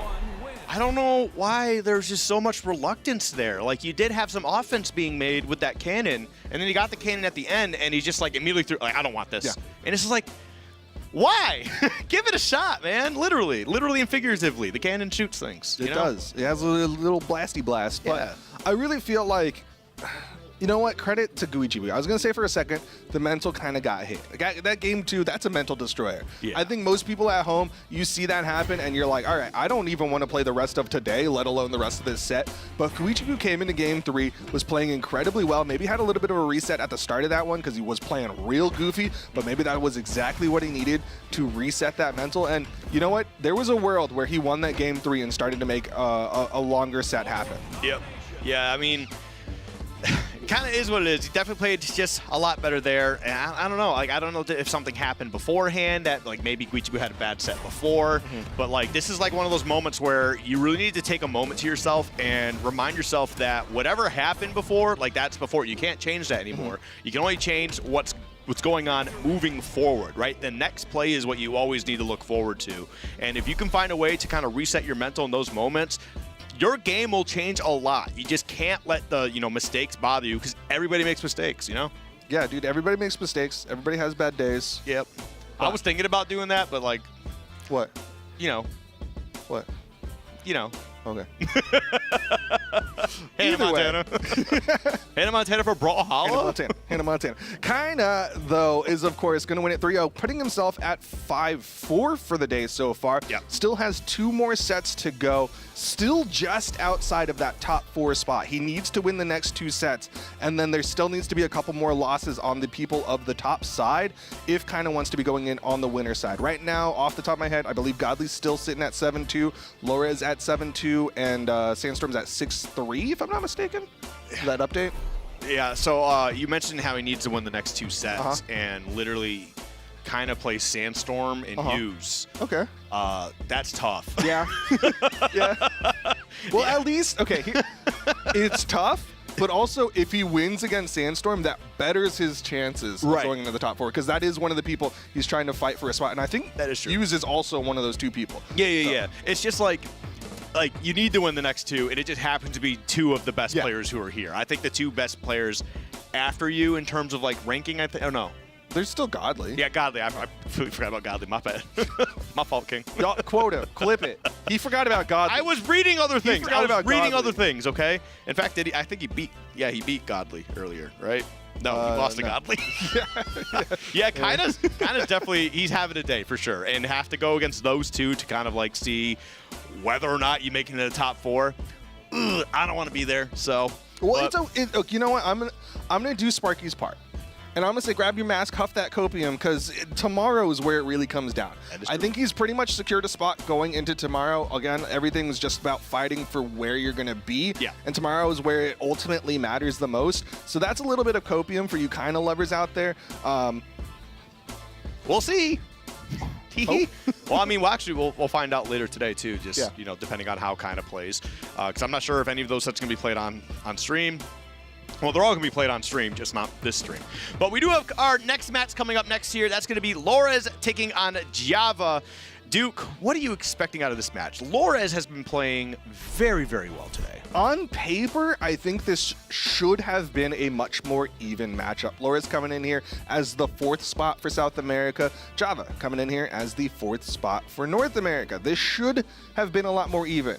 And then you look at the scoreboard. Java, I think he's trying to play to not be done for the weekend at this rate. And then on the other side, Lores has borderline gone undefeated. He's only lost 2 sets in the day. On the other side, Java, I believe, has only won 2 sets in the day. This is going to be brutal for Java. Yeah, it's currently 3-7, so it's probably just been an update while we've been on here. But it's 3-7 for Java and 7-2 for Lores. So yeah, really crazy stuff, man. And then that's kind of harps on to the point we've made at the very beginning of the broadcast of just how chaotic this Royale has really, really been.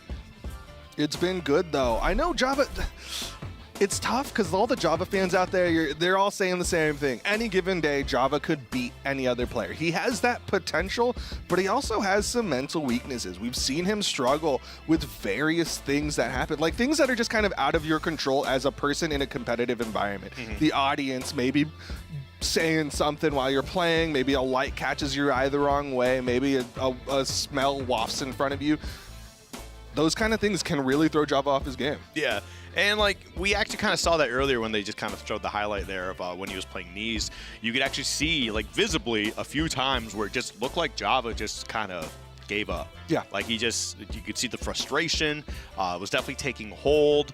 The anger, I don't know if anger is the right word, but it was taking over. And emotions, yeah, it happens. But it's all about how you adapt and how you move forward here. So hopefully Java's put himself in a position to reset his mental and get right back to this. And you just happen to have to be going against the person who's playing the best today. So. One of the people who were playing out of their minds today, coming in with that Kaya. Once again, Lores has been kind of one of the few to remain on Kaya. There was that heyday after Impala won with the Kaya. And looking at the viewer vote, that's one of the few times where I'm like, yeah, I kind of get why it's so biased. Yeah, I mean... But also play the odds. It's just play the odds for sure. But like, when you just look at the mental from both of these players and how they've been playing, and it's like, again, like it's all from a one-day thing. It's not over a weekend, just a one day. You kind of can make an easier guess on who will probably come out on top here, especially, again, so late in the day, so many sets have been played. Lores, I think, has definitely positioned himself very, very well to move on into day 2. And I mean, he's still got a few more sets, so he can like really make a good case for himself. But I think either way, I think with how things have played out, I think he's solidified top 4. Yeah, with how he's looking right now, I think he'd be hard-pressed not to make it into the top 4. Maybe there's some situation where, like, the game counts influence things. But really, with how he's playing, he's in a really good spot to be top 4 going into tomorrow. We'll see how well things play out. Potential here for the Spear Mirror match, but honestly, I think they're both going to lean away from the Spears. I know Lores likes to lean into the bow a little bit more, and then on the other side, we've been seeing a lot of orb coming out from the Dusk. Yep. And yeah, I mean, honestly, if he gets this win, I think that's 100% top 4 no matter what. So he's definitely going to be playing, I would feel like, a little more hard here. He's really going to be bringing out that energy, because if you can solidify it right now and maybe have a little bit of a couple breather sets afterwards, like that's not a bad thing to do at all. But you still want to play the best you can the whole way through. But as we get started on Apocalypse here, let's see how it plays out. Relatively even damage count so far. Yeah, honestly, feels a little bit like Java's playing the runaway, because he's trying to put some distance between himself and Lores and get those correct angles. Like, the 45s are going to be where Java might have a little bit of a range advantage, but you're seeing Lores play real smart about it, dodging to get underneath those, and then coming in and swinging. Well, I mean, that also probably could be part of the game, too. What a huge punish there. So you mentioned the runaway game, right? And another part of like paying attention to how your opponents are playing in these types of scenarios is how is their mental doing. And I think everybody gets frustrated when you're playing against an opponent who runs away often. So that might be something that Java's trying to play to his game a little bit. And while Lores is playing, while Lores is trying to play a little bit aggressive here, yeah, it definitely seems to have played out at least decently well. Yeah, I mean, by most accounts, Java's mental should be pretty busted right now. Yeah. But the way that he's playing, it's like, honestly, it's probably tripping up Lores, because he's really picking and choosing. Like, he'll run away, then he'll come in, play hyper aggressive. They really just kind of mix up how he's going around Lores, and that's giving him the advantages. He's got a big stock lead here. Okay, that's huge. That's definitely what I want to see from Java here. It does not matter what the score is today. Right now, I've got to get this W, and he's certainly playing like it. Okay, there we go. A few quick jabs right there. Ooh, ground pound. Gonna go right on past Java. Nice side light, trying to catch that movement there of Java. Down light, not gonna hit. There we go. Yep, now Lores trying to play a little bit more passive here himself, trying to space out these bow attacks as best as he can, but Java with that orb is doing such a great job. The classic, the gravity cancel neutral sig to get back onto the stage from the Kayas. Whoa, goes for the ground pound. Java almost turns that around dramatically. Okay.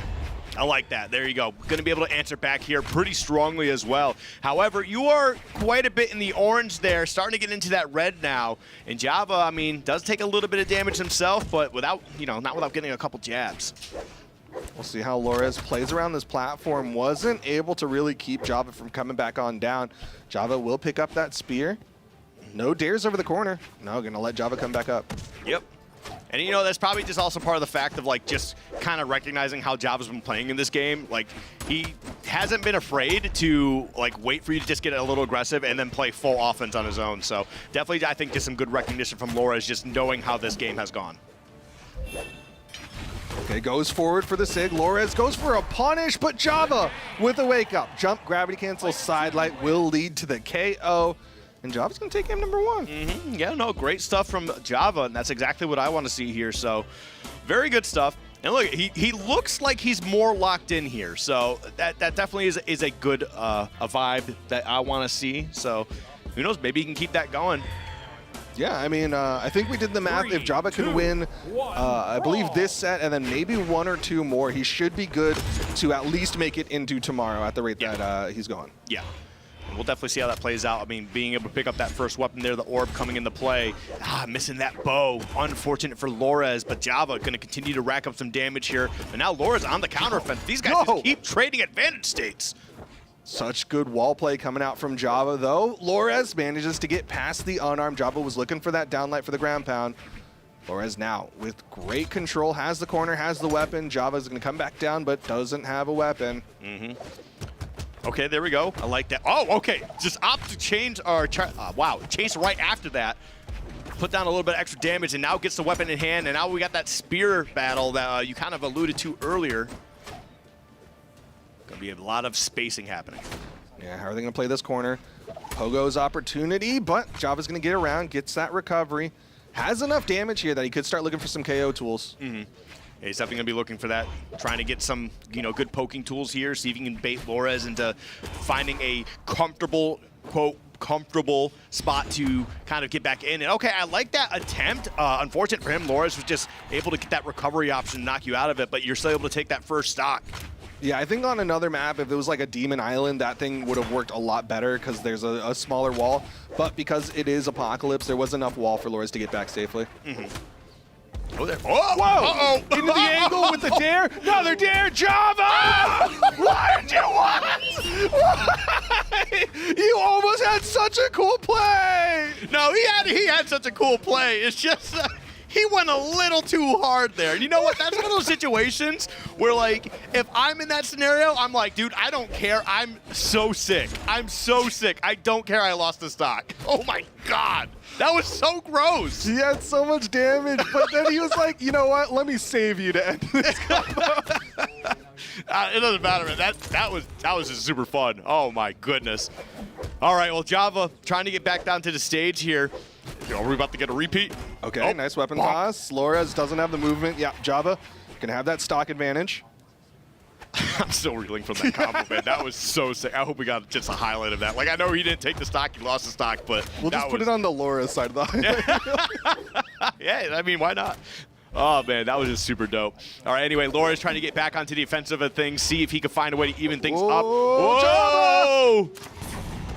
And you know what? That's just going out there and then just putting pressure. Like, I don't think we saw a single attack, but just being able to threaten it in so many spots kind of forced Java to recover in certain ways until he ran out of resources. Yeah, Java was trying not to go straight for the wall. You even saw him throw out nairs, hoping to get like a hit and then a chase dodge. But Lores playing right around those, like you said, playing that pressure game. And now everything's even. There's a world where Lores wins this game too after Java's incredible play. Yep. Yeah, wow, I actually just realized how even they are all of a sudden. These two, yep, definitely taking their time here. And even though Java kind of went crazy for a little bit, he's definitely dialed things back. I think that's good for the most part. Okay, I like that. Gets rid of the spear and actually picks up the orb. And this is just where we've been seeing Java get so much out of this game. Okay, goes for the dodge down towards Lores. Lores, with the positional advantage, is starting to find more hits onto Java.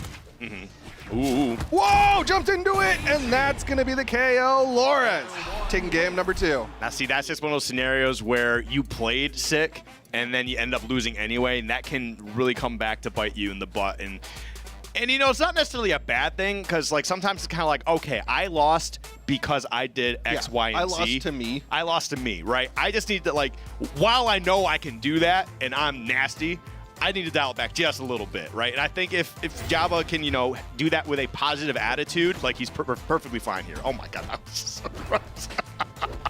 If he hit that though, if he hit that GC sidelight, would have been yeah. He's smiling. You're like, yeah. Oh man, I love it. I love it, man. Even he was like, all right, I'll give it up. All right, we're going right back into Apocalypse here. Whoa. All right, we'll definitely see how this works out. Right now, Java trying to find a way to answer back after that game 2. Playing pretty strong to get things started here. I expect this one to be a lot more even. Lores still wanting to play that offstage game. Going to clash out there as they come back up onto the stage. Java's getting these wall touches, but Lores hits a ground pound. Needs one more hit. Turnaround opportunity, but I like that. I like that slight delay before getting up there to touch the wall just because of the down air coming from Java. Okay. Whoa. That was really close. I'm surprised he managed to dodge through that. The side stick will KO, but damage, honestly doable for Java. Kaya 6 are so cool. Not if you're playing against them. Yeah, no, that's fair. But I'm just talking about like aesthetically how they look. Visually, Visually, yes, very, very cool. And I feel like you could say that about a lot of 6 in this game. Oh yeah, visually looks cool. Mechanically, what the heck? Great to look at. Hate to see it. Like, it's like going to the zoo when you see all those animals. Great to look at. I would hate to be in the cage. Unless it's a bear, okay? Would you rather meet a Kaya or a bear in the woods? Neutral air, Java trying to play that corner guard. Nice grab to cancel sidelight sider, utilizing the soft platform, but it's the turnaround from Lores. Double recovery on Lores and you just with the lead. You see Java reeling in his chair there. That's not a good look. That's something you definitely don't want to see if you're a Java fan, because that could really be disastrous to your mental for the rest of the game, never mind the set. Okay. You know what? Lores is turning it up all of a sudden. Yeah, Lores sees the blood in the water, gets the wall touch, but Java going out there, still gets the wall touch. Nice nair. Can he deny the wall touch this time? Ground pound? Yeah, okay. I like that. That's something I definitely wanted to see, too. I mean, granted, you are not playing probably as best as you want to right now, but that was a huge turnaround for Java. Definitely letting us know, and letting me know for sure, that he's still in this game. Ooh, but not for long. Definitely not. My fault. My fault for trying to establish a narrative. My bad. My bad. Honestly, the narrative there for me is the babysitting Lores can do. Lores is really, really good at staying horizontal against an opponent, and they just kind of matching their jump height, and then coming in when they get a little too close, comes out there, smacks him with that spear, and then goes back to his safe zone. He's really, really good at that. Would you let him babysit your kids? I would not. Oh. I don't know what Lores did, but Lores is not an accredited babysitter. Okay. That's what it is. All right. Good recovery. Is that like a thing? Accredited babysitters? I think so. I think there's like actual like certifications and things. I've never had a certification. A babysitter could have like CPR certificate. I don't have kids. That's fair. I know you don't, but I'm just saying, like, when I was babysat, I'm pretty sure none of my babysitters were ever like accredited. I was never babysat. I was just left in a room with a TV, so. Yeah, see. My mom got mad at me if I played too many video games. Okay. So I don't talk to her anymore because I play too many video games. I don't talk to that lady. All right. Game number 4, though. Java down. All right. Well, we'll definitely see if Java can find a way to recoup some mentality here, because it's definitely looking a little silly, if I was to describe it in one word very politely. Dude, it's so tough because, once again, like, there's so many times where Java looks good. He looks like he could have just the absolute most amazing plays. Oh, yeah. And then Lores just, like, he hits him with something so simple and clean. Mm-hmm. And, you know, that's just something I've been hearing a lot just this weekend in general, too, and it's just something we all know. Like, we all know Java is good enough. But when the mentality is just a little rough right now, especially if, like, you can read that as his opponent, like, it's something you can really take advantage of. So Java going way, way wide out there. Okay, it does find a way to get back on the stage. It does have that orb in hand. Thank goodness. But now, just trying to establish some stage control here. I like the attempt, but Lores has definitely well defensively scouted that. Yeah, he's doing a good job playing right underneath Java right now. Just trying to push this stock advantage. Wall bounce, but Java doesn't go for anything off of this one. Mm-hmm. Looks like a little bit less confident. into the weapon toss. I love those lobs, and then like you're able to combo into it. I don't know. Those are just some of the sickest things for me. They're very satisfying to hit. Yeah, because it's just so slow, and like you're looking at it, you're like, I'm not gonna let that hit me. But then your opponent's coming to shark you, and you're like, oh god. Yeah, just getting hit by the fist or the weapon, which one you want to take. But right now, Java needs to find the hit to finish off this stock of Lores. Over to the orb, sidelights their territory. It's just a matter of getting in there, though, because Lores has been doing a really good job of, spacing themselves defensively here. And now Java recognizing Lores wants that weapon, gets the bow in hand, does not matter. The down air will close out that stock. Yo, but he's hurting. Lores knows a down like recovery might not quite do it, but man, Java is damaged. Oh. Okay, not enough. It is. Oh, that's a huge lead to have. That's super unfortunate for Java here. Yeah, that's a full stock advantage in favor of Lores now. This is, I don't know if Java has a way to come back from this. I mean, Java's, like we said, we know Java can do this. Java has had a couple really sick plays here, and you just got to find a way to tap into that last bit of gas, and it does not matter. Again, I'm sorry for establishing a narrative here, or trying to at least. Stop talking about Java, man. I just want to believe. I just want to believe. Lores taking him out 3-1. Incredible plays from Lores, and so incredibly smart. Like, I think to other people, when Java makes that insane play, at the very least in the back of your head, you're like, okay, he could do that to me and actually like succeed and do it correctly, and that would be devastating. Yeah. But Lores is like, I don't care. I'm just gonna play my game, play smart, and just beat him down with side airs. That's so unfortunate, man. I'm gonna be honest. I like that. Show the smile he gets when he finds a way to reverse that. I talk to Lores later, I'm just like, you didn't deserve that stock. Just shake your head. Yeah, but he did definitely deserve the win. And I think now being 8-2 here, I think Lores solidifies himself for a top 4 spot. Yeah. With how he's been playing today, with the score that he's got right now, I think he's like top 2 right now. Probably, yeah. Because I think there's still a few chances that, like, I think a couple of people can get some 7 wins here, but, like, for 100%, like, he's locked in, ready to go. And honestly, with the way he's been playing today, he might just very well take it tomorrow. He definitely deserves it. I mean, of course, it is Lores, our most recent Royale champion. I believe he's our current monarch, if I'm not mistaken. So, definitely has the ability to do incredibly well in this Royale environment. It's just unfortunate for everyone else who's in his way, I guess. Yeah, Lores is it's kind of scary right now. Yeah. I mean, it's good to see that someone from South America is playing really well today. Yeah, well, one of them has to do well. And the shock and awe coming from the person to the side of me, Sheepy. Listen. I'm trying to be here, be like, yo, Lores, let's go. And then what? Dang, dude. USA! How's North America? No, listen. So basically, all I'm getting at is I think it's just because of how strong South America has been lately. Just to see how some of these guys have come in and they're just kind of getting some mixed results.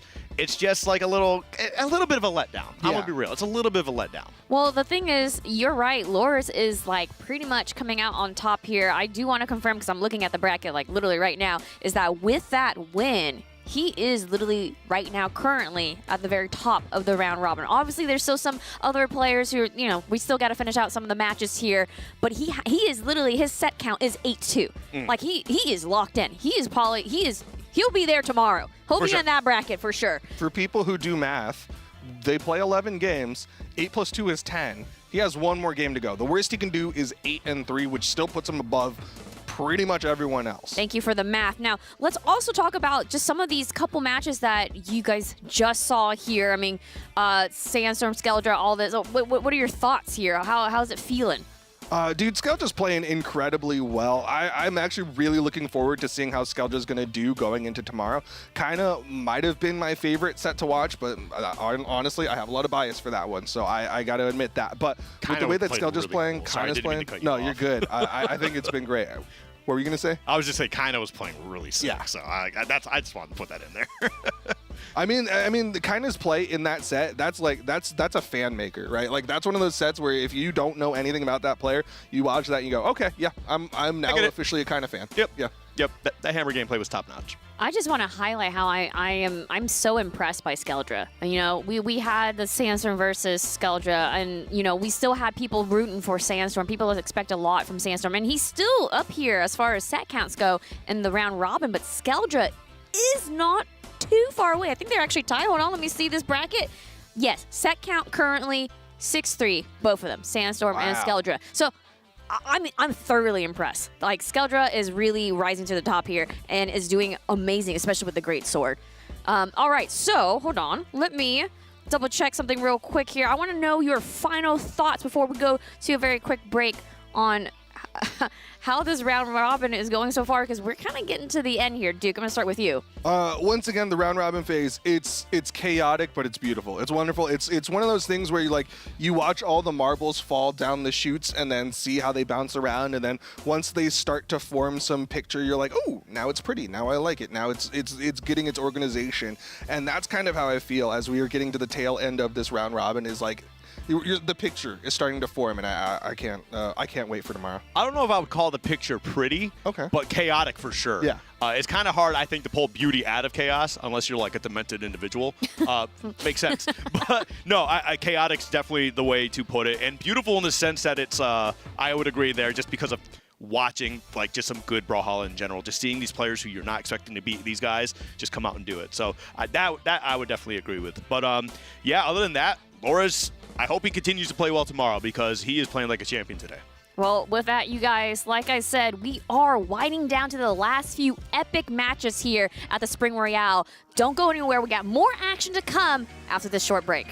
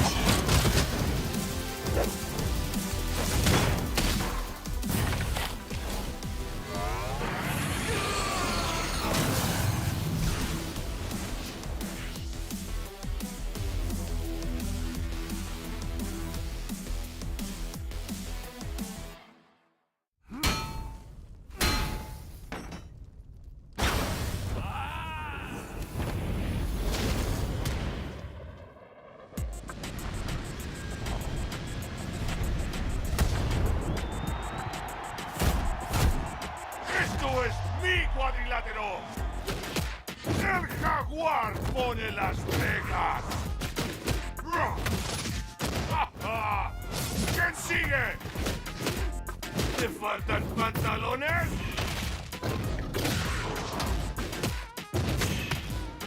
¡No puedes detenerme! ¡No temo a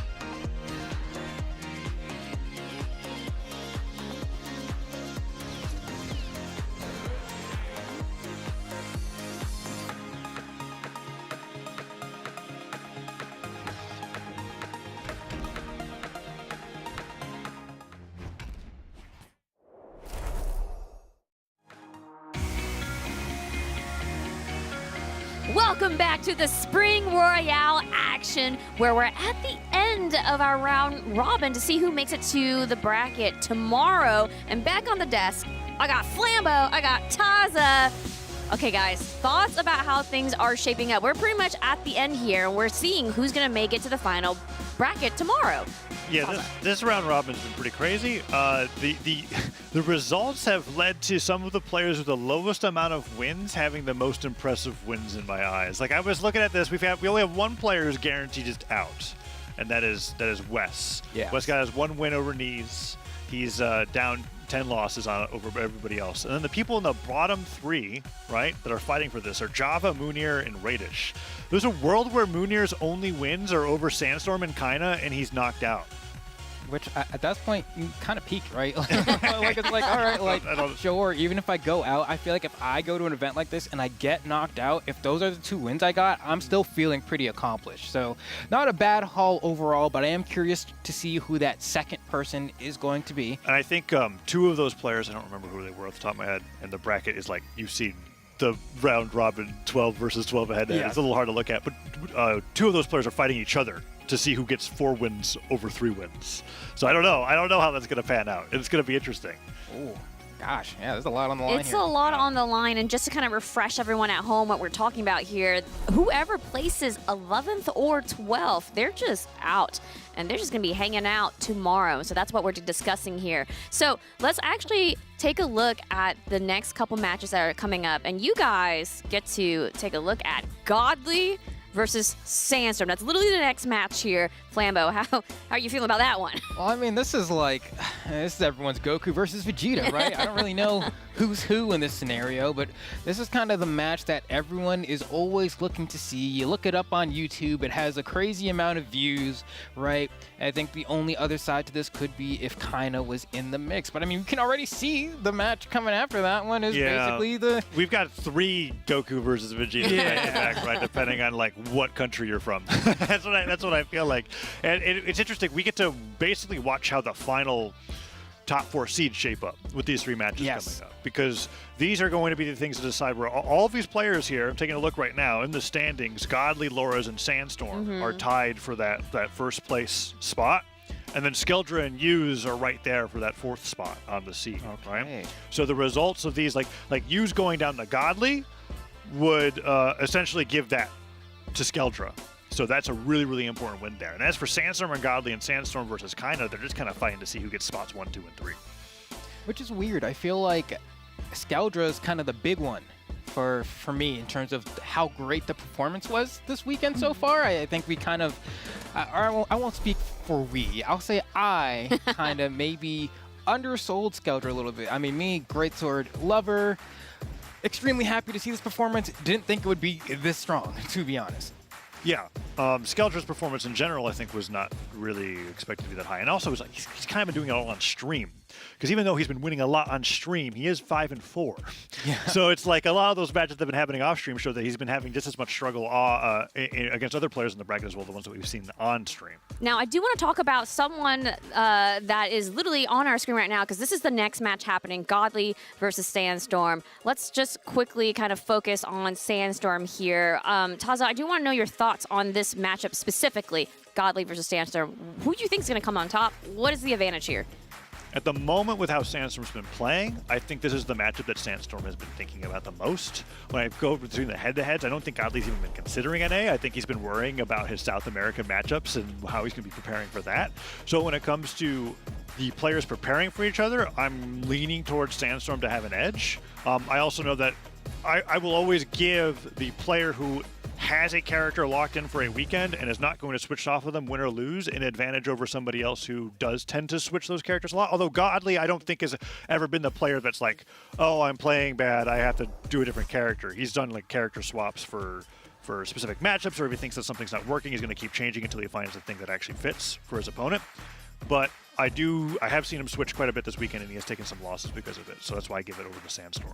Yeah, it's interesting to me because I think that Godly is in a very great spot to go ahead and take everything right now. I was luckily able to be a part of the audience, kind of sitting down and watching some of the matches with everyone else. And right before I got on the desk, I actually got a chance to chat with both Sandstorm and Godly, and kind of ask them a couple quick questions like, how are you feeling? Are you warmed up? And I think Godly was saying specifically after playing Skeldra that he was locked in now. That the marathon, Sandstorm was saying, can be really hard to deal with because it is match after match after match after match, and it can really, really tire you out. But it looks like we're about to get ready to hop into this game 1 on Apocalypse. It is going to be Godly versus Sandstorm.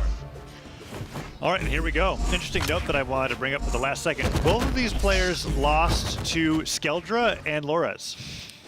Okay. What does that mean exactly? I don't know what that means. It's just like looking at them. Why are they both 7-2? Oh, Skeldra and Lores, and then most recently Moonier having that extra win over Sandstorm. So Godly actually having a little bit better of a record as we're going into this matchup here. And this is interesting. This is like the matchup Sandstorm fought for maybe like the first 2 to 3 years of his competitive career, right? This is Mordex Asuri. Yeah, and I mean Asuri, like, I don't think is like an uncommon character per se, but as far as like what we've seen this recently, weekend, yeah, a little bit more niche. In terms of like Brawlhalla meta, we had a whole conversation about characters that just were meta. How? Asuri was meta for about a year or two because of Wrenched and Noel, right? Yes. And then has since become like a counter pick character. Outside of your like Wave God players, I don't think of anybody else who I just think has been Asuri the entire way through. Right? Kixei, maybe? Kixei was there for a bit. But yeah, now I'm going for deep cuts now, right? Yeah, it's hard to find. Yeah, Asuri has not been meta for a while. So I'm wondering how comfortable Sandstorm is going into this, going up against Godly, but also knowing that he doesn't really have to worry about what the character's doing. There's no like Wichiboo factor here of it being Lin Fei. So let's see how this plays out. Godly evening it up 2-2. Sandstorm with the Scythe. Going for the fresh Scythe there. Gauntlets are primed up now. He's just trying to weapon starve Godly as long as possible. That Endlight will give him the guitars. And now he can maybe strike back. Oh, wow. And just wakes up with a down air out of hit stun from that Qatar Endlight. I love that we're seeing Sandstorm kind of represent that aggression out of the Qatar Endlight, because I feel like so many players have just been conditioned to dodge. Like they just let it happen to them. And so I love that we're seeing a bit of fight back in the other direction. Gauntlets picked up. Endlight's just keeping Sandstorm out from any grounded approach. That was a great dodge. He like jumped back, immediately gravity canceled, and then used the silent to get through. But the double D-Light recovery is going to take the stock off the top. That was fantastic. Love to see an extended punish off of a burned dodge there that started off with the side light as well. So really, really capitalized there. There's part of me that wonders, like, man, did he really not get the dodge back in time for the second D-Light, you know? But like, it's hard to say either way. We're going to see the stock get taken there as Sandstorm and Godly down to their final stocks in game 1.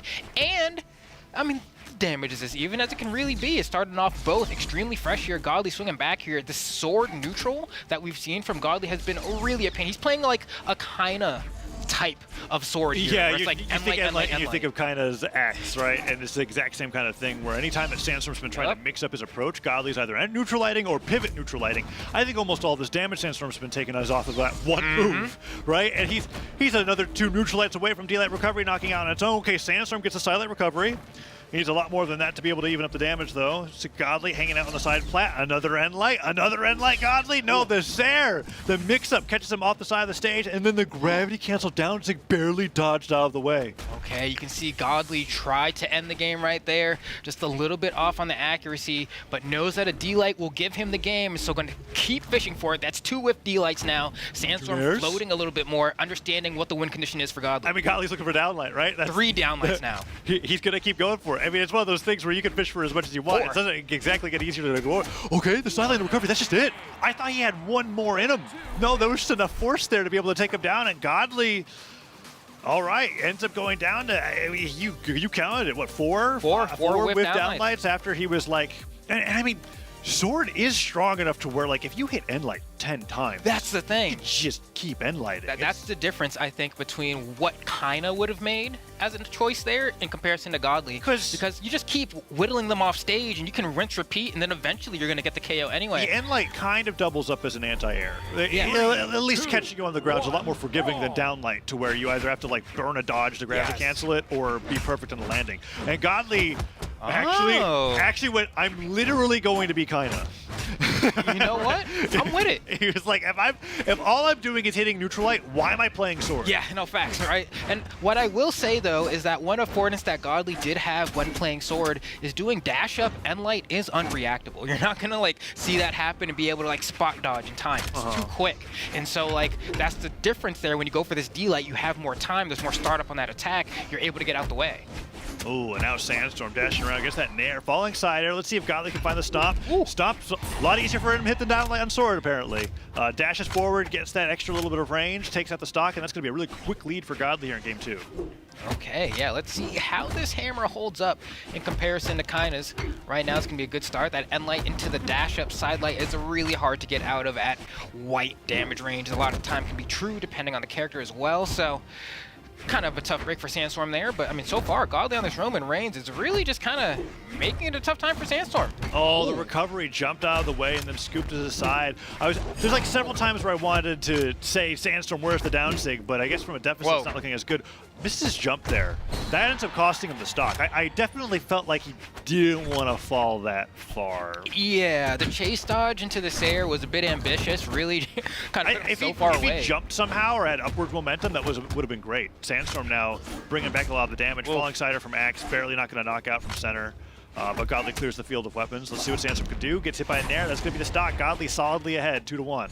Okay, the Taros is working so far. Sandstorm gonna have to get a weapon here and try to do something a little bit wild to bring things back. Sidelight into Endlight, chase dodge, double Nairs here, so much damage. Sandstorm dodged down into it too. Godly had the right idea. He just had to delay it slightly. Pivot, side air, Sandstorm getting knocked around by the hammer. There's the Nair. Goes for a second. Spot dodging that neutral though into a sidelight stomp sider. Sandstorm, can he make it back? Edge guard from Godly here. Nice try. And Godly just looking for the finishing blow here. One stomp will probably be enough depending where on the stage he manages to land it. Down air as well could be really good. Sandstorm manages to get that set up into the neutral signature, but we got a lot of work to do. Those are one of those things when I see that, I go, did you really want to show your hands? Yeah. Like when you're up a game and you're at that much damage, because that sidelight neutral sig is the kind of thing that once you hit somebody with that once, they're like, okay, I'm going to dodge it next time that I see it, right? Yeah, and you know, I'm with it. It's not a true combo. Because I feel like Scythe as a weapon has so many mix-ups in terms of the ways that it can fish for KO options that if I get my opponent to start thinking, oh, sidelight N-Sig is on the table now, maybe I just don't go for that anymore. You know, you just go for maybe I silent them forward and send them off stage. I don't know why my gut was telling me that was like a break this out when you need it tool. But that's what it felt like. It could have been, It felt like I was like, now that you've done that Sandstorm, you're not going to get that the rest of the set. And you did that in a game that you were probably not going to lose. So it's just a weird thing to think about. But I agree with you. I like your mentality of like, now that you've shown this on the table, maybe when he does do that sidelight where he's doing the weak hit, gets the kick upwards at the diagonal hit, it could just never be neutral sig again, and Godly spot dodges the rest of the set. Exactly. So we're going to have to find out. As we're back on Demon Island, and Godly hits 2 quick stomp stairs. D-like ground pound again. There it is. Third for the fans. Third one? Oh, no. He went for the dive kick. What's so deep? Why? I guess he like soul read a dodge out.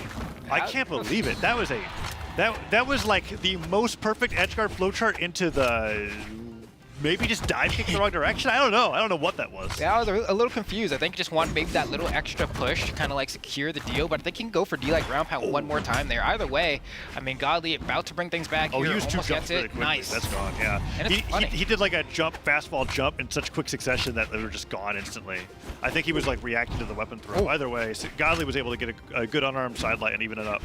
2-2. Great dodge from Sandstorm there, reacting to that startup of side air. Godly trying to get back on the stage, goes for the dash side. Like, it's a turnaround end light so fast, right? Covering that whiff, and Sandstorm gets caught by it. Oh. Sair into Sair. These dash jump pivot side airs. He's not doing like immediate side airs.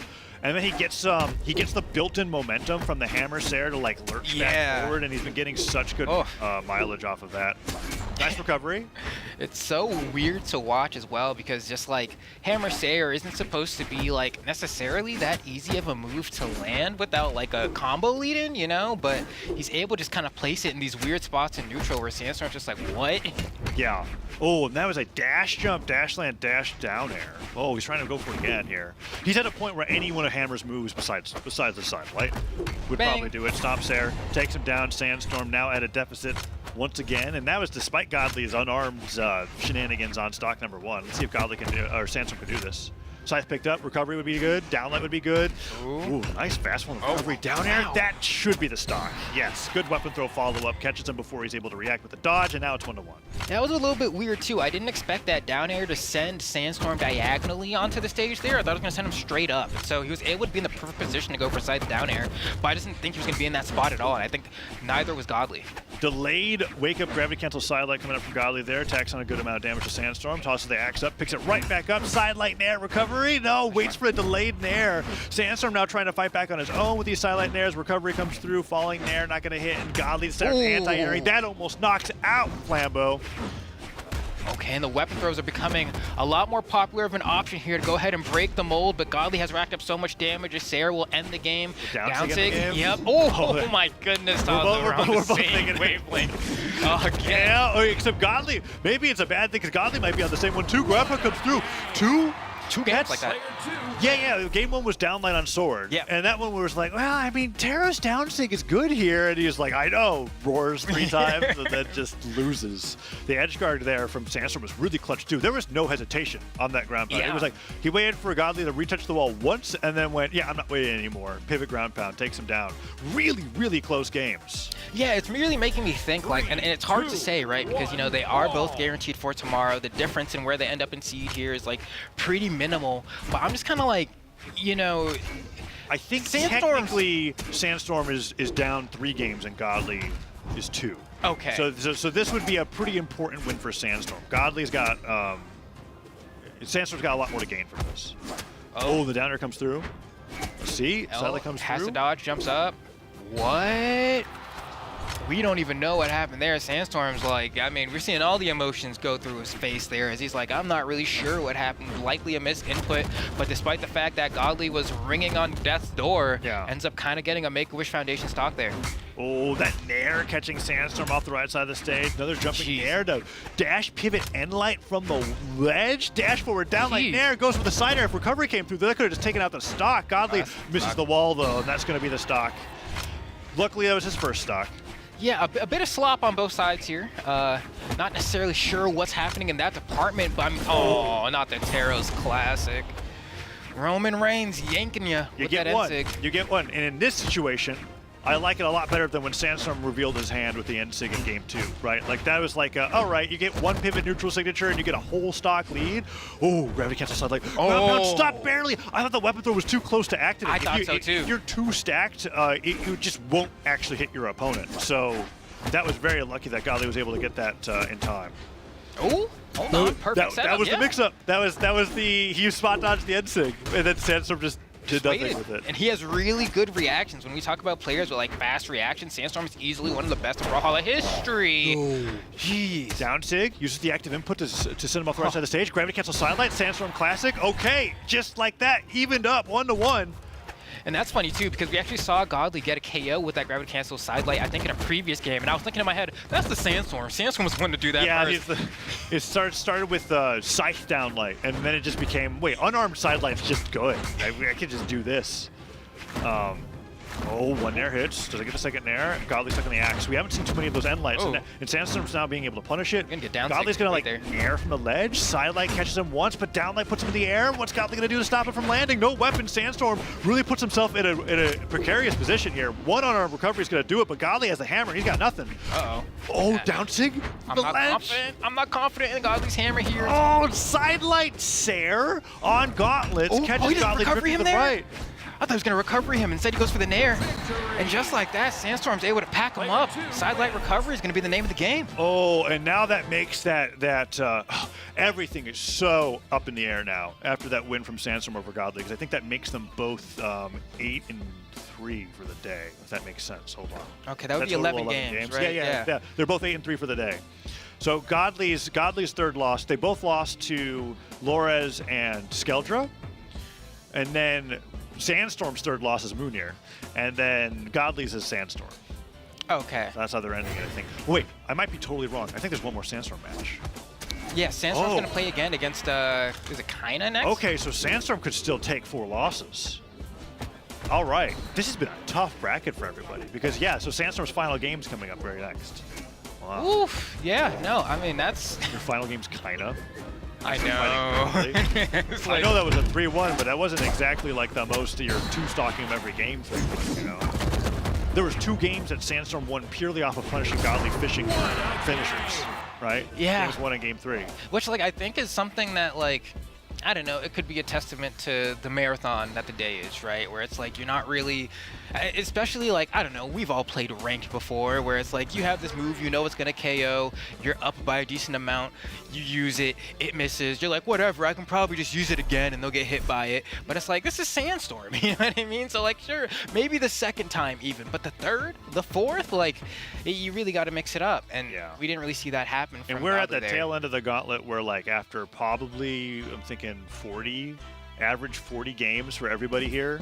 Because I was thinking about it, if every game went to game 5, everybody would be playing 55 games of Brawlhalla at the end of a single day.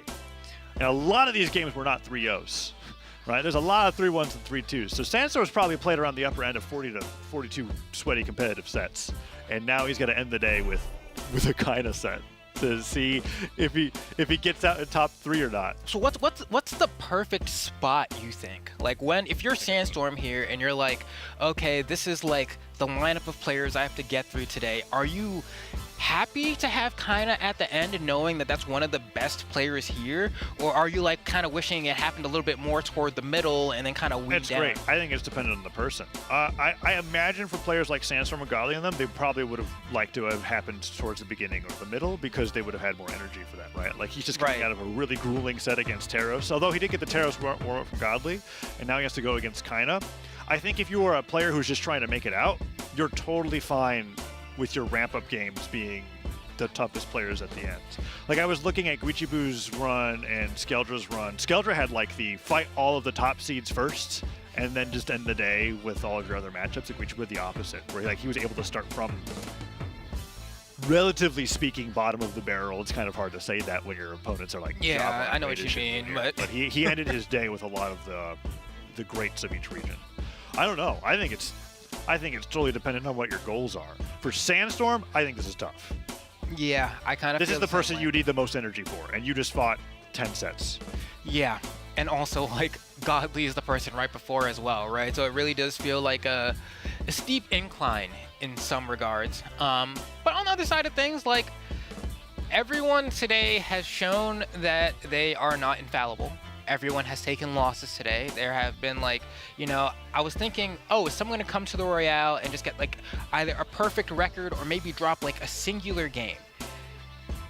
Not really the case. I think everybody has lost at least least 3 sets. times, Yeah, right? and with that Godly set, it has now been everybody's dropped at least 3 sets. Which is good, I think, in terms of like the state of the game and the health of the game, and especially the health of the skill across regions. Because I don't think anybody's really doing the same thing here.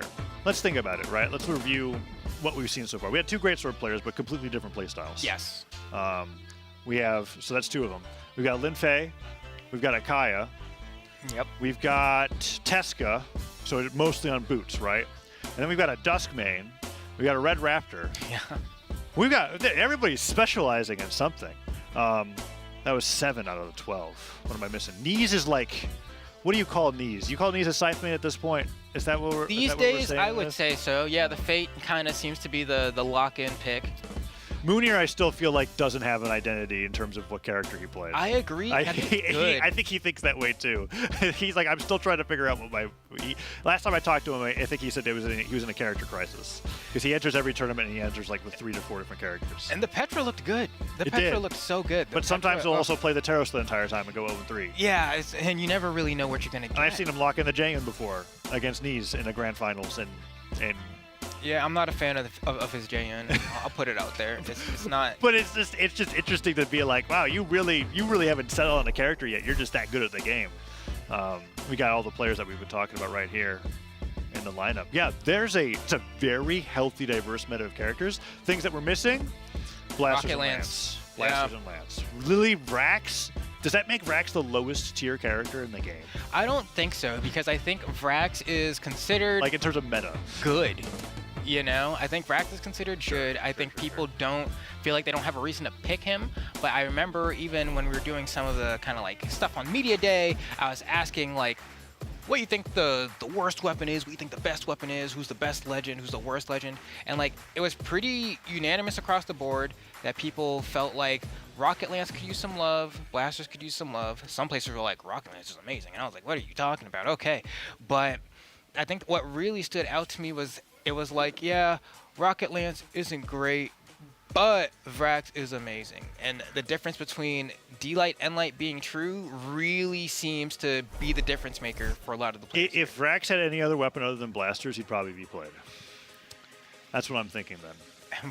Vrax with an axe, I'm like, oh Vrax stats, Vrax Lance Sigs, but then you give him like any heavy weapon. Yeah, that'd be pretty terrifying. Although I guess Cassidy exists. And Cassidy, I felt like would be getting a lot more play too, because D-Light Ensig is such a menace on both weapons. And that's the other one. Cassidy also considered good. I just think they think there's other legends that are better, and that's better kinda, and easier, more consistent. Not easier, but more consistent, I guess. It's the Brawlhalla conundrum, right? Where I think the game is so extremely well balanced that there isn't a character in the game that can't win a tournament. It's really just what people are comfortable playing and what they want to play. Some's harder, you know? Some stuff just feels harder to do. Like, am I gonna... Aesthetically speaking, I don't see a lot of people looking at Vrax and going, that's me. if you're like a self-insert player and you want to like have a main that you just feel like resonates with you, you've got to be like... Sparky? I wasn't going to call him out directly, but yeah, you got to... that's like the Vrax, though, right? Like... you have to literally be Sparky 878 to want to play that character. Yeah, I mean, yeah, Vrax definitely a bit more on the like out there spectrum, but that's what aliens are.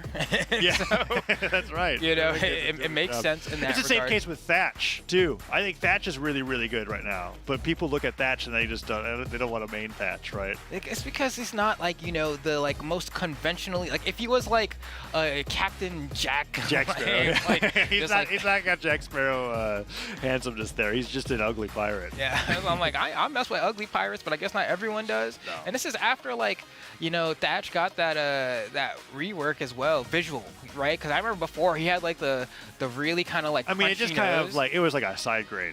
Yeah, a side grade. Yeah, it was updated to his like artistic vision that is Thatch. And I like both of them. They both had character, you know. They both had pizzazz. But I think Thatch saw a little bit of love in doubles from Boomy. Boomy's the only person that's willing to take the Blasters Legends and actually like show them what's going on in competitive play. But since Boomy doesn't really exist in the competitive landscape outside of doubles, we don't see Blasters in singles. And I also think Blasters have been put into that like you're only a doubles weapon space. But you know what's really interesting is that we do have some highlights from the last match, and also we did get to see the player vote as well between Sandstorm and Kaina, and it was like, I believe like a 60-40 split in favor of Sandstorm, which, you know, I'm not super sure how I feel about that. I always feel like when the viewer vote contains Sandstorm, there's always at least like a 20% bump that's just gonna increase on that side. I've also learned that the viewer vote is very short-term minded on what player lost them the most channel points in recent memory. And since Kaina had that loss to Moonier on stream, nobody's been putting a lot of points in Kaina's pocket. That's what I've been noticing. They like look and they go, this guy is why my balance is at 100. Fool me once. Yeah, and now they're going to, well, with this matchup, I don't know. We're about to find out. We've got the Roman Reigns coming in from Kaina going against the Mordex from Sandstorm. Sandstorm has stayed true to his word. He has only played the decks the entire day. There's been times where he said he was going to do something else, like bust up the Magyar, and they never did it. But he has been absolutely true to Mordex the entirety of the Royale. So here we go. Game number 1 between Kaina and Sandstorm. This is, I think, both of their final matches of the day. Oh, this was tough, man. Okay, there we go. Double pummels from Sandstorm there. But honestly, a pretty rough start for Sandstorm. Keeps getting pummeled out, beat out by Kaina. Stomp, sidelight, stomp, sidelight. And it's like, oh, you said they always get one. And Godly already showed him. Godly already showed him. Look out for it. Kaina using a signature in general is kind of also like rare. Whoa, so just a great opportunity there. And I've asked Kaina about this before when he brings up the neutral signatures, because sometimes it's kind of like, was this a statement? And he was like, no, it is literally the only good move that would have worked there. That's how he feels when he does use neutral sig in those situations. So Sandstorm now trying to be able to hit back here. Could get the edge guard. here, gravity cancel sidelight, fantastic edge guard. Caught every single jump from kind of scratching his head, being like, okay, back to an even game. Yeah, that flow chart from Sandstorm was immaculate in terms of securing that knockout there. You know, a couple of different mix-up options that kind of could have gone for, but Sandstorm placed himself so well. I think that weapon throw that he got ended up being key in terms of making sure there was enough distance between Kaina and the stage to go ahead and secure that edge guard. And now, I mean, the king is cooking. Ooh, but then the stomp sider stopping 2 stomp siders in a row. Edge guard opportunity, dodged back, goes for the nair instead, and Sandstorm catches him double jumping, gets the recovery. Oh, the side lane. Oh, he doesn't go for the neutral stick this time. Wow. Gravity cancel end light, and then he gets the chase dodge out the recovery. That's another time where Sandstorm's looking for some sort of dodge after an opening, and he's not getting it from Kaina. Yeah, Kaina's really good at that, right? It's something that I noticed immediately when I would see Kaina play against Yuz, is that, like, you know, you're going up against a Greatsword and Kaina would just never press the dodge button. And so it looks like a little bit of shades of that are showing themselves here as we get a huge... Oh, no way! The chain dodge, side air, going into the recovery. He tried to gravity cancel right there. I promise you. His dodge the input for the slide, and then he got a diagonal down. Oh, okay. Sidelight hits him with the strong hit there. Let's see if he gets the edge guard. Gravity cancel down, like, just misspaces it and kind of stares him for it. That's a 2-stock going into game 1. That game came up. It almost felt delayed. Like the game wasn't supposed to end there. You just clocked him with the side air, and I was like, yeah, I guess this game's over. Wow. Okay. Sandstorm. You know, few mishaps coming out from Sandstorm there. But the biggest one there is that, like, seeing Sandstorm get reversaled for his gravity cancel D-lights is, like, a little unnerving. I wonder if that, like, hey, by the way, this is clocks in match 44 yeah, on Saturday, and your opponent's kind of good luck. Demon Island? We're going back. It's been a lot of Demon Island from both of these Sandstorm sets. So here we go, game number 2. Very quick game 1 after what was a really close first stock, and that neutral sig almost spiked Sandstorm right at the beginning. Oh, nice catch. And delayed nair as well from Kaina, but Sandstorm with a delayed dodge as a response. Dodged into my... I was going to neutralize him a 3rd time. Oh, look at this movement from Kaina. Wow, perfect spacing from Sandstorm, I guess, there. Not getting caught by the tail end of that neutralite. Yeah, in the same vein, though, Kaina avoided the splash from the downlight, so both their combo starts to side light reverse nair. I never even considered that. Yeah. I wonder what that gets you. Yeah, no, I'm thinking it's because the positioning, I guess, depending on if you want a recovery after, maybe it gives you a bit more. I don't know. Looks cool. I've just never thought about it. I know Kaina does love to juggle his opponents, shark the landings a lot with the nairs. Falls in for that side light, dash forward. Side light from Sandstorm once again. Spot dodges the end light, and another side light puts him off the side of the stage. Let's see if Sandstorm can do it. Get that side light into recovery. Nicely done. I don't know if it mattered if he did strong hit sidelight or not, but his dodge was gone and kind of had no jumps back, so yeah. Good edge guard. If anything, it's really just like Sandstorm's timing on when to let the sidelight rip ends up being really good.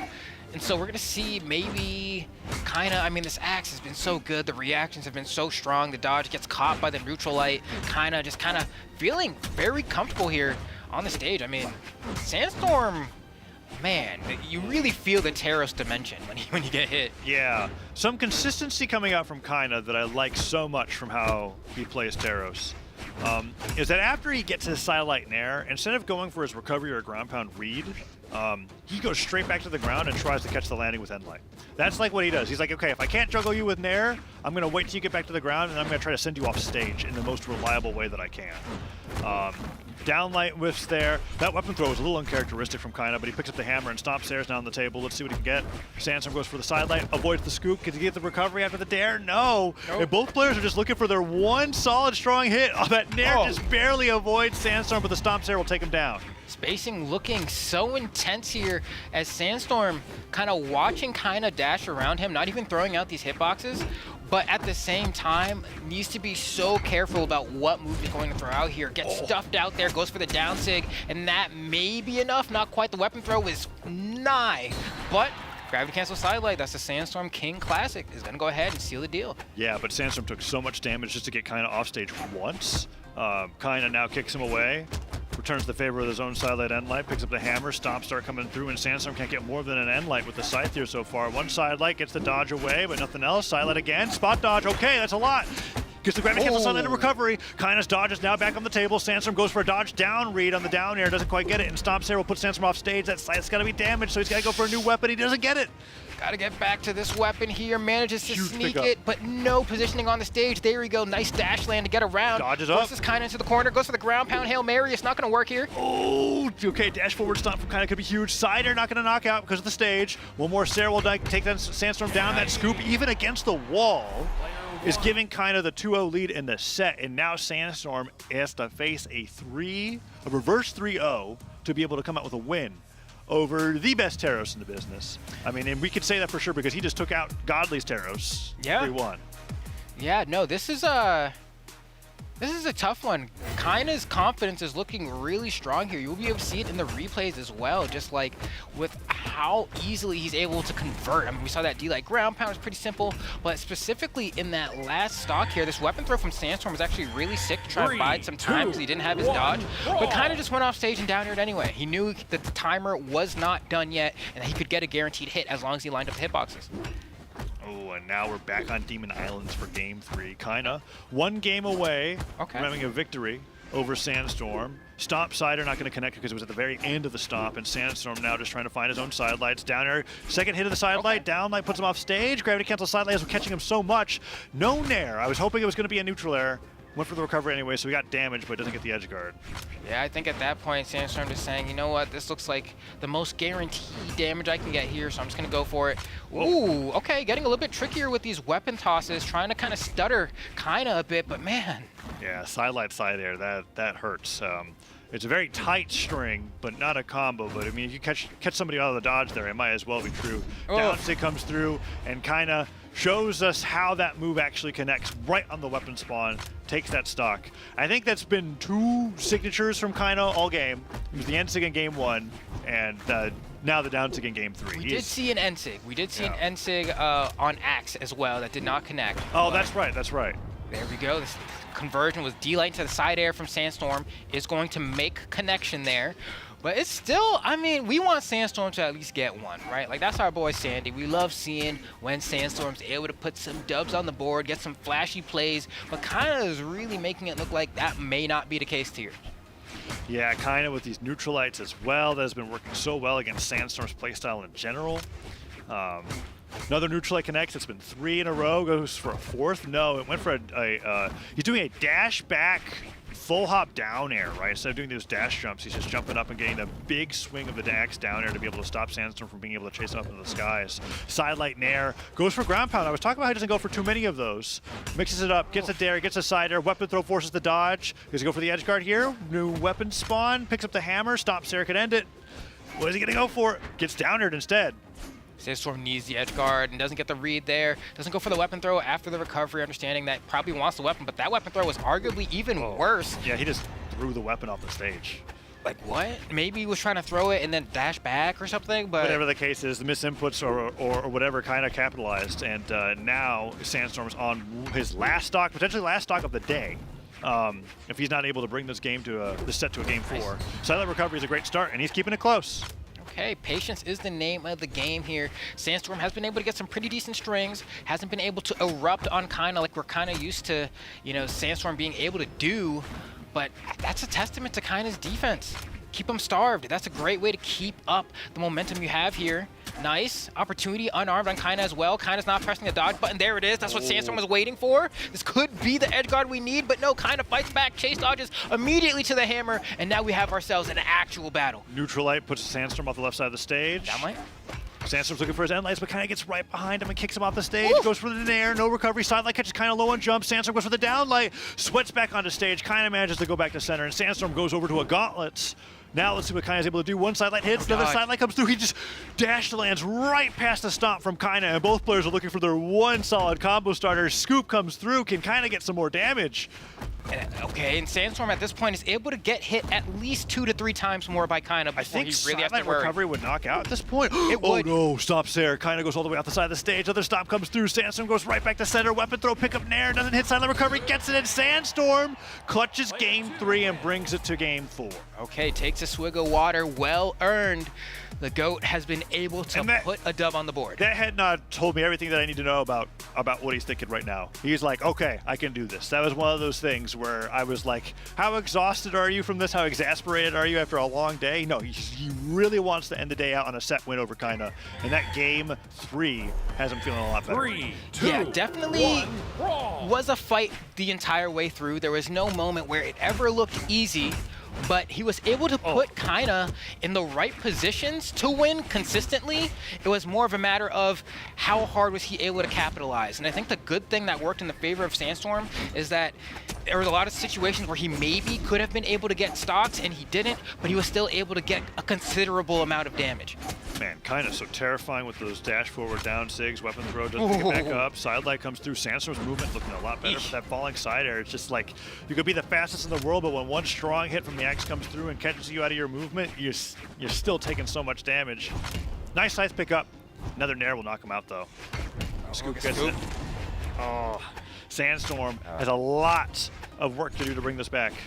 Okay, shouldn't be too bad though. Orange isn't the worst place to be. Sandstorm needs a weapon here, has these gauntlets. I mean, you get like 1-2 hits and you go into a SIG and that's gonna be it. Oh, the anti-air is kind of. Did you see the drift back on that? Hit the dash jump turnaround there. Knew exactly where Sandstorm wanted to go, and at this point, this is why kind of so oppressive. When he plays the neutral like this, you get. You said Orange wasn't a bad place to be. Oh gosh. Oh no. Sandstorm now, however, long past that, is in red on his second stock. Gets a side light. Finally breaks the silence there in terms of the damage that kind of was taken, and kind of, well, side light was recovery can come through here. I think light would just be his bread and butter there, right? Yeah. Minute differences in spacing are really making the difference here as Kaina is looking to close out this second stock from Sandstorm. Sandstorm still struggling to get the first, and now down to his final. Kaina potentially on the verge of winning this set 3-1 here. Sandstorm not a stranger to making these kinds of comebacks, but against someone like Kaina. That was one of the best intelligently placed ground pounds I think I've ever seen. Kind of saw Sandstorm gravity cancel a downlight, and then went, wait, Axe ground pound literally covers the entire wall, and Sandstorm has nowhere else to go. Because Axe ground pound is not a move kind of uses lightly. Yes. so that was really interesting to see why he did that there. And now Sandstorm is, might just be done. It might be Sandstorm was. With Sandstorm, edge guard opportunity, gets the dare. One more, down air. Oh, he doesn't land on dodge. the stage. He doesn't dodge. Sandstorm's waiting for it and kind of just drifts. Okay, kind of has the axe now, gets hit by the weapon throw. This has been all Sandstorm so far, and then one axe side air. He can survive 0 more of those. Yeah. This axe neutral, I think, would give him the edge guard that he's looking for here, but Sandstorm gets the recovery. Okay, let's see if he can bring it down the last stock. Downlight's not going to KO, but Enlight in the corner will now. Unarmed recovery will seal the deal, and Kaina takes it over Sandstorm. 3-1, the Roman Reigns proving to be too much of, I guess, a Titan for Sandstorm to deal with. Yeah, Sandstorm ending the day with a 7-4 score line there. Now going down to Kaina. But a very, very well, in terms of like your last 2 games of the day are Kaina and Godly. Yeah, Sandstorm really had a tough way to end up the day, especially with how difficult everybody else was to fight. And Kaina, while hailed as a hammer main, that was all axe to be able to deal with Sandstorm's playstyle. 539 damage on the axe compared to the 59 of the hammer. Kind of disgusting. There are just moments, spurts, right, where it's like you get hit by 2 downlights and then a nair, and you try to get down, another nair, and then there was that one sequence where Sandstorm was just desperately trying to get to center stage to maybe grab a weapon, and we saw kind of do that dash jump turnaround side air. That was just like, all right, you are inside his head, full Professor Xavier. Just you got it, you know. So with this set, we have one last set of the day to play, and that's going to be between Godly and Use. And so with this set's going to be for is essentially deciding if Godly loses this set against Use. He's also 7-4, which means Sandstorm would, I think, in the tiebreaker, be placed above him because he's 1 over Godly, right? Okay. So that would give Sandstorm the 2nd seed. But the person who's locked in the 1st seed of the bracket with a 9-2 final record is Lores, right? That's the funny one. Lores, he's just amazing in round-robin bracket formats. That's what it feels like. When it comes to these Royales, he's the most threatening player out of anybody that comes from any of the regions. has been a proven fact now after this weekend. And then on the other side, we have actually locked in the bottom 2 seeds. Okay, so it's going to be West for 1, and who ended up being the, was it Java? So was it Munir's Radish? safe. Radish is safe. It's Java that ended up going down with 3 wins on the day. Munir, I think it's Radish is at the 10 seed and Munir is at the 9 seed at the end of the day. So barely scraping by there out of all the 12 players that are coming through. And then Laura's with that first spot. And now we're going to see whether Godly or Sandstorm gets second place based off the results of this matchup that's coming up next. Okay. It's going to be Godly versus Use. I think Use is 5-5 right now. Not a bad spread. Yeah. It's going to be a weird one, though, just because, I mean, the question today has been, and I'm sure we could look it up as well, just like, how's Godly going to do against South America, right? But then also, I mean, with Skeldra being how's Godly going to do against Europe? Yeah, no. that's what's been the story of this weekend, it kind right? of flipped, right? Like, what's the word here? But yeah, I'm wondering if Use is still sticking to the Jaehyun true and true. Despite the results of what happened during the day. So Yeah. If we don't have the same testimony that Sandstorm gave us about, like, I'm sticking to this character no matter what. Yeah. Because Use does have other characters that we've seen that he can play. I'm curious as well, especially when going up against somebody like Godly. But we will find out the answers to all of our questions in just a moment. We're going to cut to a short break, and we'll be right with you in just a minute. Do not go anywhere.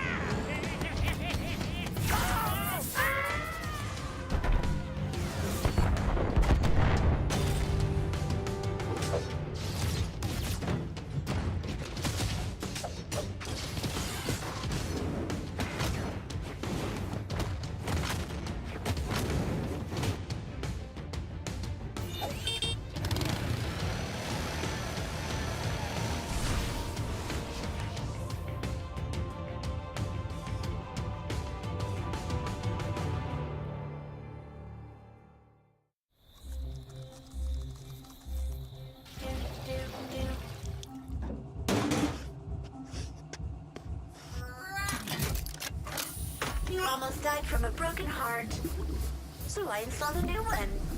I'm also working on a moral compass. It's like I always say, necessity is the motherboard of invention. Someone's waking up. Good morning. Failure is not in my programming.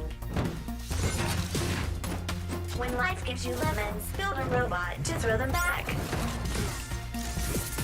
I never break a sweat, literally. You may be fast, but I'm overclocked. Your moves could use some debugging. I don't let power go to my head. I use it everywhere.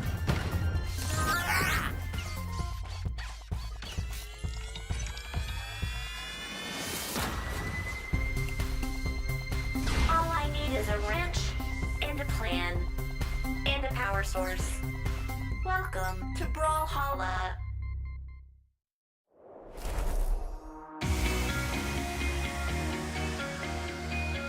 And we are back with more of the 2024 Spring Royale. I'm Flambeau.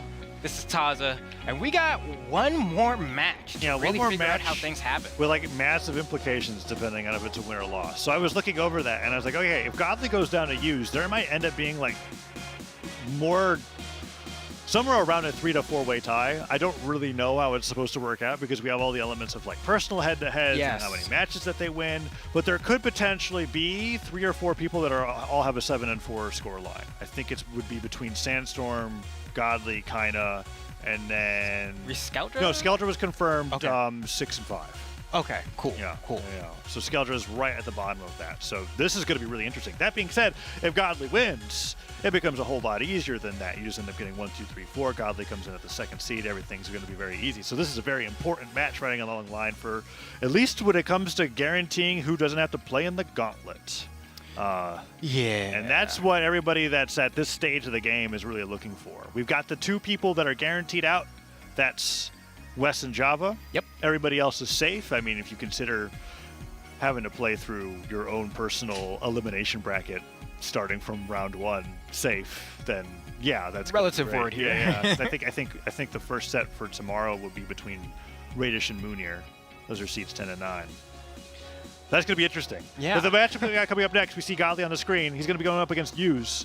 Godly, the undefeated champion of 2024 in terms of every tournament in Europe, whether it be singles or doubles, just hasn't lost. Is going up against the reigning world champion of Hughes.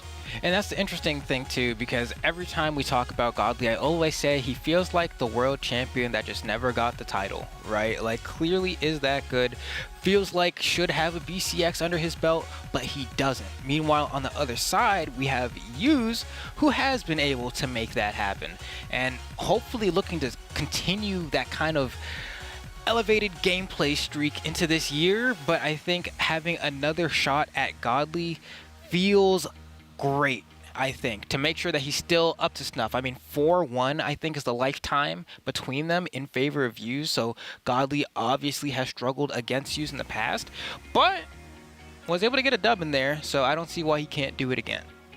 Yeah, and their lifetime history, it's fun to think about how the players that are regulars at the Royales are probably going to end up accruing a greater lifetime history cross-regional than they may against some players in their region, just because the nature of double elimination might mean that you'll never encounter a certain player more than like 2 times in a year if they're not always making top 3. Because a lifetime history of 5 sets between Europe and South America, that's pretty crazy. they're meeting in the top 8 of brackets and lads all the time. And they're meeting again here. And they could potentially have, after this set, depending on how tomorrow goes, 1, maybe even 2 more sets. Yeah. If there's like a bracket reset and so on. Okay, and that's going to be wild. Eurovote is this is the closest I've seen it today.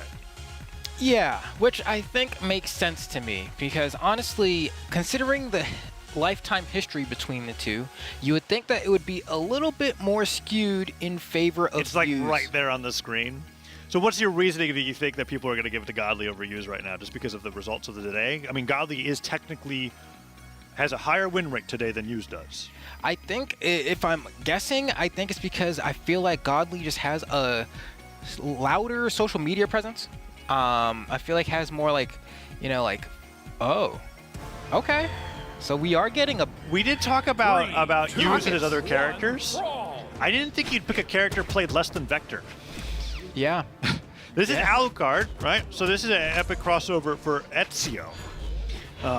Which is another legend you don't see. Yeah. No, Ezio does not get picked. Don't worry, everybody watching at home. We'll give you tutorials on what these signatures actually are, because you maybe have never even seen Ezio in bracket. This is another one of those. I'm gonna call it. It's kind of like a Caspian problem. Is it more of a Caspian problem or a Rayman problem? Rayman wasn't played for a while because Axe and Gauntlets are very different. Caspian wasn't played for a while because Gauntlets and Guitars are very similar. What would you say the reason why Ezio's not played a lot? The reason Ezio's not played a lot is because players are bad. That's my honest opinion. I think Ezio's an amazing character. I do From too. the voices of the players themselves yesterday, as I asked, which legend do you think needs their signature kit buffed or reworked the most? And they all said Ezio. And I was like, why? And they said, oh, we feel like all of his SIGs aren't bad, but they're way too niche and situational. And I'm like, I don't know, bro. Sword Orb, like, I feel like you could press 0 of the signatures on this legend and win a bracket. You give a legend one signature that doesn't knock out. Okay, look at what Hughes just did. He did the down sig, and Godly had no idea what was going to come afterwards. Then he just neutralized it in place right afterwards. We're about to find out what Ezio can do if Hughes is about to go up, what, 3 stocks to 1 against Godly with it? Okay, gravity cancel down, Evie. Not going to quite do it yet, but Godly picks up the sword. That down air catches a D-Light recovery. Okay, uses up 3 stocks to 1. Yeah. Use Alucard. This sword going wild here, and that's the thing, right? Like, I mean, obviously having that sword experience playing Jae-Yoon, we really haven't seen much of the orb at all, to be honest. Yeah. And that's perfectly fine. That's perfectly fine. I don't think you need to. If the sword is working, there's that down sig. He gets the down sig spike. He goes for it again. It's sick. It's one of the sickest SIGs in the game. I wonder if this is used just being like, all right, it doesn't actually matter what the result of this set is. Let's see how good my Ezio is today because my Jae-Yoon's not working. Yeah, that's fair. Like, he wants to have like something ready to go tomorrow to be able to win because that's what Hughes is most preoccupied with. He's like, okay, if I'm beating Godly with Ezio, then maybe I could just go the distance. Now he's over on the orb. You were asking for this. Let's see how it plays out. And the other side of things too, right, is like you haven't played Godly yet today, and someone you've had a winning head-to-head against historically, why just give them the practice at this point? You already have a great idea of what the bracket's going to be tomorrow. May as well save that Jae-Yoon if you're going to use it for tomorrow when it actually matters. Oh, and now the downers are coming out. Goes in for the nair. Godly jumps forward, gets his own nair himself. Okay, he's starting to bring it back. I almost want Hughes just to go back to the sword, but I do feel like Hughes is like, no, I need to do this with the orb. Brings up the coffin from the neutral signature there. So tries it again. Yes, it is very quick. Has him up the side of the stage, puts the end sig. Godly not jumping into it. Okay, Godly bringing things back, disarms him with the orb. No, that's the second time that gravity cancel down sig's hit. Keeps it simple.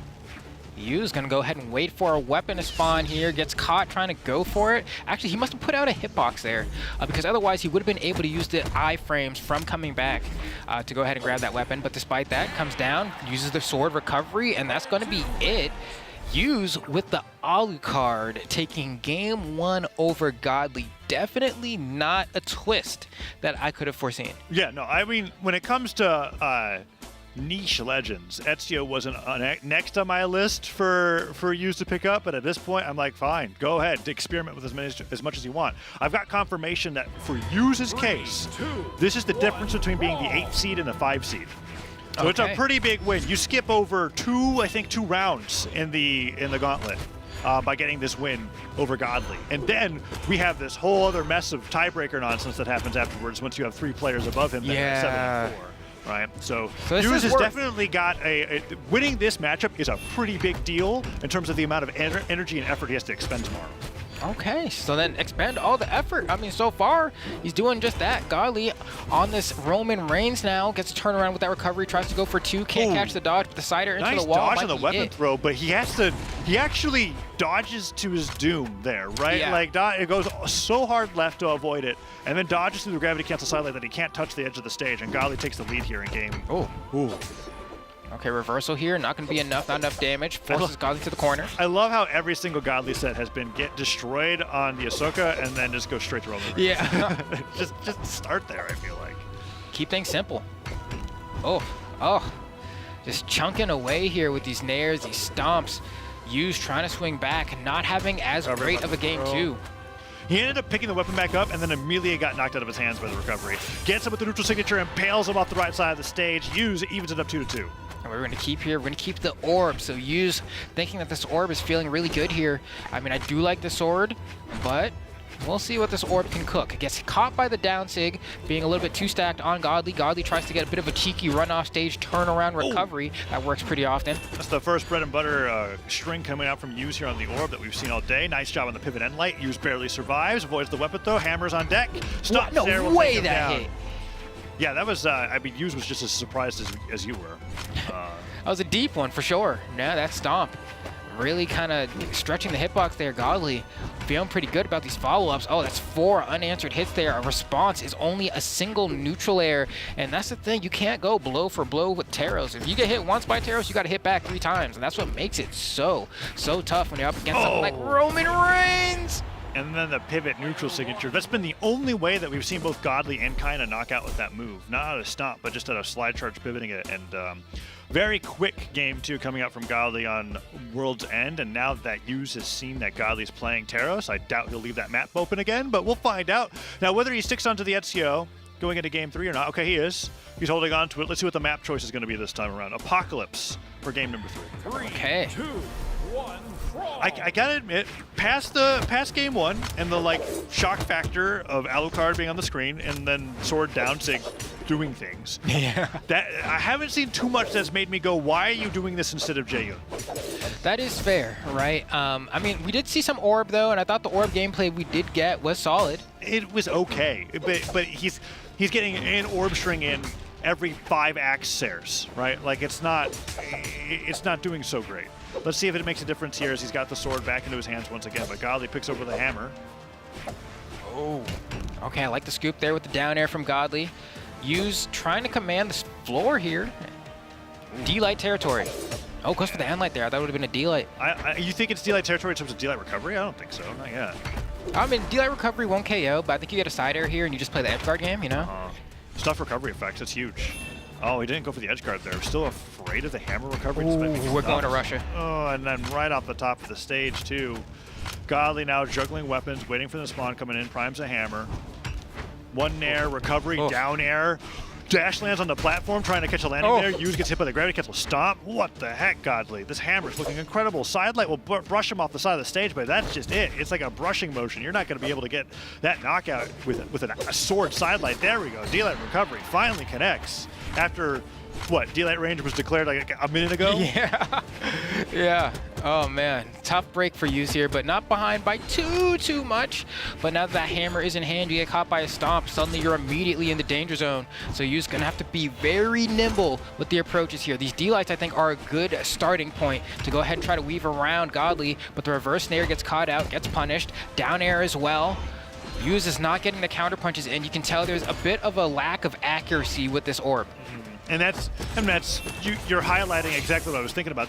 The sidelight into neutral signature string does connect, but like when he's been on the orb, it's been a lot of whiffs and then getting hit a lot by stomp side air. Godly gets the D-Light ground pound. Hughes now down to 1 stock. Godly a stock away from bringing it to match point. Yeah, we'll see if Hughes can answer back, but I agree. There's a bit of what I can only really describe as flailing happening on the side of Hughes a little bit with that orb sometimes, just having a bit of a rough go. Weaving in between some of these hitboxes. Getting that much closer to orb meta, though. Yeah, I was talking about this. True. We were talking about this backstage. It's like, what's coming up next? I think everybody's just going to be playing that weapon pretty soon. Oh. Unless Godly and kind of make a case for hammer again. What is this? He missed. That would have been game, and Hughes gets to turn around. Lucky break, honestly. Very lucky break. He got hit a lot, but like you said, orange isn't that bad when it comes to a last stock scenario here. Although being on orb is pretty bad. Oof. Neutral light hits. Nice job with the falling side air, but that side air probably would have knocked out. Hughes trying to get as much started on this as possible. Gravity cancel, sidelight, nair recovery. Okay, Hughes swinging back here, but I still feel like this isn't as accurate as I'd like it to be. Man, what comeback signatures does Ezio even have on orb? It's just the end sig. Side sig's too slow. Weapon side sig's too slow. Down sig, people say, is useless. Yeah, I don't know if I agree, but it definitely isn't the most flashy. I mean, it's got its one purpose, I think, on offstage. You cover the wall a little bit. A little bit. I think about Ezio down saying, they go, why don't you just do orb dare instead? A lot of the times you don't have to like commit with your whole body. So it's like a doubles tool. I'm wondering what Hughes is going to be locking in here for game number 4. It looks like it's still on the Alucard. Here we go. Okay, so he's riding with this the entire way through. We're back to Demon Island. Let's see what he's got. Willing to bet whether or not you win or lose off of this, which is, I mean, I'll let it rock, I suppose. I'm okay with it when he tosses the orb aside and just goes straight to sword.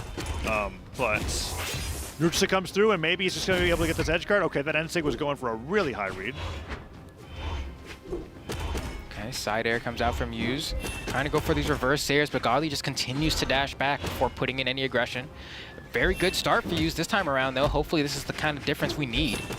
Ensig, yep. Silent Ensig connects it well. I wonder what the... I don't... Off the top of my head, I don't know if that's a 1 or 2 frame My timing. brain says it must be at least 2. It's got to be something that you can dodge, but if you don't dodge, you're guaranteed getting hit by it with how he's going for it. Because that Sidelight N6's hit twice now on Godly, and it's looking pretty good. Unless there's something that I missed. Okay. Oh, goes right back to the orb. Yeah, Use to stick with it. And now, as much as I've been criticizing the orb, he has kind of only cooked Godly with it so far this game. It took a while to warm up. It's getting there. Okay, Godly hitting back with a hammer now. Yeah, waking up. Downlight, downlight. Oh, sidelight, side air. Puts him on the side of the stage. Hit him with the sidelight Ensig. No need. Sidelight's there. Oh, okay, wow. Just couldn't quite get the hitbox to line up there. Whoa. Goes for another coffin. He doesn't have anything to make it back. Yeah, that dodge did not come back in time. Godly like dash forward, then reacted with a spot dodge to the neutral signature, making it look like he was going to go out there, and Use ends up getting punished for the wake up. But he did so much damage before losing that stock. Oh, turnaround side air, forcing Godly into the corner. And it's not going to work here as Godly manages to get quite a few strings. Sidelight Ensig again. This is not a true conversion, guys. Is it? Well, hold on. I'm pretty sure it's not. It's but not. I promise every once you, in a while, I watch the game and I go, I admit, I have not done my homework on Ezio that much. Did something slip through with Orb Sidelight recently? That's what I'm thinking about. I'll have somebody confirm afterwards. But so far, all I know is that it's tight enough that it's hit Godly 3 times. Yeah. Godly hasn't gotten out of it yet.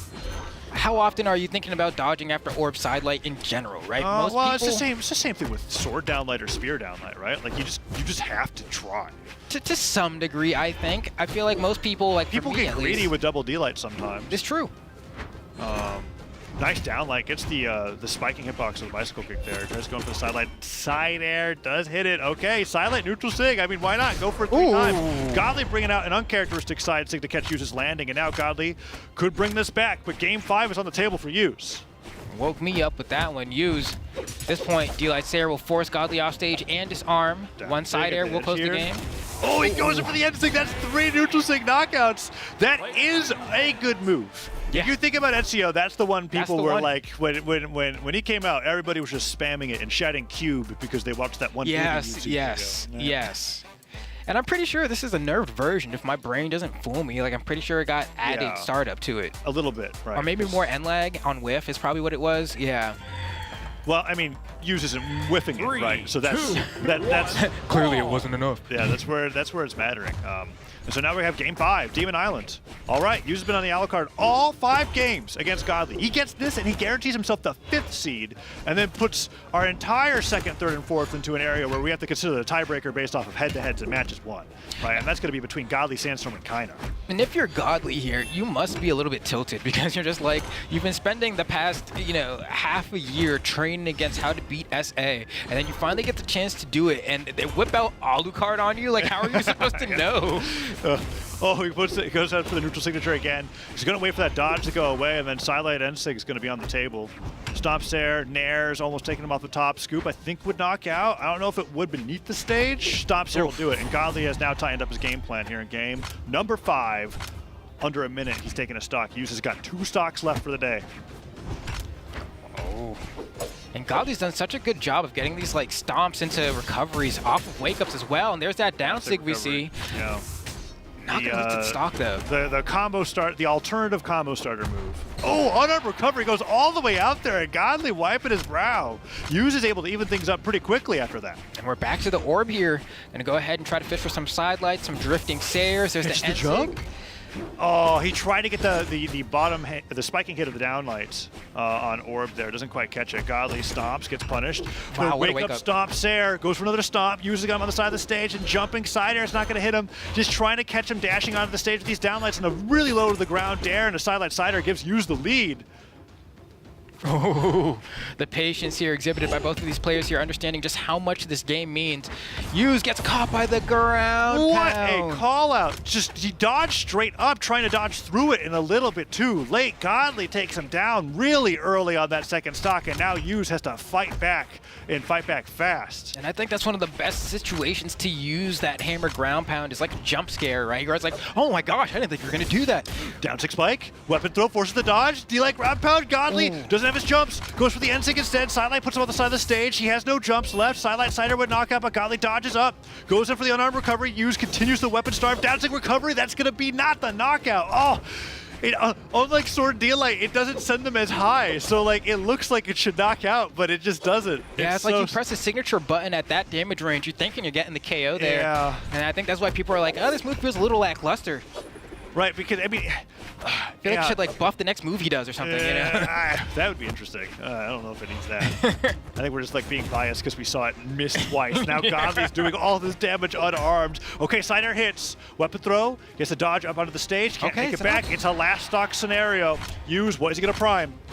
It's gonna be the orb, right? Yeah. Okay, so he's got his old orb primed for the next weapon pickup, but the weapon spawn's perfect for Godly. He gets the downlight. Coffin Gaming? Yeah. Oh no. Neutral Light comes through. What is Yu's going to be able to do to stop this? Okay. Edge guard time. Wow, down air misses and he gets snared. That side air hit high enough. Oh, perfect dodge from Godly. Trying to go ahead and end the game now. Yu's trying to look for an opportunity to get a reversal, but that's going to be the set. And Godly takes it over Yu's 3-2 with the stomp side air and secures his seeding and everyone else's for tomorrow. Yeah, that's going to be Godly, I think, locking in the second seed. And that's going to be the 8th seed in there for Yuz. So Yuz makes it out of the round robin, but a little bit lower in the gauntlet than he might have liked. But the Ezio seems to be something that he's thinking about getting ready to use tomorrow. That's something that I've noticed from Yuz is that, like, once he switches to a character, he's like, this is what I'm going to need to win the tournament. I think he's confident that with how the Ezio was warming up against Godly, I think we'll see more of it tomorrow. I kind of agree. It felt like it did warm up over the course of the set, and then by the time we got to Game 5, had more of an idea of what it was supposed to look like. How different would that game have been if down sig recovery knocked out? I know. Very, very different, right? Ugh, I'm like upset still. We're seeing that first game where Godly did start off game 1 on the Asuri, and then just went, nope, Taros. Taros for the rest of the set. Do you think he goes for the Ditto tomorrow against Kaina if it happens? He probably is going to continue starting with guitars and then switching. I don't know why he feels that way, but that's what he did in every single set on stream today, right? He started with Ahsoka, got washed, switched to Taros, and then had a really clean set. I don't know what he'll do against Kaina. I don't remember what he did against him today, if that was on stream or not. But really solid victory from Godly nonetheless. I think that secures him that second seed right underneath Lores. Okay, just like that, we have our understanding of tomorrow's breakdown. And on top of that, we are just so ready, I think, to kind of, I don't know what the word is, maybe like take a deep breath. It's been a very long day. Yeah, it's been a long day, and tomorrow, for some, is going to be even a longer one, right? So I'm thinking about starting off with Radish and Moonier down there, just barely out of the end of the round robin, getting ready to go on. One of them, they've got to be planning on going for the longest elimination bracket journey of their life against the hardest gauntlets of players that they've ever seen. All right, and now joining us back on the desk is Sheepy. Sheepy, help me how you're feeling. What do you think? Where did that Alucard come from? Everyone in the back is like, what? When did he We were have like that on the deck, so it was just shared confusion. Yeah, it looked good. It looked amazing. Definitely against Godly. Like, I know Godly won the match, but like you can't ignore Yuz just switching it up.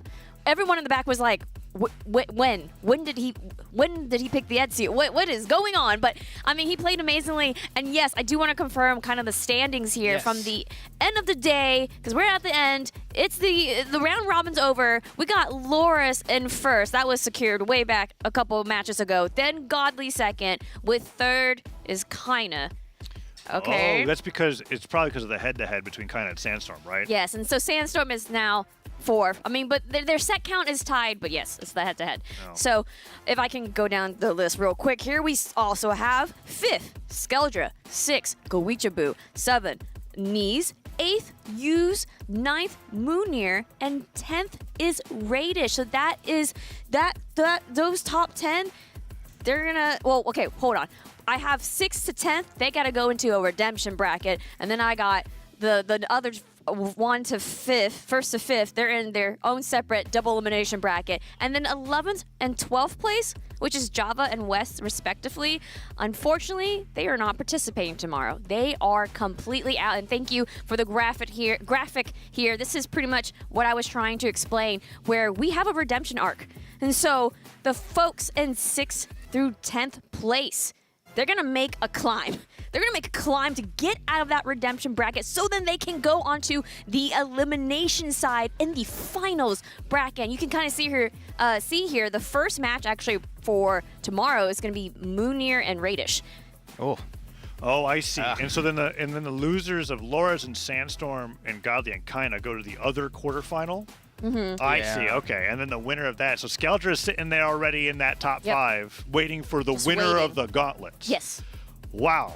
What a run. It is quite the run. I mean, today was a gauntlet in itself with the round robin, but we still got more tomorrow, especially for those in the 6th to like 10th place. I feel like they're going to grind. They're going to have to climb out.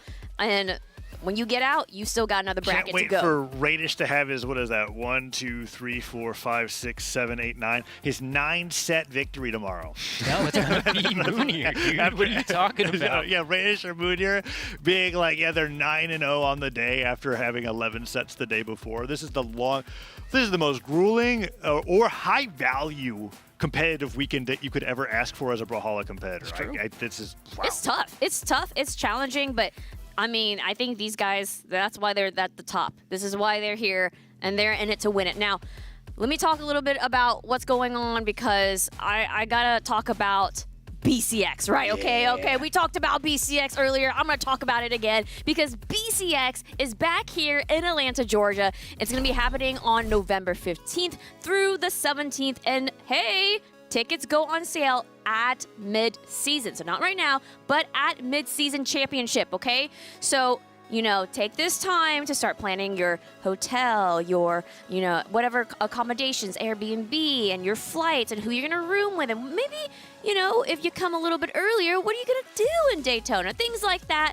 And then when mid-season championship comes around, then you grab your tickets, all right? So be sure to, follow us on socials, follow Skillshot. That's where you're gonna get all the information and any future announcements that we have about what's coming down in the esports world. But Sheepy, if BCX, I can't sign up for it until mid-season championship. Is it too late for me to go to the mid-season championship? Oh, no. Oh, not at all. Oh, thank you. Oh, my goodness, Taza, what a transition there.